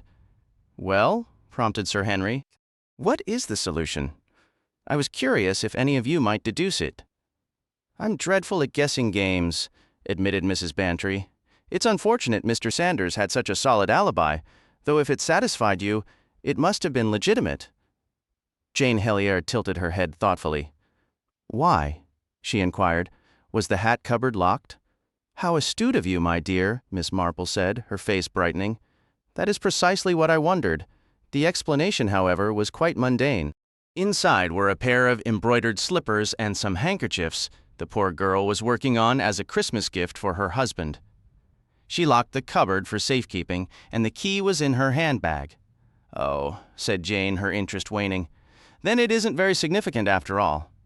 "On the contrary," Miss Marple insisted, "it is the single most crucial detail, the one hitch that unraveled the murderer's entire scheme." Everyone fixed their gaze on the elderly lady. "I failed to see it myself for 2 full days," Miss Marple confessed. "I puzzled and puzzled, and then, quite suddenly, everything became perfectly clear. I went to the inspector and proposed an experiment, which he conducted." "What did you ask him to do?" "I asked him to place that hat upon the poor girl's head, and of course it would not fit. It wasn't her hat, you see."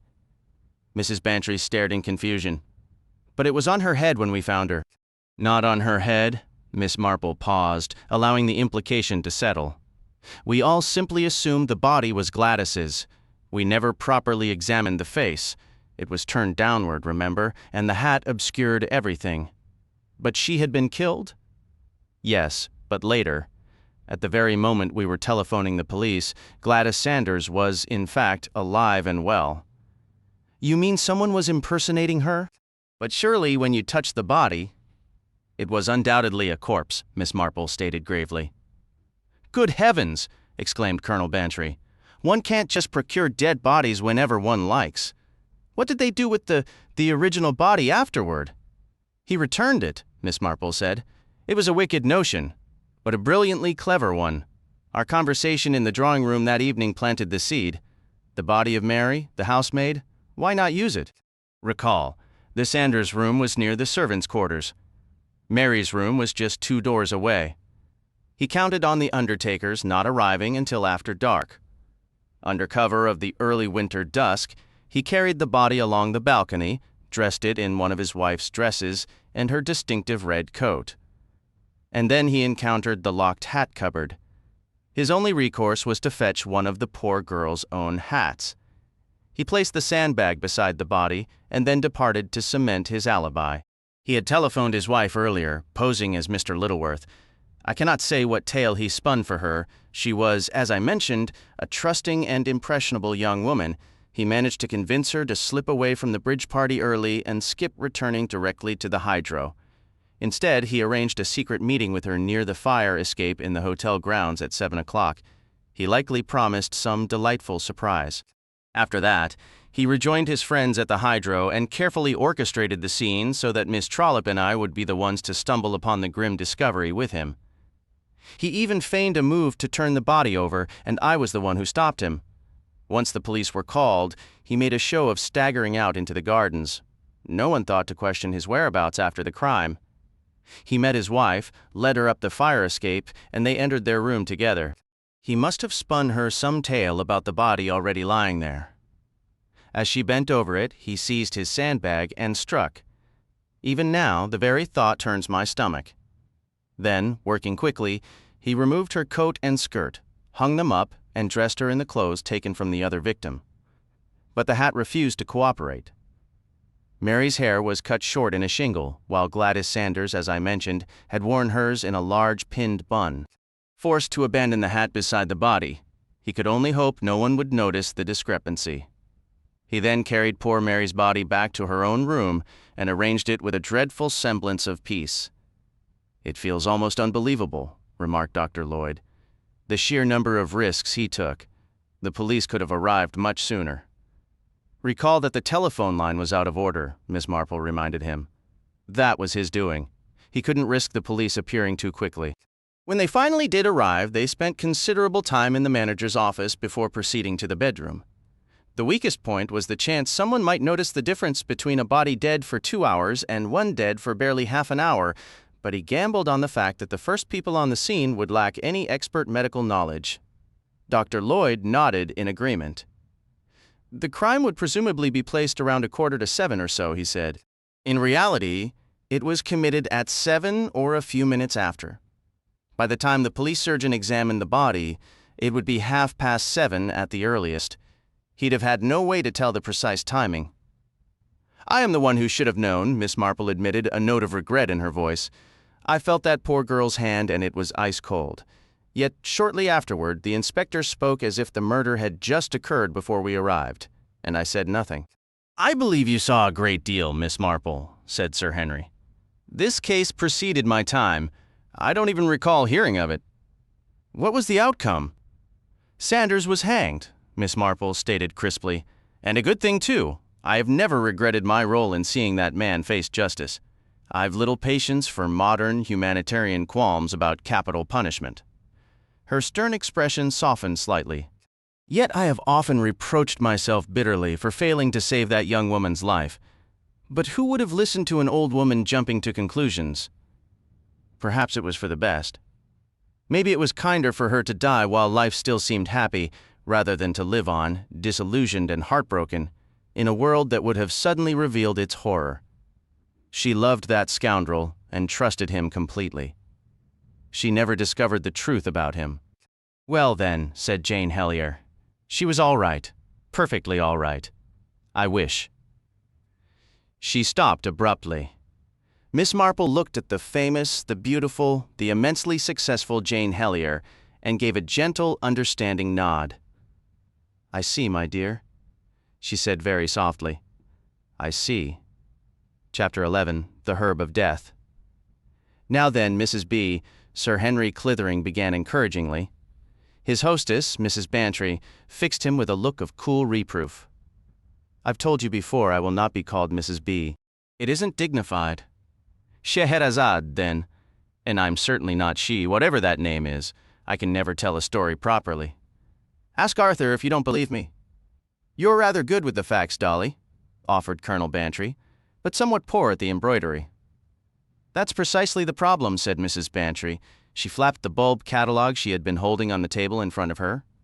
"I've been listening to all of you, and I simply don't know how you manage it." Mrs. Bantry shook her head firmly. All that talk of he said, she said, it's simply not for me, and honestly, my life is too ordinary to make a story from. Dr. Lloyd gave a skeptical smile. We can't accept that, Mrs. Bantry, Miss Marple added softly. Surely, my dear. It's true, Mrs. Bantry insisted. Between the household staff and the endless hunt for a decent scullery maid, my days are filled with errands, trips to the city for dress fittings and dental appointments, enduring Ascot because Arthur despises it, and of course, the endless demands of the garden. Ah, the garden, Dr. Lloyd chuckled. We all know where your true passion lies. Jane Hillier, the lovely young actress, sighed wistfully. A garden must be wonderful, provided one doesn't have to dig and get soil under their nails. I do adore flowers. Sir Henry leaned forward. Then let's begin with the garden. The poisoned bulb, the fatal daffodils, the herb of death. How strange you should mention that, Mrs. Bantry replied, her expression turning thoughtful. Arthur, you recall that peculiar affair at Clotterham Court, don't you? Sir Ambrose Bursey, such a dignified, charming old gentleman, we thought him. Indeed, I remember, said Arthur. A very odd business. You tell it, Dolly. You should be the one, dear. Nonsense. You must steer your own ship. I've done my part. Mrs. Bantry took a deep breath, her face a picture of concentration, and began to speak quickly. Well, there isn't much to tell. Sir Henry's mention of the herb of death brought it to mind, though I've always privately thought of it as the sage and onions incident. Sage and onions? Inquired Dr. Lloyd. Mrs. Bantry nodded. That's precisely how it happened. Arthur and I were guests of Sir Ambrose Bursey at Clotterham Court. One day, rather carelessly in my opinion, a batch of foxglove leaves was gathered alongside the sage. The ducks served for dinner that evening were stuffed with the mixture. Everyone fell terribly ill, and one poor girl, Sir Ambrose's ward, died from it. She stopped abruptly. How dreadful, murmured Miss Marple. Wasn't it just? Well, prompted Sir Henry. What followed? Nothing, stated Mrs. Bantry. That's all there is? A collective gasp went around the room. Despite the warning, such brevity was startling. But my dear lady, Sir Henry protested, it cannot possibly be all. You've described a tragedy, not a mystery. Well, naturally there is a bit more, Mrs. Bantry admitted. But if I told you, you'd know the answer straight away. She looked around defiantly, adding in a wounded tone. I told you all I haven't the knack for dressing things up properly, the way a story ought to be told. Aha! Sir Henry adjusted his monocle, a spark of amusement in his eyes. Scheherazade, this is most stimulating. You've challenged our ingenuity. I'm beginning to suspect you've done this on purpose to pique our curiosity. A few rounds of questions are in order, I think. Miss Marple, will you begin? I should like to know about the cook, said Miss Marple. She must have been a rather unintelligent woman, or perhaps quite inexperienced. She was simply stupid, Mrs. Bantry confirmed. Afterward, she wept and claimed the leaves had been brought to her as sage. How was she to know the difference? Not one to use her own judgment, Miss Marple observed. An older woman, I imagine, and likely a very capable cook. Oh, excellent, Mrs. Bantry affirmed. Your turn, Miss Hillier, said Sir Henry. Oh, you mean for me to ask something? Jane hesitated, her beautiful eyes wide with uncertainty. Finally, she said helplessly, Truly, I don't know what to ask. Sir Henry offered an encouraging smile. Why not the dramatis personae, Miss Hillier? Jane still looked puzzled. The characters, he explained gently, in order of their appearance. Oh, yes, said Jane, though her confusion was only slightly eased. That's a sensible plan, Mrs. Bantry agreed, and began counting off the guests with energy. Sir Ambrose, of course, then Sylvia Keene, the poor girl who passed away. Her friend, Maud Y., was staying with them, one of those intense, striking girls who somehow command a room without being conventionally pretty. A Mr. Curl had come down to consult with Sir Ambrose about some rare book collection, dusty old Latin texts on crumbling parchment.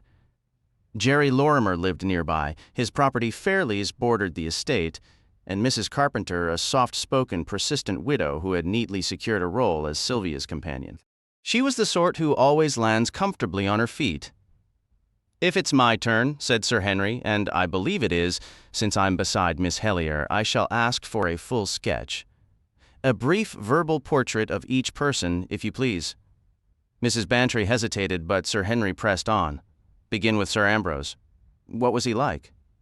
"Oh, he was distinguished, not truly old, perhaps 60, but frail. A weak heart meant he couldn't manage stairs. He'd had a lift installed, which added to an impression of age. His manners were exquisite, almost courtly. I never saw him flustered. Beautiful white hair and a wonderfully gentle voice." "Excellent," said Sir Henry. "Now, the girl Sylvia, was it? Sylvia Keene?" "Very pretty indeed. Fair hair, lovely complexion.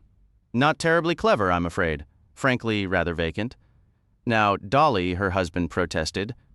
"Arthur naturally wouldn't agree," Mrs. Bantry said dryly. But she was dull. She never uttered a single interesting remark. "One of the most graceful creatures I ever saw," Colonel Bantry insisted warmly.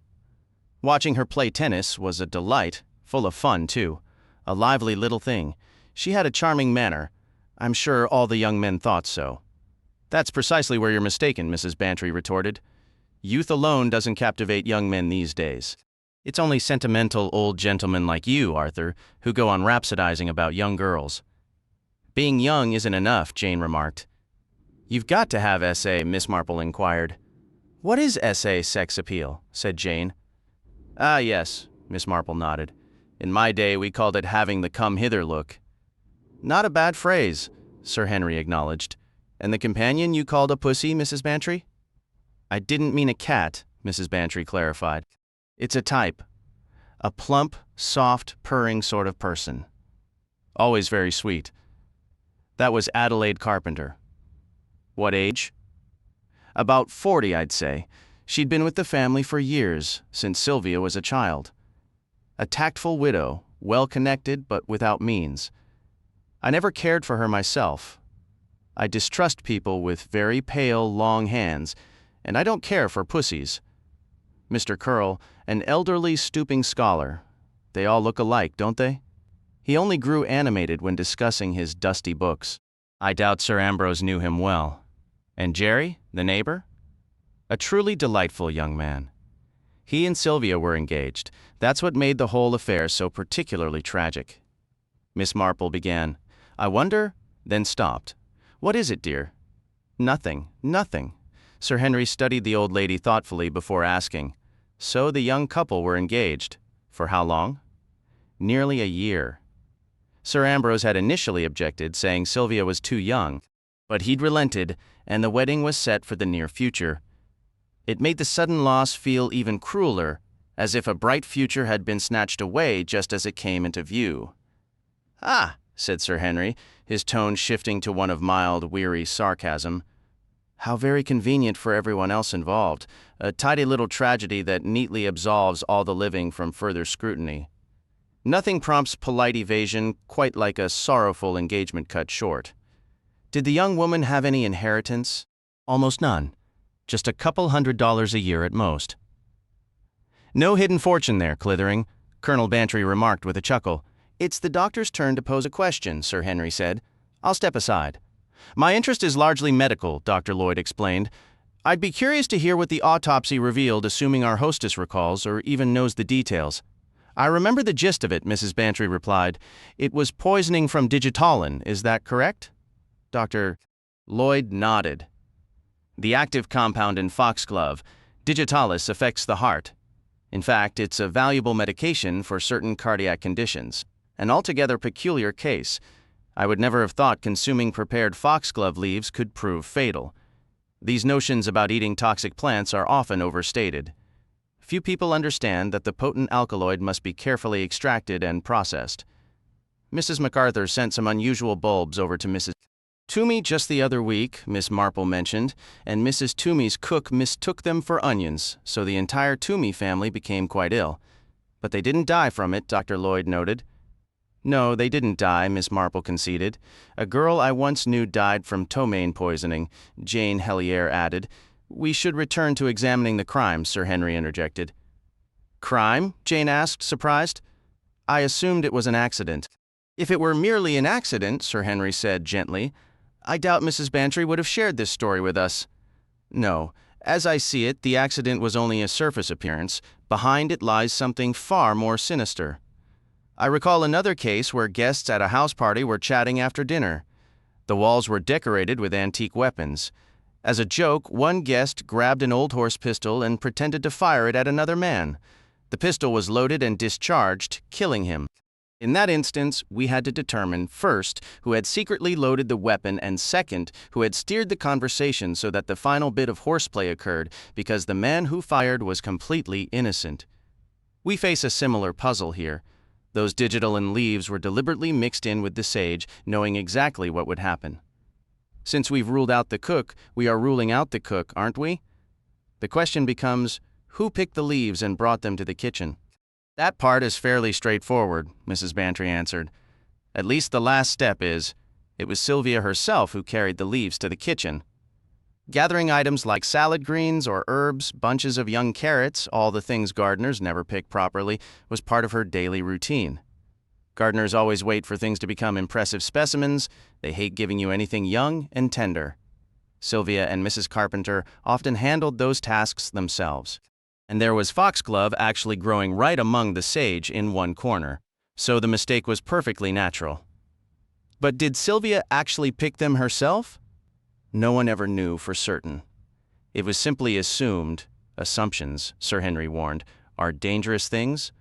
What I do know, Mrs. Bantry continued, is that Mrs. Carpenter didn't pick them, because as it happened, she was walking with me on the terrace that morning.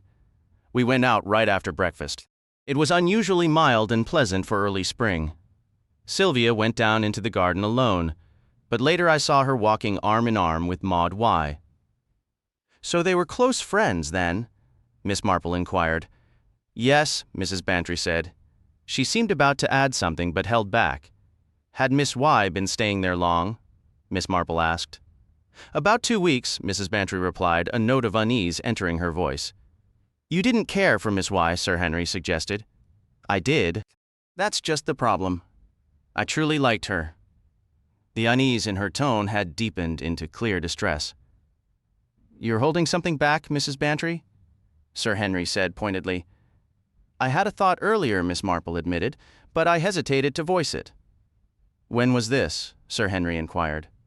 It was when you mentioned the young couple's engagement, she explained. You said that was what made it all so tragic. But if you'll forgive my saying so, your tone didn't quite match the words.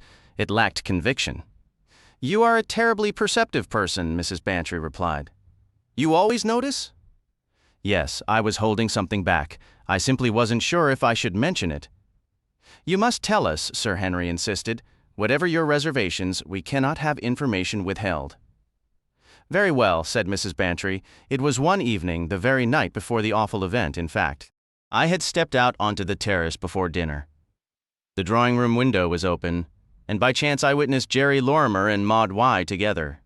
He was, well, kissing her.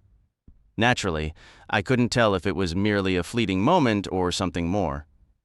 I recall Sir Ambrose never truly approved of Jerry. Perhaps he sensed the young man's character. But one thing I am certain of, that girl, Maud, was genuinely in love with him. You only had to see her expression when she thought no one was looking. In many ways, I believe they were better suited than he and Sylvia ever were. Allow me to pose a question before Miss Marple does, Sir Henry interjected. After the tragedy, did Jerry Lorimer marry Maud Y? He did, confirmed Mrs. Bantry, 6 months later. Oh, Scheherazade, Scheherazade, Sir Henry exclaimed, to consider how you first presented this story to us. Bare bones indeed, and now look at the substance we are uncovering. Please, don't be so macabre, Mrs. Bantry chided. And avoid the word flesh. Vegetarians always use it in a way that ruins one's appetite. Mr. Curl was a vegetarian, you know. He ate a peculiar bran-like substance for breakfast. Those stooping, bearded older gentlemen often have their oddities. They frequently favor peculiar types of undergarments as well. My dear Dolly, her husband protested. What could you possibly know about Mr. Curl's undergarments? Nothing at all, Mrs. Bantry stated with dignity. It was merely an educated guess. Let me revise my earlier statement, said Sir Henry. "The cast of characters in your mystery is becoming fascinating. I'm starting to visualize them all. Don't you agree, Miss Marple?" "Human nature is invariably interesting, Sir Henry," she mused. "And it is curious how certain patterns of behavior repeat themselves so consistently." "Two women and one man," Sir Henry reflected. "The eternal human triangle. Is that the foundation of our puzzle here?" "I rather suspect it is." Dr. Lloyd cleared his throat somewhat hesitantly. "I've been pondering," he began. "Mrs. Bantry, you mentioned that you yourself fell ill." "Did I ever? And so did Arthur, so did everyone present?" "Precisely, everyone," the doctor emphasized. "You see my point? In the story Sir Henry shared earlier, one man shot another. He didn't need to shoot an entire roomful of people." "I'm not following," said Jane. "Who shot whom?" "What I mean," Dr. Lloyd clarified, "is that whoever devised this scheme approached it very strangely, either with a blind faith in chance or with an utterly reckless disregard for life. I can scarcely believe anyone would deliberately poison 8 people just to eliminate one among them." "I understand your concern," Sir Henry said thoughtfully. "I confess I should have considered that. And couldn't the poisoner have become a victim as well?" Jane wondered. "Was anyone absent from dinner that night?" Miss Marple inquired. Mrs. Bantry shook her head. "Everyone was there, except Mr. Lorimer, I assume, my dear. He wasn't a house guest, was he?" "No, but he was dining there that evening," Mrs. Bantry confirmed. "Oh," Miss Marple's tone shifted markedly. "That alters everything." She frowned, annoyed with herself. "I've been rather slow," she murmured. "Exceedingly slow indeed." "I must admit your point troubles me as well, Lloyd," said Sir Henry. "You can't guarantee it," the doctor replied, shifting the entire premise. "That's precisely my point. What if the girl wasn't the intended target at all?" Sir Henry was taken aback. "What do you mean? In any instance of food poisoning, the outcome is wildly unpredictable," the doctor explained. "Several people share a meal. The result? One or two feel a bit off. Perhaps 2 others become seriously ill, and one might die.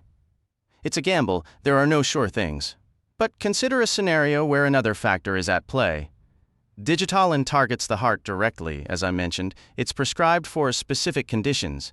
Now, one person in that household had a known heart condition. What if he was the chosen victim? A dose that might merely sicken the others could be lethal to him, or so the killer might logically assume. That events unfolded differently only proves my earlier argument about the fickle and unreliable nature of drugs on the human body. "Sir Ambrose," Sir Henry murmured, connecting the dots. "You believe he was the mark all along. The girl's death was a tragic error." Jane leaned forward, her practical mind cutting to the chase. "Who stood to inherit his money?" "That's always a key question." "A very sound one, Miss Helier," Sir Henry agreed. "It's among the first we ask in my former line of work." Mrs. Bantry spoke slowly, recalling the details. "Sir Ambrose had a son, but they'd had a terrible falling out years before. The young man was rather reckless from what I heard. Still, Sir Ambrose couldn't disinherit him entirely. Clotterham Court was entailed. The title and estate went to Martin Bercy. However, there was a considerable amount of additional property Sir Ambrose could dispose of freely, and he left it all to his ward, Sylvia. I know this because he passed away less than a year after these events, and he never made a new will following Sylvia's death. I believe the money reverted to the crown or possibly to his son as next of kin. The specifics escape me now. So the only people with a potential motive were a son who wasn't even present, and the very girl who died," Sir Henry mused thoughtfully. "That doesn't give us much to work with." "Did the other woman receive anything?" Jane pressed. "The one you call the pussy woman?" "She wasn't mentioned in the will," Mrs. Bantry confirmed. Sir Henry noticed Miss Marple's distant expression. "Miss Marple, you've drifted off. You're miles away." "I was just thinking of old Mr. Badger, our local chemist," Miss Marple said, her eyes gentle but sharp. "He employed a very young housekeeper, young enough to be his granddaughter. He told no one, and his family, a flock of expectant nephews and nieces, were in for quite the shock. When he died, it was revealed he'd been secretly married to her for 2 full years. Now, Mr. Badger was a chemist and rather a blunt, common old fellow, while Sir Ambrose Bercy was, as Mrs. Bantry says, the picture of a courtly gentleman." But for all that, human nature has a remarkable way of repeating itself everywhere. A thoughtful silence settled over the room. Sir Henry studied Miss Marple, who met his gaze with a quietly knowing look. Jane finally broke the quiet. Was this Mrs. Carpenter attractive? Yes, but in a very understated way. Nothing flashy. She had a most soothing voice, Colonel Bantry offered. Purring, Mrs. Bantry interjected. That's the word for it, absolutely purring. You'll be called a cat yourself one of these days, Dolly. I don't mind being a cat within my own home, Mrs. Bantry retorted with a smile. I'm not overly fond of women in general, as you well know. I prefer men and flowers. Excellent taste, Sir Henry chuckled, particularly in the order you listed them. That was pure tact, Mrs. Bantry laughed. Then, growing serious again, she steered the conversation back. Now, what about my little puzzle? I've presented all the facts fairly, haven't I? Arthur, don't you think I've been fair? Quite fair, my dear, the Colonel affirmed. I doubt even the Jockey Club stewards would find fault with your presentation. Very well, said Mrs. Bantry, pointing a playful finger at Sir Henry. You're up first. I must warn you, my account may be a bit lengthy. You see, I don't have any firm convictions about the truth of it. First, consider Sir Ambrose. Well, he wouldn't choose such an unusual way to end his own life. And besides, he had nothing to gain from his ward's death. So Sir Ambrose is out. Mr. Curl, no motive for the girl's death. If Sir Ambrose was the target, perhaps he'd taken a few rare manuscripts nobody else would notice. That feels flimsy and improbable. So, despite Mrs. Bantry's suspicions about his undergarments, I believe Mr. Curl is in the clear. Miss Y. Motive for Sir Ambrose's death? None. Motive for Sylvia's death is quite strong. She wanted Sylvia's young man, and wanted him desperately from what Mrs. Bantry described. She was with Sylvia in the garden that morning, so she had the chance to pick the leaves. No, we can't dismiss Miss Y so quickly, young Lorimer. He has a motive in either scenario. If he removes his sweetheart, he can marry the other girl. Still, killing her seems extreme. What's a broken engagement nowadays? If Sir Ambrose dies, he marries a wealthy girl instead of a poor one. That might matter, or it might not, depends on his finances. If I discover his estate was deeply in debt and Mrs. Bantry has deliberately hidden that from us, I'll cry foul. Now, Mrs. Carpenter. You know, I have my doubts about Mrs. Carpenter. Those pale hands, for one thing, and her perfect alibi when the herbs were gathered, I never trust alibis. And I have another reason to suspect her that I'll keep to myself. Still, overall, if I must choose, I'll lean toward Miss Maud Y because there's more evidence against her than anyone else. Next, said Mrs. Bantry, pointing at Dr. Lloyd. I believe you're mistaken, Clithering, in holding to the idea that the girl's death was intended. I'm convinced the murderer meant to eliminate Sir Ambrose. I don't think young Lorimer had the necessary knowledge. I'm inclined to suspect Mrs. Carpenter. She'd been with the family a long time, knew all about Sir Ambrose's health, and could easily have arranged for this Sylvia, who, as you noted yourself, was rather simple to pick the correct leaves. Motive, I admit, I don't see, but I'll hazard a guess that Sir Ambrose had once made a will mentioning her. That's the best I can offer. Mrs. Bantry's pointing finger moved to Jane Hillier. I'm not sure what to say, Jane began, except this. Why couldn't the girl have done it herself? She's the one who brought the leaves into the kitchen. And you said Sir Ambrose had been opposing her marriage. If he died, she'd inherit the money and could marry immediately. She'd know just as much about Sir Ambrose's health as Mrs. Carpenter would. Finally, Mrs. Bantry's finger slowly turned to Miss Marple. All right, schoolmarm, she said. Sir Henry has laid it all out very clearly, exceptionally clearly, Miss Marple replied, and Dr. Lloyd was quite correct in his observations. Between them, they've made everything seem so straightforward, only I don't believe Dr. Lloyd fully considered one aspect of what he said.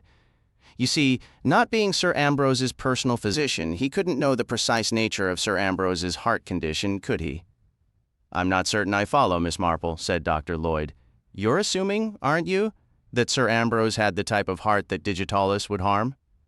But there's no proof of that. It might be the complete opposite. The opposite? Yes, you did mention it's often prescribed for heart trouble. Even so, Miss Marple, I don't see where that leads. Well, it would mean he would have digitalis in his possession quite naturally, without having to explain it. What I'm trying to say, I always explain things so poorly, is this. Suppose you wanted to poison someone with a lethal dose of digitalis. Wouldn't the simplest and easiest method be to arrange for everyone to be poisoned using digitalis leaves? Of course, it wouldn't be fatal for anyone else, but no one would question a single casualty. As Dr. Lloyd pointed out, these matters are terribly unpredictable. Who would bother to investigate whether the young woman had ingested a lethal amount of digitalis infusion or something similar? He could have slipped it into her cocktail, her afternoon coffee, or even persuaded her to take it as a simple health tonic. Are you suggesting Sir Ambrose poisoned his own ward, the lovely girl he adored? Precisely, Miss Marple replied. It brings to mind the tale of Mr. Badger and his young housekeeper. Don't claim it's ridiculous for a man of 60 to become infatuated with a girl of 20. It occurs constantly, and with a stubborn old tyrant like Sir Ambrose, such an obsession could manifest in the strangest ways. These fixations can turn into a kind of madness. He couldn't stomach the idea of her marrying and did everything to prevent it, but failed. His jealous rage grew so intense that he would rather see her dead than with young Lorimer. He must have planned it well in advance, as those foxglove seeds needed to be planted discreetly among the sage. He'd harvest them himself when the moment was right and send her to the kitchen with the leaves. It's a dreadful thought, though. We must try to be as charitable as possible. Elderly gentlemen can become remarkably peculiar when young ladies are involved. Our former church organist, but never mind, I shouldn't indulge in gossip. Mrs. Bantry, Sir Henry interjected. Is this accurate? Mrs. Bantry gave a nod. Yes, I had no inkling. I always believed it was a tragic accident. Then, after Sir Ambrose passed, a letter arrived for me. He had left instructions for it to be sent. He confessed the truth in it. I'm not sure why he chose me. We always got on rather well. In the brief silence that followed, she sensed an unspoken judgment and continued quickly, a defensive edge to her voice. You probably think I'm breaching a confidence, but that's not the case. I've altered every name. He wasn't actually named Sir Ambrose Bursey. Didn't you notice how Arthur gave me that blank stare when I mentioned it? He was completely baffled at first. I've changed all the details. It's like the disclaimer they print in magazines and novels. All characters in this story are fictitious. You can never be sure who they truly represent. Chapter 12. The Incident at the Cottage. I've remembered something, announced Jane Hellier. Her lovely face brightened with the self-assured smile of a child anticipating praise, the same smile that captivated theater audiences nightly in London and had been a boon to countless photographers.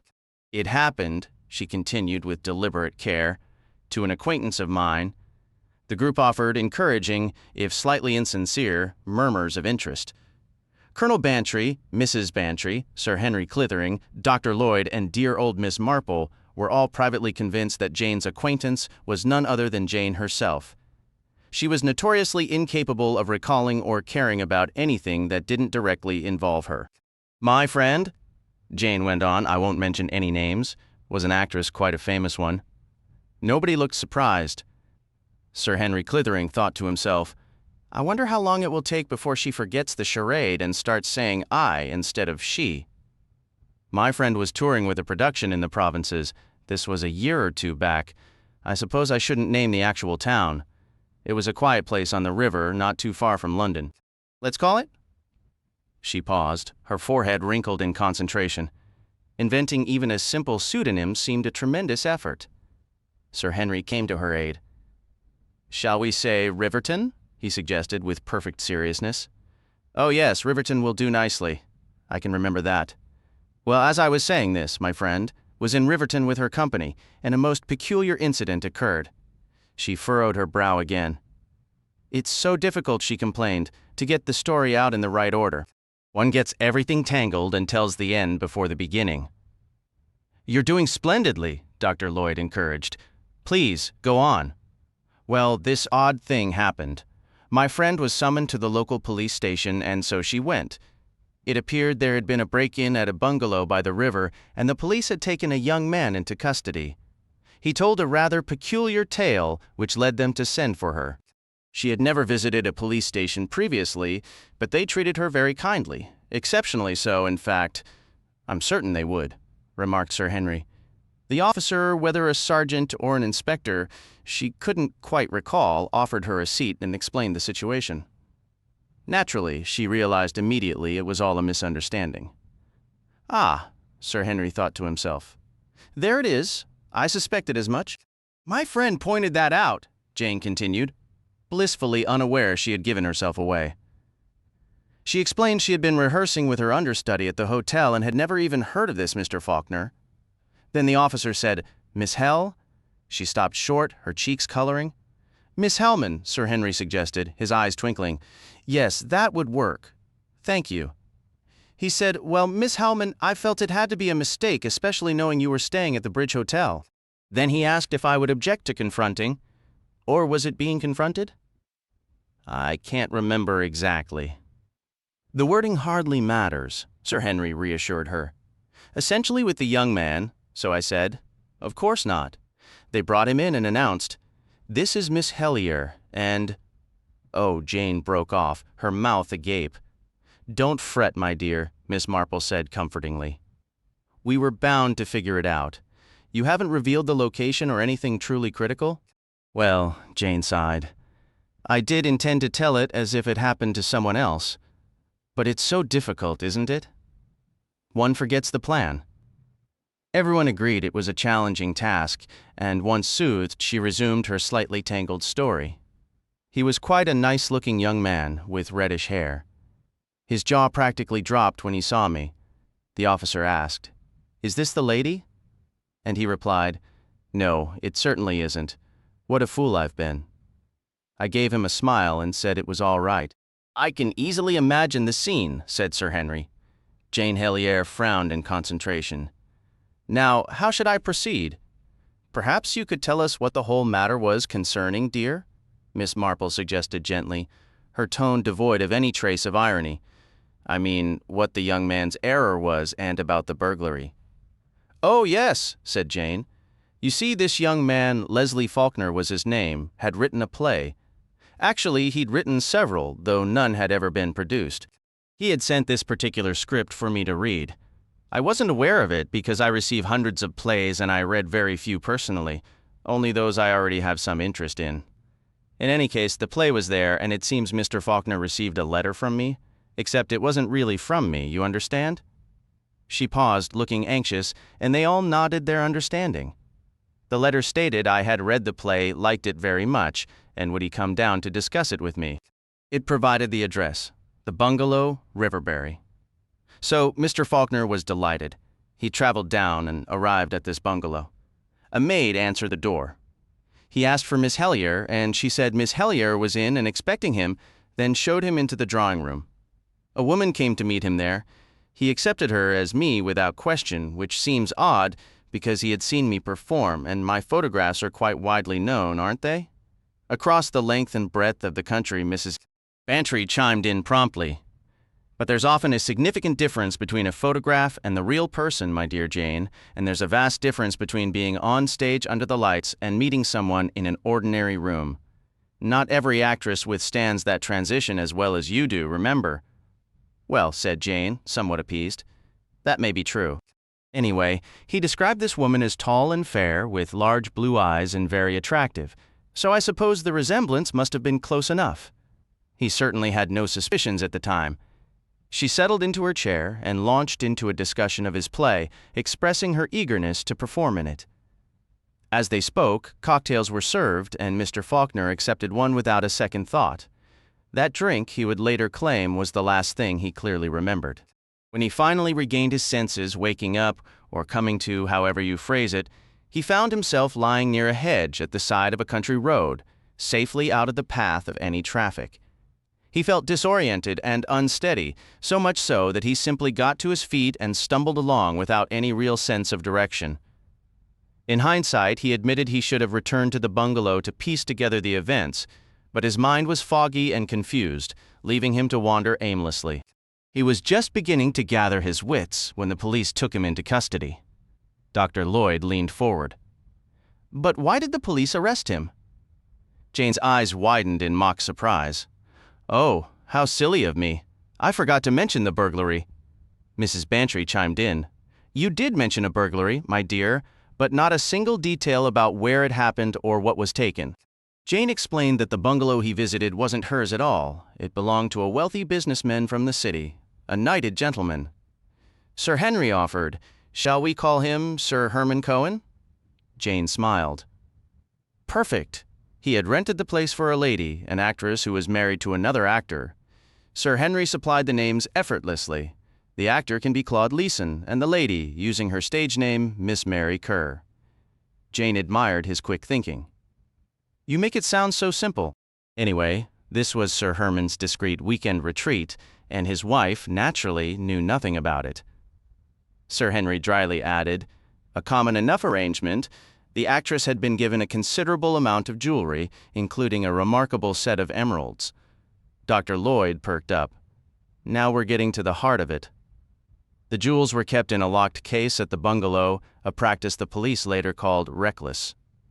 Colonel Bantry turned to his wife. "You see, Dolly? This is what I always tell you," Mrs. Bantry countered with her own philosophy. "In my experience, it's the overly cautious who lose things. I keep mine tucked loosely in a drawer under my stockings. If this Mary Kerr had done the same, they might still be there." Jane shook her head. "It wouldn't have mattered. Every drawer was forced open and the contents were scattered everywhere. Mrs. Bantry, ever the reader of mysteries, suggested, then they weren't just after jewels, they were searching for secret documents. That's how it always works in novels." Jane looked uncertain. "I never heard anything about secret papers." Colonel Bantry waved a hand. "Don't let Dolly's wild theories distract you. Please continue with the burglary." Jane nodded.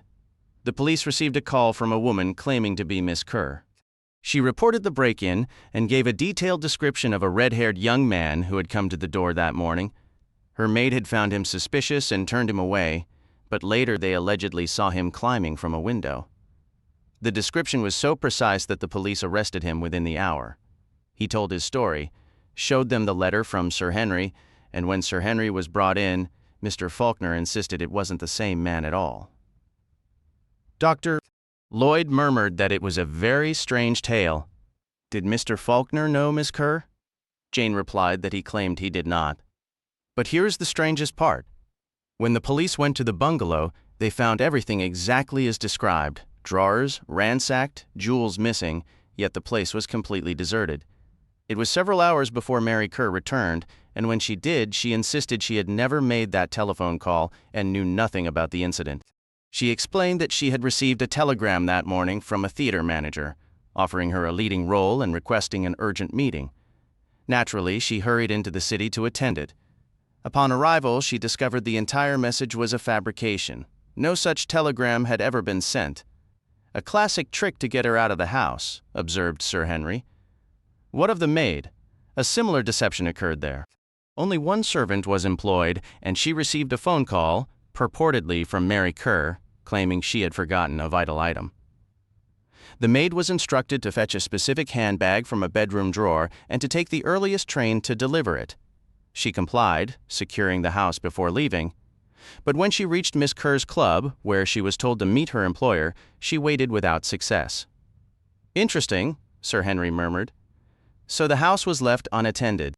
Gaining entry through a window likely wouldn't have been difficult, yet I'm still puzzled by Mr. Faulkner's involvement. If Miss Kerr didn't contact the police, who did? That remains a mystery. No one ever discovered the answer." "Curious indeed," Sir Henry remarked. "Was the young man confirmed to be who he claimed?" "Oh, yes, that much was verified. He even had the letter supposedly from me. The handwriting bore no resemblance to mine, but of course he wouldn't have known that." "Let's outline the situation clearly," Sir Henry continued. "Correct me if I err? The lady and her maid are lured away. This young man is drawn to the scene by a forged letter, given plausibility by your actual performance in Riverbury that week. He is drugged, and the police are anonymously alerted with suspicion directed squarely at him. A burglary did in fact occur. I assume the jewels were stolen?" "They were." "Were they ever recovered?" "No, never. In truth, I believe Sir Herman tried his utmost to suppress the entire affair. He wasn't entirely successful, and I rather suspect his wife initiated divorce proceedings because of it, though I can't be certain. What became of Mr. Leslie Falconer? He was eventually released. The authorities admitted they lacked sufficient evidence.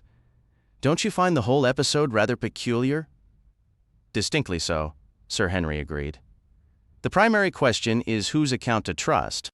In your telling, Miss Helier, I notice you lean toward believing Mr. Falconer. Do you have any reason beyond your own instinct?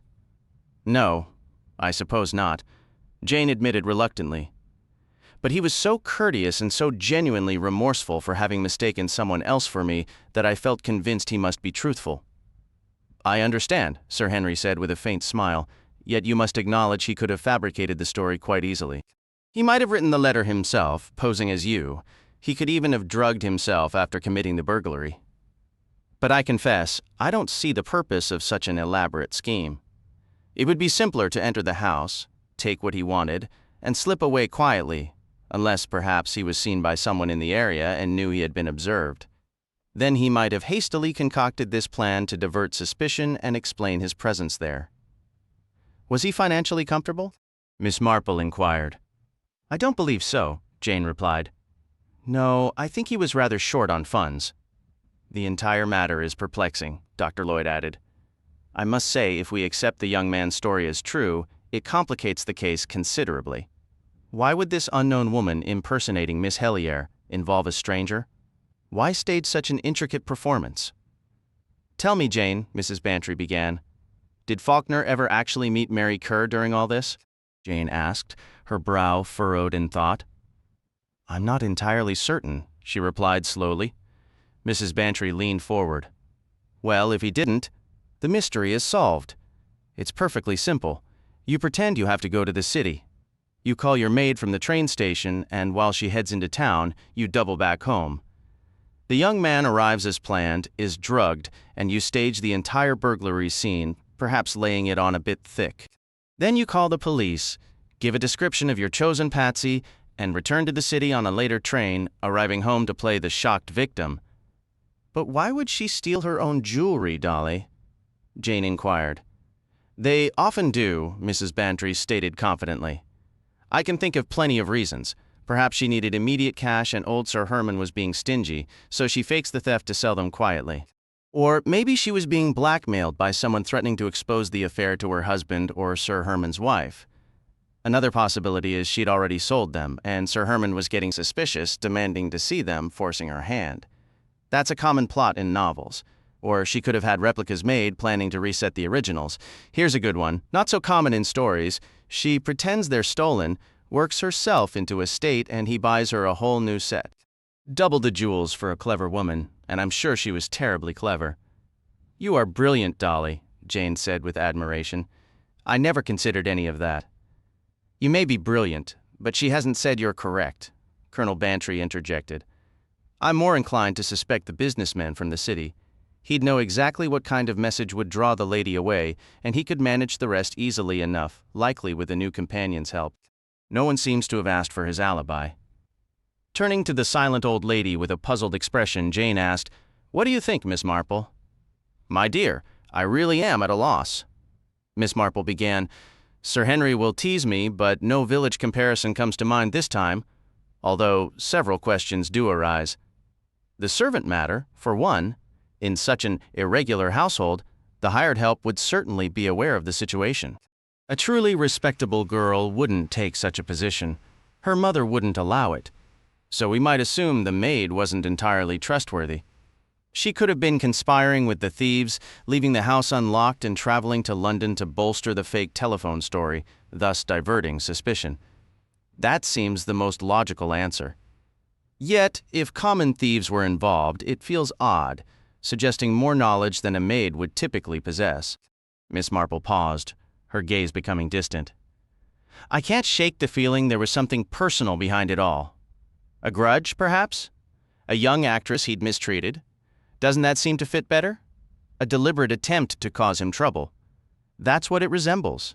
And yet, that doesn't feel entirely complete either. "Oh, Doctor, you've been so quiet," Jane said, suddenly noticing him. "I'd nearly forgotten you were here."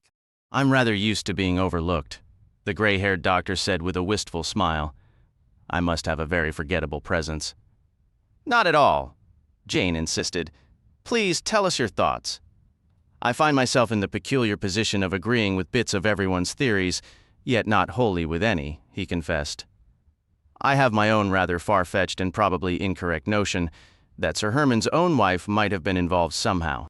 I have absolutely no basis for believing it, but you'd be astonished to learn the truly remarkable, even bizarre lengths a betrayed wife might go to in her imagination."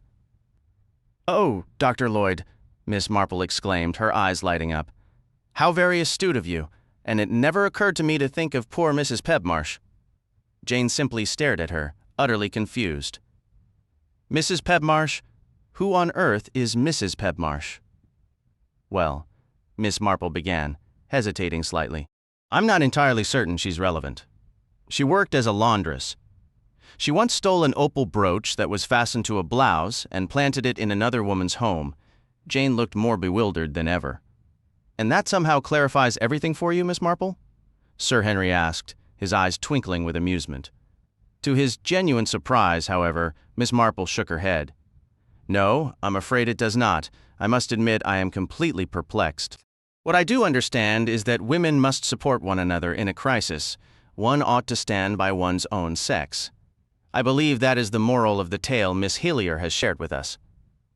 "I must confess that particular ethical dimension of the mystery has entirely escaped me," Sir Henry remarked solemnly. "Perhaps its significance will become clearer once Miss Hillier reveals the solution." "Pardon?" said Jane, looking rather lost. "I was merely noting that, in simple terms, we surrender. You, and you alone, Miss Hillier, have achieved the rare distinction of presenting a mystery so utterly baffling that even Miss Marple must confess herself defeated." "You're all giving up?" Jane asked. "Yes," Sir Henry confirmed after a moment's pause, during which he waited for anyone else to speak. He appointed himself spokesman once more. "To be precise, we stand or fall by the rather vague theories we've tentatively proposed. One each from the gentleman, two from Miss Marple, and a whole assortment from Mrs. B." "It was not an assortment," Mrs. Bantry corrected. "They were variations on a central idea. And how many times must I tell you not to call me Mrs. B?" "So you've all truly given up," Jane mused, a thoughtful expression on her face. "That is fascinating." She leaned back in her chair and began polishing her nails in a somewhat distracted manner. "Well then," said Mrs. Bantry impatiently, "out with it, Jane." "What is the answer?" "The answer? Yes. What actually happened?" Jane stared back at her, perfectly serene. "I haven't the faintest idea." "What?" "I've always wondered myself. I assumed all of you were so clever that one of you would surely be able to tell me." A wave of collective annoyance swept through the room. Jane's beauty was one thing, but at that moment everyone felt such profound stupidity was simply too much to bear. Even the most breathtaking loveliness could not justify it. "Do you mean to say the truth was never uncovered?" Sir Henry demanded. "No. That's precisely why, as I mentioned, I truly thought you would be able to explain it to me." Jane sounded almost wounded, as if she were the one who had been wronged. "Well, I'm Colonel Bantry sputtered, completely lost for words. "You are the most infuriating girl, Jane," his wife declared.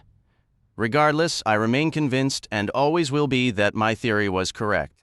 If you would only give us the real names of the people involved, I'd be absolutely certain." "I don't believe I could do that," Jane replied slowly. "No, my dear," Miss Marple said in her gentle, old-fashioned tone. "Miss Hillier could not possibly do that." "Of course she could," Mrs. Bantry insisted. "Don't be so principled, Jane. We older people thrive on a bit of gossip. At the very least, tell us who the wealthy financier was." But Jane shook her head firmly, and Miss Marple continued to support the young woman. "It must have been a terribly distressing affair," Miss Marple said sympathetically.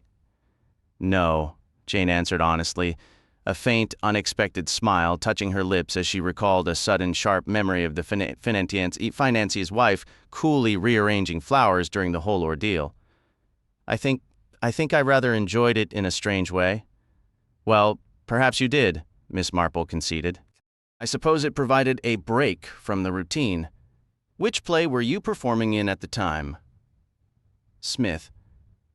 Oh, yes, that's one of Mr. Somerset Maugham's plays, isn't it? All of his works are exceedingly clever, I find. I've seen nearly every one. You're reviving it for a tour next autumn, aren't you? Mrs. Bantry inquired. Jane nodded. Well, said Miss Marple, rising to her feet, I must be getting home such late hours. But we've had a most entertaining evening, exceptionally so. I do believe Miss Helier's story deserves the prize? Jane's voice held a soft, regretful note. I'm sorry you're upset with me, she said, about not revealing the ending sooner. I probably should have spoken up. Dr. Lloyd responded with a chivalrous smile. My dear, there was no obligation. You presented us with a delightful puzzle to exercise our minds. My only regret is that none of us managed to solve it with any certainty. Speak for yourself, Mrs. Bantry interjected. I solved it. I'm absolutely convinced I'm right. You know, I rather think you are, Jane replied thoughtfully. What you described sounded very plausible. Sir Henry couldn't resist a playful jab. And which of her 7 different solutions are we referring to? Meanwhile, Dr. Lloyd kindly helped Miss Marple with her overshoes. Just as a precaution, the elderly lady explained. The doctor was to see her home to her quaint cottage. Bundled in several woolen wraps, Miss Marple bid the group good night once more. She paused last before Jane Helier, leaning in to whisper something that made the actress gasp a startled, "Oh!" loud enough to draw the attention of the others. With a serene smile and a nod, Miss Marple departed, leaving Jane staring after her. Are you coming up, Jane? Mrs. Bantry asked. What's the matter? You look as if you've seen an apparition? Jane seemed to collect herself with a deep sigh, bestowed a dazzling if slightly dazed smile upon the 2 gentlemen, and followed her hostess upstairs. Mrs. Bantry accompanied her into the bedroom. This fire is practically out, Mrs. Bantry remarked, giving the embers a futile poke. They clearly didn't build it properly. How utterly incompetent some housemates can be. Then again, we are terribly late tonight. Goodness, it's past 1 in the morning. Do you believe there are many people like her? Jane asked abruptly. She was perched on the edge of the bed, seemingly lost in thought. Like the housemaid? No. Like that peculiar old woman, Marple, is it? Oh, I shouldn't wonder, said Mrs. Bantry. She seems a fairly typical sort for a small village, I suppose. Oh, Dolly, Jane sighed heavily. I simply don't know what to do.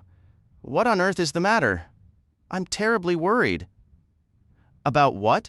Jane's expression turned gravely serious. Dolly, do you know what that strange old lady whispered to me just as she was leaving? No. What did she say? She said, I wouldn't proceed if I were you, my dear. Never place yourself too completely in another woman's power, even if you believe she's your friend at the time. You know, Dolly, that is painfully true. The advice? Yes, perhaps it is. But I fail to see how it applies here. I suppose you can never truly trust another woman, Jane mused, her tone shifting from anxious to one of bitter realization. And I would be entirely at her mercy. It never even occurred to me. What woman are you talking about? Netta Green, my understudy. What in the world could Miss Marple possibly know about your understudy? I suppose she deduced it, though I can't imagine how. Jane, for heaven's sake, will you please tell me plainly what this is all about? The story. The one I told tonight.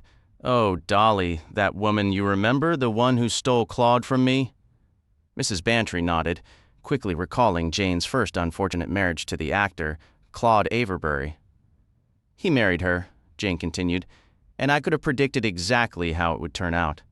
Claude has no idea, but she's having an affair with Sir Joseph Salmon, spending weekends with him at that bungalow I mentioned.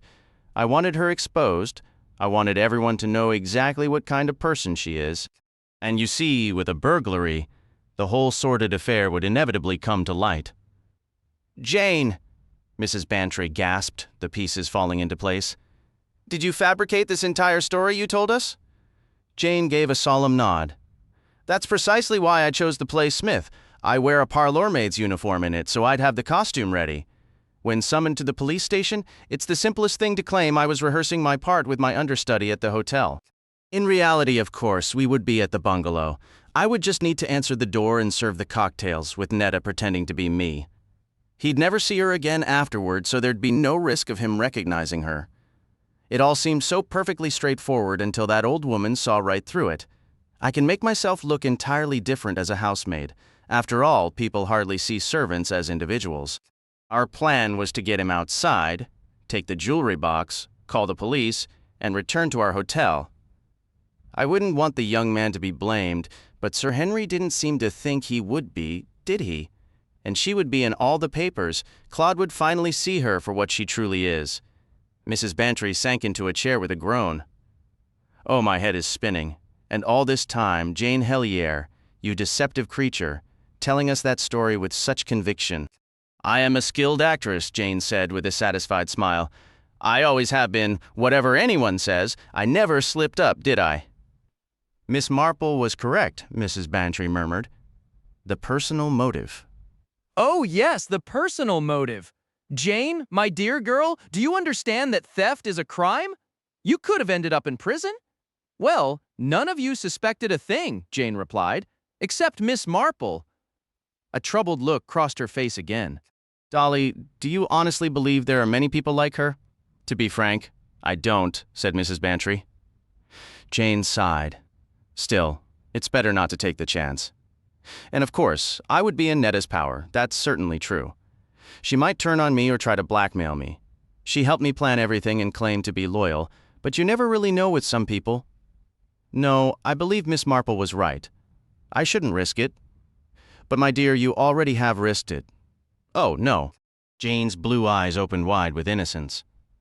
Don't you see? None of this has actually happened. I was merely, well, testing the waters, so to speak. I don't pretend to understand your theatrical expressions, Mrs. Bantry said with some dignity. Are you saying this is something you planned for the future, not something you've already done? I intended to do it this autumn in September. Now I don't know what to do. And Jane Marple figured it out. She actually guessed the truth and didn't tell us, Mrs. Bantry said, growing indignant. I suppose that's why she made that remark about women sticking together. She wouldn't expose me in front of the men. That was kind of her. I don't mind you knowing, Dolly. Well, you must abandon the idea, Jane. I implore you. I believe I shall, Miss Helier murmured softly. There could be other Miss Marples out there. Chapter 13. Death by Drowning. Sir Henry Clithering, the former Commissioner of Scotland Yard, was visiting his friends the Bantrys at their home near the small village of St. Mary Mead. Coming down to breakfast at the leisurely hour of 10:15 on a Saturday morning, he nearly ran into his hostess, Mrs. Bantry, in the breakfast room doorway. She was hurrying out, clearly in a state of some agitation and distress. Colonel Bantry was seated at the table, his face somewhat flushed. Good morning, Clithering, he said. Lovely day. Help yourself. Sir Henry did so. As he settled into his chair with a plate of kidneys and bacon, his host continued, Dolly's a bit upset this morning. Yes, I rather gathered that, Sir Henry replied mildly. He was somewhat puzzled. His hostess was generally of a calm temperament, not prone to moods or excitement. As far as Sir Henry knew, she felt passionately about only one subject, her garden. Yes, said Colonel Bantry. Some news we received this morning disturbed her, a girl from the village, Emmett's daughter, Emmett who runs the Blue Boar Inn. Oh yes, of course. Colonel Bantry mused. Pretty girl. Found herself in trouble. The usual story, I've been debating it with Dolly. Foolish of me. Women never see reason. Dolly was up in arms, defending the girl. You know how they are, men are beasts, all that sort of thing. But it's not so simple nowadays. Girls know what they're doing. The fellow involved isn't always a villain, it's often 50-50. I rather liked young Sanford myself. More of a young fool than a seducer, I would have said. Is Sanford the man responsible for the girl's situation? So it appears. Of course, I have no first-hand knowledge, the colonel said carefully. It's all just talk and speculation. You know how people are around here.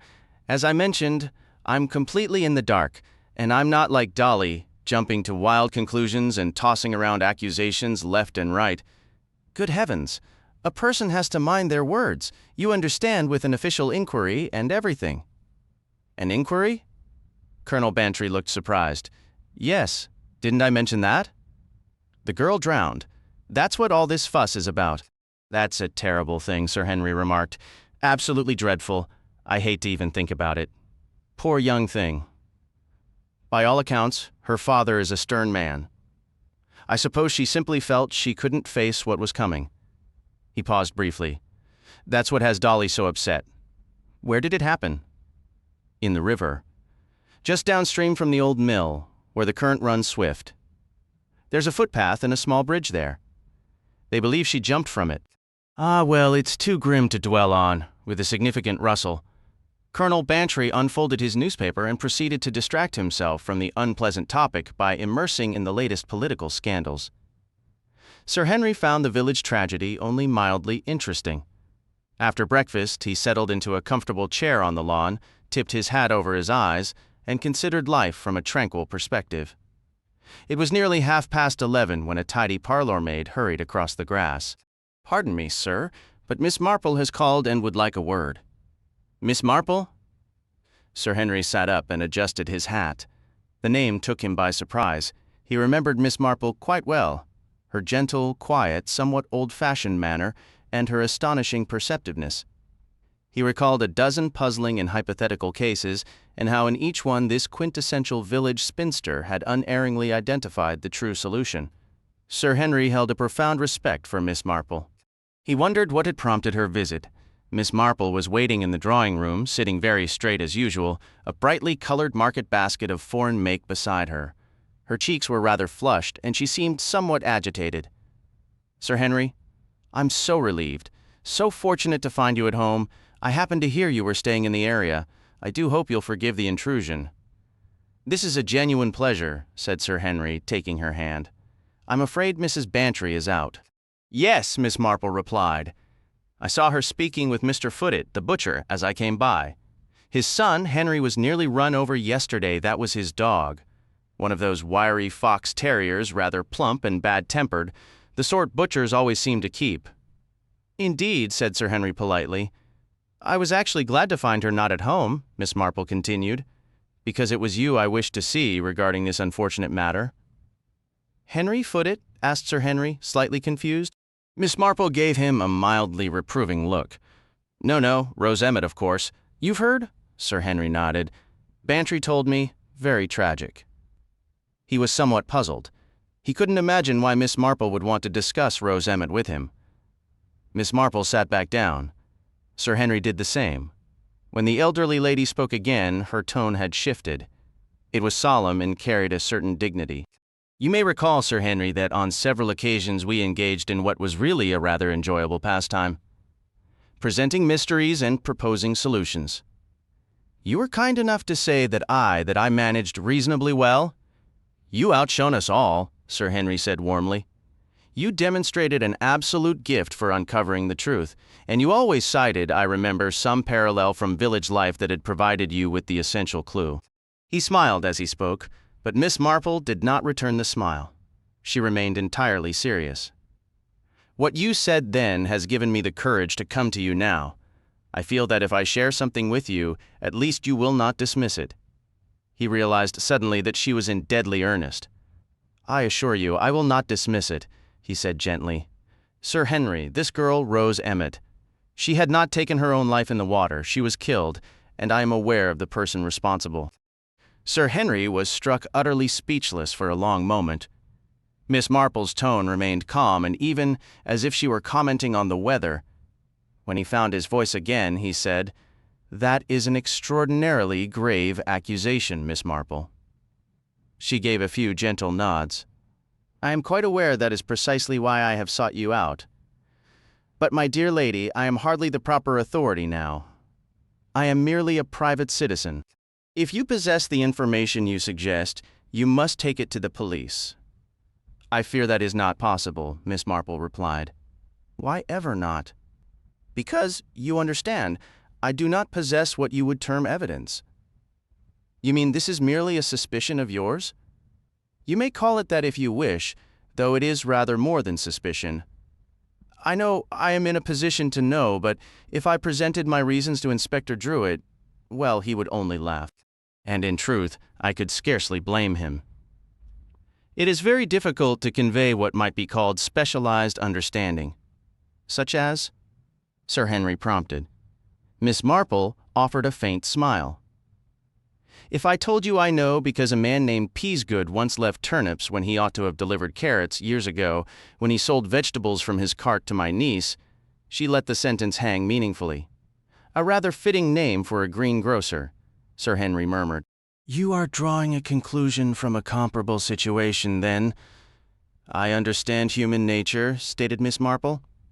It is impossible not to after living in a village all these years. The question is, do you believe me or not? She held his gaze steadily, a soft pink flush coloring her cheeks. Sir Henry, a man of vast experience, made decisions swiftly. Unlikely and fantastic as her claim seemed, he felt an immediate conviction. I do believe you, Miss Marple, yet I fail to see what you wish me to do or why you have come to me. I have pondered it deeply, said Miss Marple. As I said, approaching the police without facts would be futile. I have no facts. What I would ask is that you interest yourself in the matter, Inspector Druitt, I am sure, would be most gratified. And, of course, if things progressed, Colonel Melchett, the chief constable, would likely be quite amenable to your influence. She looked at him earnestly. And what information do you propose to give me for this endeavor? I thought, Miss Marple said, of writing a name, the name on a slip of paper and handing it to you. Then, should your investigation determine the person is entirely uninvolved, well, I shall have been quite mistaken. She paused, adding with a slight shudder. It would be too dreadful, truly dreadful, if an innocent person were to hang. What on earth? Sir Henry exclaimed, startled. She turned a troubled face to him. I may be wrong on that point, though I think not. You see, Inspector Druitt is really quite an intelligent man. But a moderate amount of intelligence can sometimes be the most dangerous kind. It does not carry one far enough. Sir Henry studied her curiously. With slightly fumbling hands, Miss Marple opened a small handbag, took out a tiny notebook, tore a page from it, and carefully wrote a name upon it. Folding the paper twice, she handed it to Sir Henry. He opened it and read the name. It meant nothing to him, but his eyebrows rose slightly. He looked across at Miss Marple and tucked the paper into his pocket. Well, he said, this is rather an extraordinary affair. I've never undertaken anything quite like it, but I shall back my judgment. My judgment of you, Miss Marple. Sir Henry was seated in a room with Colonel Melchett, the chief constable of the county, and Inspector Druitt. The chief constable was a compact man with an air of brisk military authority. The inspector was a large, solid man with an air of practical competence. Sir Henry offered his friendly smile, though he felt a bit like an intruder. I must admit, I'm not entirely sure why I'm involving myself, he said, which was the absolute truth. We're delighted to have you, the chief constable replied warmly. It's an honor. Truly, Sir Henry, the inspector agreed. Privately, the chief constable was thinking the famous man was probably bored out of his mind staying with the Bantrys, listening to the old colonel rant about politics and Mrs. Bantry chatter endlessly about her garden. The inspector, for his part, was mildly disappointed. He'd heard Sir Henry possessed one of the finest legal minds in the country, but this case seemed disappointingly straightforward. Hardly a challenge worthy of such talent. Aloud, the colonel continued, I'm afraid it's all rather grim and simple. Our initial thought was suicide. The girl was pregnant, you see. But our local doctor, Haydock, is thorough. He noted distinct bruises on both her upper arms inflicted before death, exactly where someone would grip her to throw her over. Would that take considerable force? Not really, the inspector interjected. There'd be no warning. The footbridge has slippery planks and no handrail on that side. Easiest thing in the world to give her a sudden shove. You're certain that's where it happened? We have a witness, said the chief constable. A boy, Jimmy Brown, was in the woods across the way. He heard a short cry and a splash around dusk. He couldn't see much in the mist, but he spotted something pale floating downstream and ran for help. They pulled her out, but it was too late. Sir Henry nodded thoughtfully. The boy didn't see anyone on the bridge? No, but with the mist and the fading light, it's not surprising. He, like everyone else, assumed it was a suicide at first. That changed when we found the note. Inspector Druitt turned to Sir Henry. It was in the dead girl's pocket, written in artist's pencil. The paper was soaked, but we could make it out. It was from that young architect, Sanford. It read, "All right, I'll meet you at the bridge at 8:30. R.S. Jimmy Brown heard the cry just a few minutes after that time." "Have you encountered Sanford?" Colonel Melchett asked with clear distaste. "He's been here a month, building some monstrosity for the Allingtons, all glass and steel and peculiar angles, the sort of modern nonsense that shows his character. A real radical, no proper principles to speak of. Seduction is a rather ancient transgression," Sir Henry remarked mildly, "though it doesn't have quite the historical pedigree of murder." The colonel blinked. "Yes, quite right." "Anyway, Sir Henry," Druitt said, getting back to the point, "there you have it. It's ugly but clear. This Sanford gets the village girl into trouble, then panics because he's engaged to a respectable young woman back in London. The scandal would ruin him. He meets Rose Emmett on that misty bridge, seizes her by the arms and tosses her into the water. A cold-hearted brute, if you ask me, and he'll get what's coming." Sir Henry remained quiet for a moment, sensing the thick local bias against an outsider with modern ideas. "Is it definitively established that Sanford was the father?" he inquired. "No doubt about it," Druitt stated firmly. "Rose confessed as much to her father. She actually believed the fellow would marry her." "Marry her? Not a chance?" What a wretched business, Sir Henry thought to himself. The whole village had already tried and convicted the man in their minds, which always made finding the actual truth a more complicated endeavor. It felt like I'd stepped right into a Victorian stage play. The innocent country girl, the sophisticated villain from the city, the strict father, the betrayal. All we were missing was the loyal local beau. I decided it was high time to ask about him. "Didn't the girl have a young man of her own here in the village?" I asked aloud. "You're thinking of Joe Ellis," the inspector replied. "Joe's a good man, a carpenter by trade. Ah, if only she'd stayed with Joe." Colonel Melchett gave a sharp nod of agreement. "People should stick to their own kind," he stated. I asked how Joe had taken the whole situation. "Hard to say," said the inspector. "Joe's the quiet type, keeps to himself. Thought the sun rose and set on Rose. She had him wrapped around her finger, no question. I suppose he just kept hoping she'd come back to him someday." "I'd like to meet him," I said. "We're on it," Colonel Melchett assured me. "We're leaving no stone unturned. I thought we'd speak with Emmett first, then Sanford, and then pay a visit to Ellis." "Does that work for you, Clithering?" I told him it suited me perfectly. We found Tom Emmett at the Blue Boar. He was a burly, middle-aged man with a nervous glance and a defiant jaw. "Gentlemen, good morning, Colonel," he said. "Step into the back where we can talk privately." "Can I get you anything?" "No?" "Suit yourselves.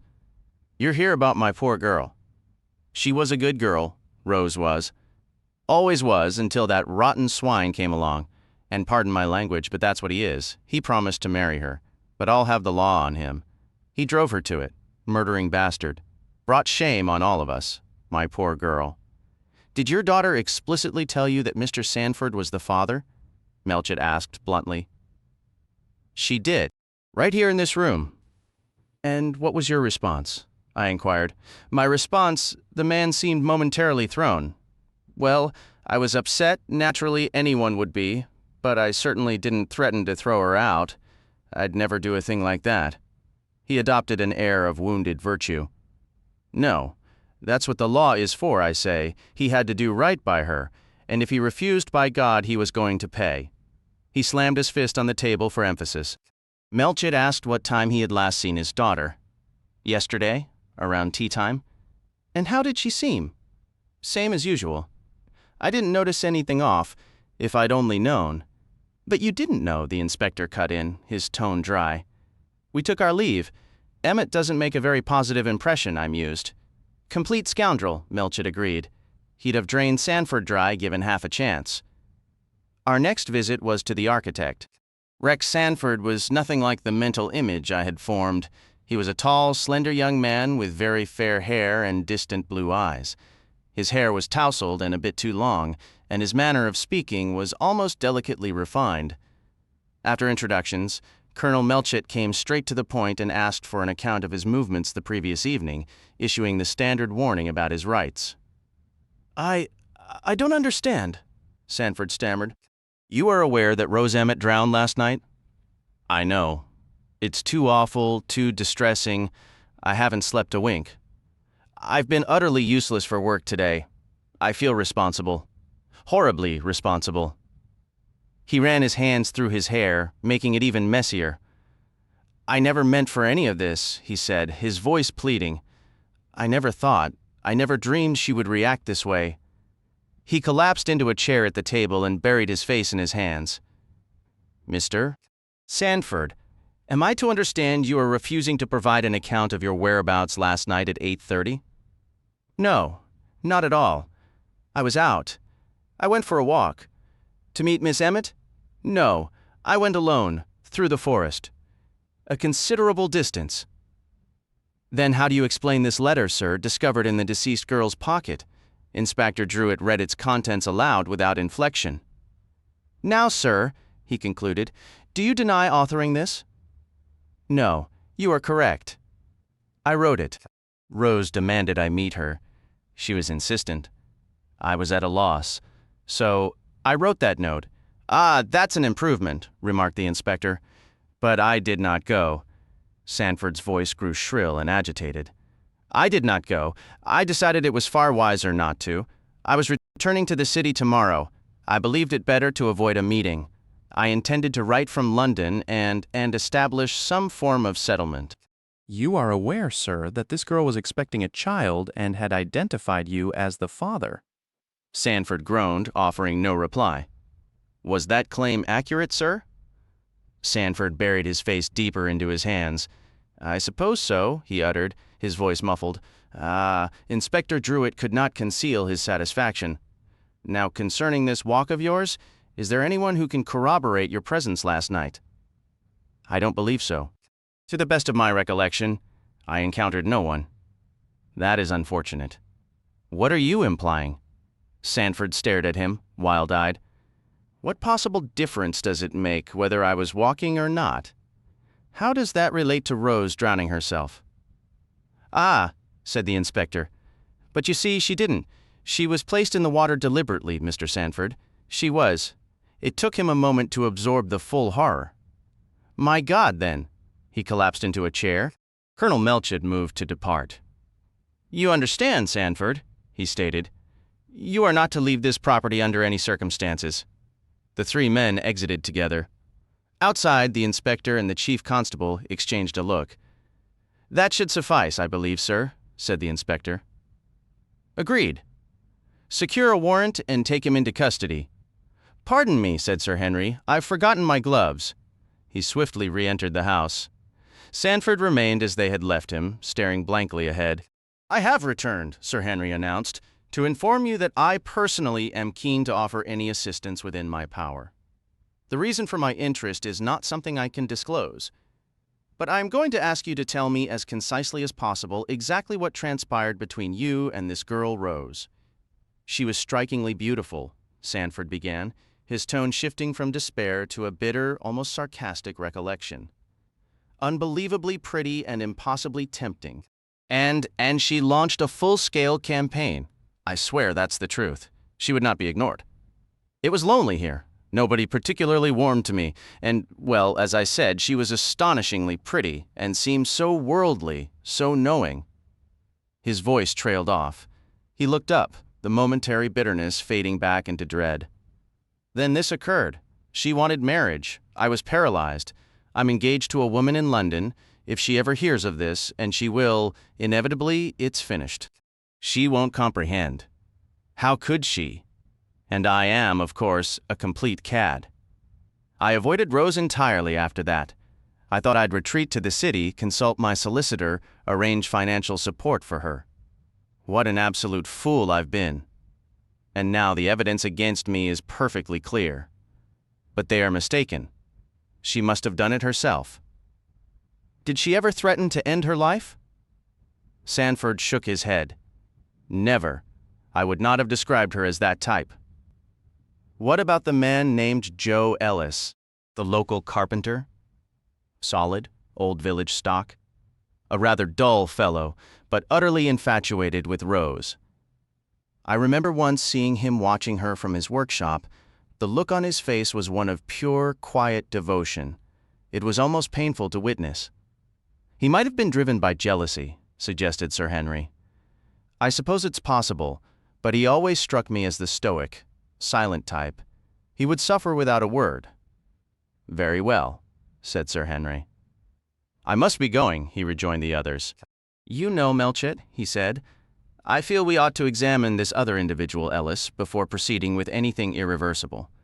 It would be a profound embarrassment to make an arrest that later proved to be an error. After all, jealousy is a solid motive for murder, and a distressingly common one at that. That's certainly true, the inspector conceded, but Joe Ellis isn't that sort of man. He's gentle to a fault. I've never known anyone to see him truly angry. Still, you're right, we should confirm his whereabouts last night. He'll be at his lodgings now with Mrs. Bartlett. She's a respectable widow who takes in laundry. The small cottage they approached was impeccably tidy. A robust, middle-aged woman with a kind face and blue eyes answered the door. Good morning, Mrs. Bartlett, the inspector greeted her. Is Joe Ellis in? He returned just a few minutes ago, she replied, wiping her hands on her apron. Please, come in, sirs. She ushered them into a cramped front parlor cluttered with porcelain figurines, a stiff sofa, and several other ornamental pieces of furniture. After hastily clearing space by moving a small stand, she called out toward the back of the house. Joe, there are gentlemen here to see you. A voice answered from the kitchen. I'll be right there, just let me wash up. Mrs. Bartlett offered a warm smile. Colonel Melchett gestured for her to stay. Come in, Mrs. Bartlett. Have a seat. Oh, no, sir, I couldn't possibly, she said, genuinely taken aback by the suggestion. You find Joe Ellis a satisfactory lodger? Melchett asked, his tone deliberately casual. He's the best you could ask for, sir, she affirmed with conviction. Steady as they come, never touches alcohol, and takes real pride in his carpentry work. Always helpful around the house, he put up those shelves and repaired my kitchen dresser just last night. He does little fixes without being asked, and hardly expects a thank you. You don't find many young men like Joe nowadays. Some young woman will be fortunate one day, Melchett remarked offhandedly. He was quite fond of Rose Emmett, wasn't he? Mrs. Bartlett sighed heavily. It was painful to watch, truly, him adoring her from afar, and her scarcely noticing he was alive. He'd come home sometimes, quiet and downcast, and I knew he'd seen her in the village. He once confessed he'd bought a small locket, hoping to give it to her one day, but he never found the courage. Where does Joe usually spend his evenings? Melchett inquired. Right here, sir, most nights. He sometimes works on small projects or studies his bookkeeping correspondence course. I see. Was he at home yesterday evening? Yes, sir, he was. You're absolutely certain, Mrs. Bartlett. Sir Henry interjected, his tone sharper. She turned to him, her expression utterly sincere. Quite certain, sir. He didn't step out, say, around 8 or 8:30? Oh, no, Mrs. Bartlett gave a light laugh. He was working on that dresser for me nearly the entire evening, and I was right there handing him tools. Sir Henry studied her confident, smiling face and felt a first flicker of uncertainty. A moment later, Ellis himself entered the room. He was a tall, broad-shouldered young man, handsome in a plain, rustic way, with shy blue eyes and a good-natured smile, the picture of an amiable giant. Melchett began the questioning. Mrs. Bartlett discreetly returned to the kitchen. We're looking into Rose Emmett's death. You were acquainted with her, Ellis? Yes, sir, he said, hesitating before adding in a low voice. I'd hoped to marry her someday. Poor girl. You were aware of her condition? Yes. A flash of anger showed in his eyes. He abandoned her. But maybe it was for the best. She wouldn't have found happiness with him. I thought she might turn to me after it happened. I would have taken care of her. Even though it wasn't her fault, he interrupted, his voice firm. He misled her with fine words and empty promises. She told me everything. She had no reason to go and drown herself. He wasn't worth that. Where were you last night at 8:30, Ellis? Was it Sir Henry's imagination, or was there a faint hint of stiffness in the reply that came almost too swiftly? I was right here, fixing that dresser for Mrs. Bartlett. You can ask her. She'll tell you. He answered that too quickly, Sir Henry thought. This is a man who thinks things through slowly. That response was so ready it feels rehearsed. Then he chastised himself for overthinking. He was seeing shadows. Yes, even imagining a fleeting, apprehensive gleam in those otherwise calm blue eyes. After a few more exchanges, they departed. Sir Henry found a reason to step into the kitchen where Mrs. Bartlett was tending to the stove. She greeted him with a warm, unguarded smile. A new dresser stood against the wall, still incomplete, with tools and wood scraps scattered nearby. Ellis was working on this last night? Sir Henry inquired. Yes, sir. It's coming along nicely, isn't it? Joe's quite handy with wood, she replied, her tone utterly natural. There was no flicker of unease in her expression, no hint of discomfort. Yet Sir Henry remained convinced he had seen something in Ellis's eyes earlier. I'll have to speak with him directly, he decided. As he turned to leave, he nearly tripped over a baby carriage. I hope I didn't disturb the little one, he remarked. Mrs. Bartlett's laughter filled the room. Oh, no, sir, no children here, unfortunately. That's just for the laundry I take in. Ah, I understand, he said. Then, on a sudden impulse, he pressed further. Mrs. Bartlett, you knew Rose Emmett. Tell me honestly what you thought of her. She studied him for a moment, her curiosity evident. Well, sir, I thought she was a bit loose, but she's gone now, and I don't like to speak ill. I have a very good reason for asking, Sir Henry urged gently. After a thoughtful pause, she leaned in slightly. She was trouble, sir. A bad sort. I wouldn't say it in front of Joe. She had him completely fooled. That type always does, doesn't it? Sir Henry nodded. He understood. Men like Joe Ellis, with their open trust, were especially vulnerable, and the betrayal could cut deep. Leaving the cottage, he felt more puzzled than ever. Every lead seemed to hit a dead end. Joe Ellis had a solid alibi confirmed by Mrs. Bartlett herself. Could it be circumvented?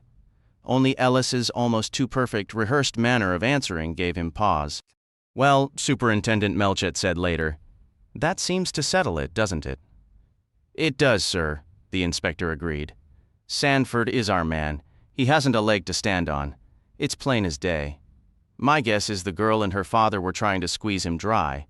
He's got no money to speak of and didn't want his fiancée to find out. He got desperate and took action.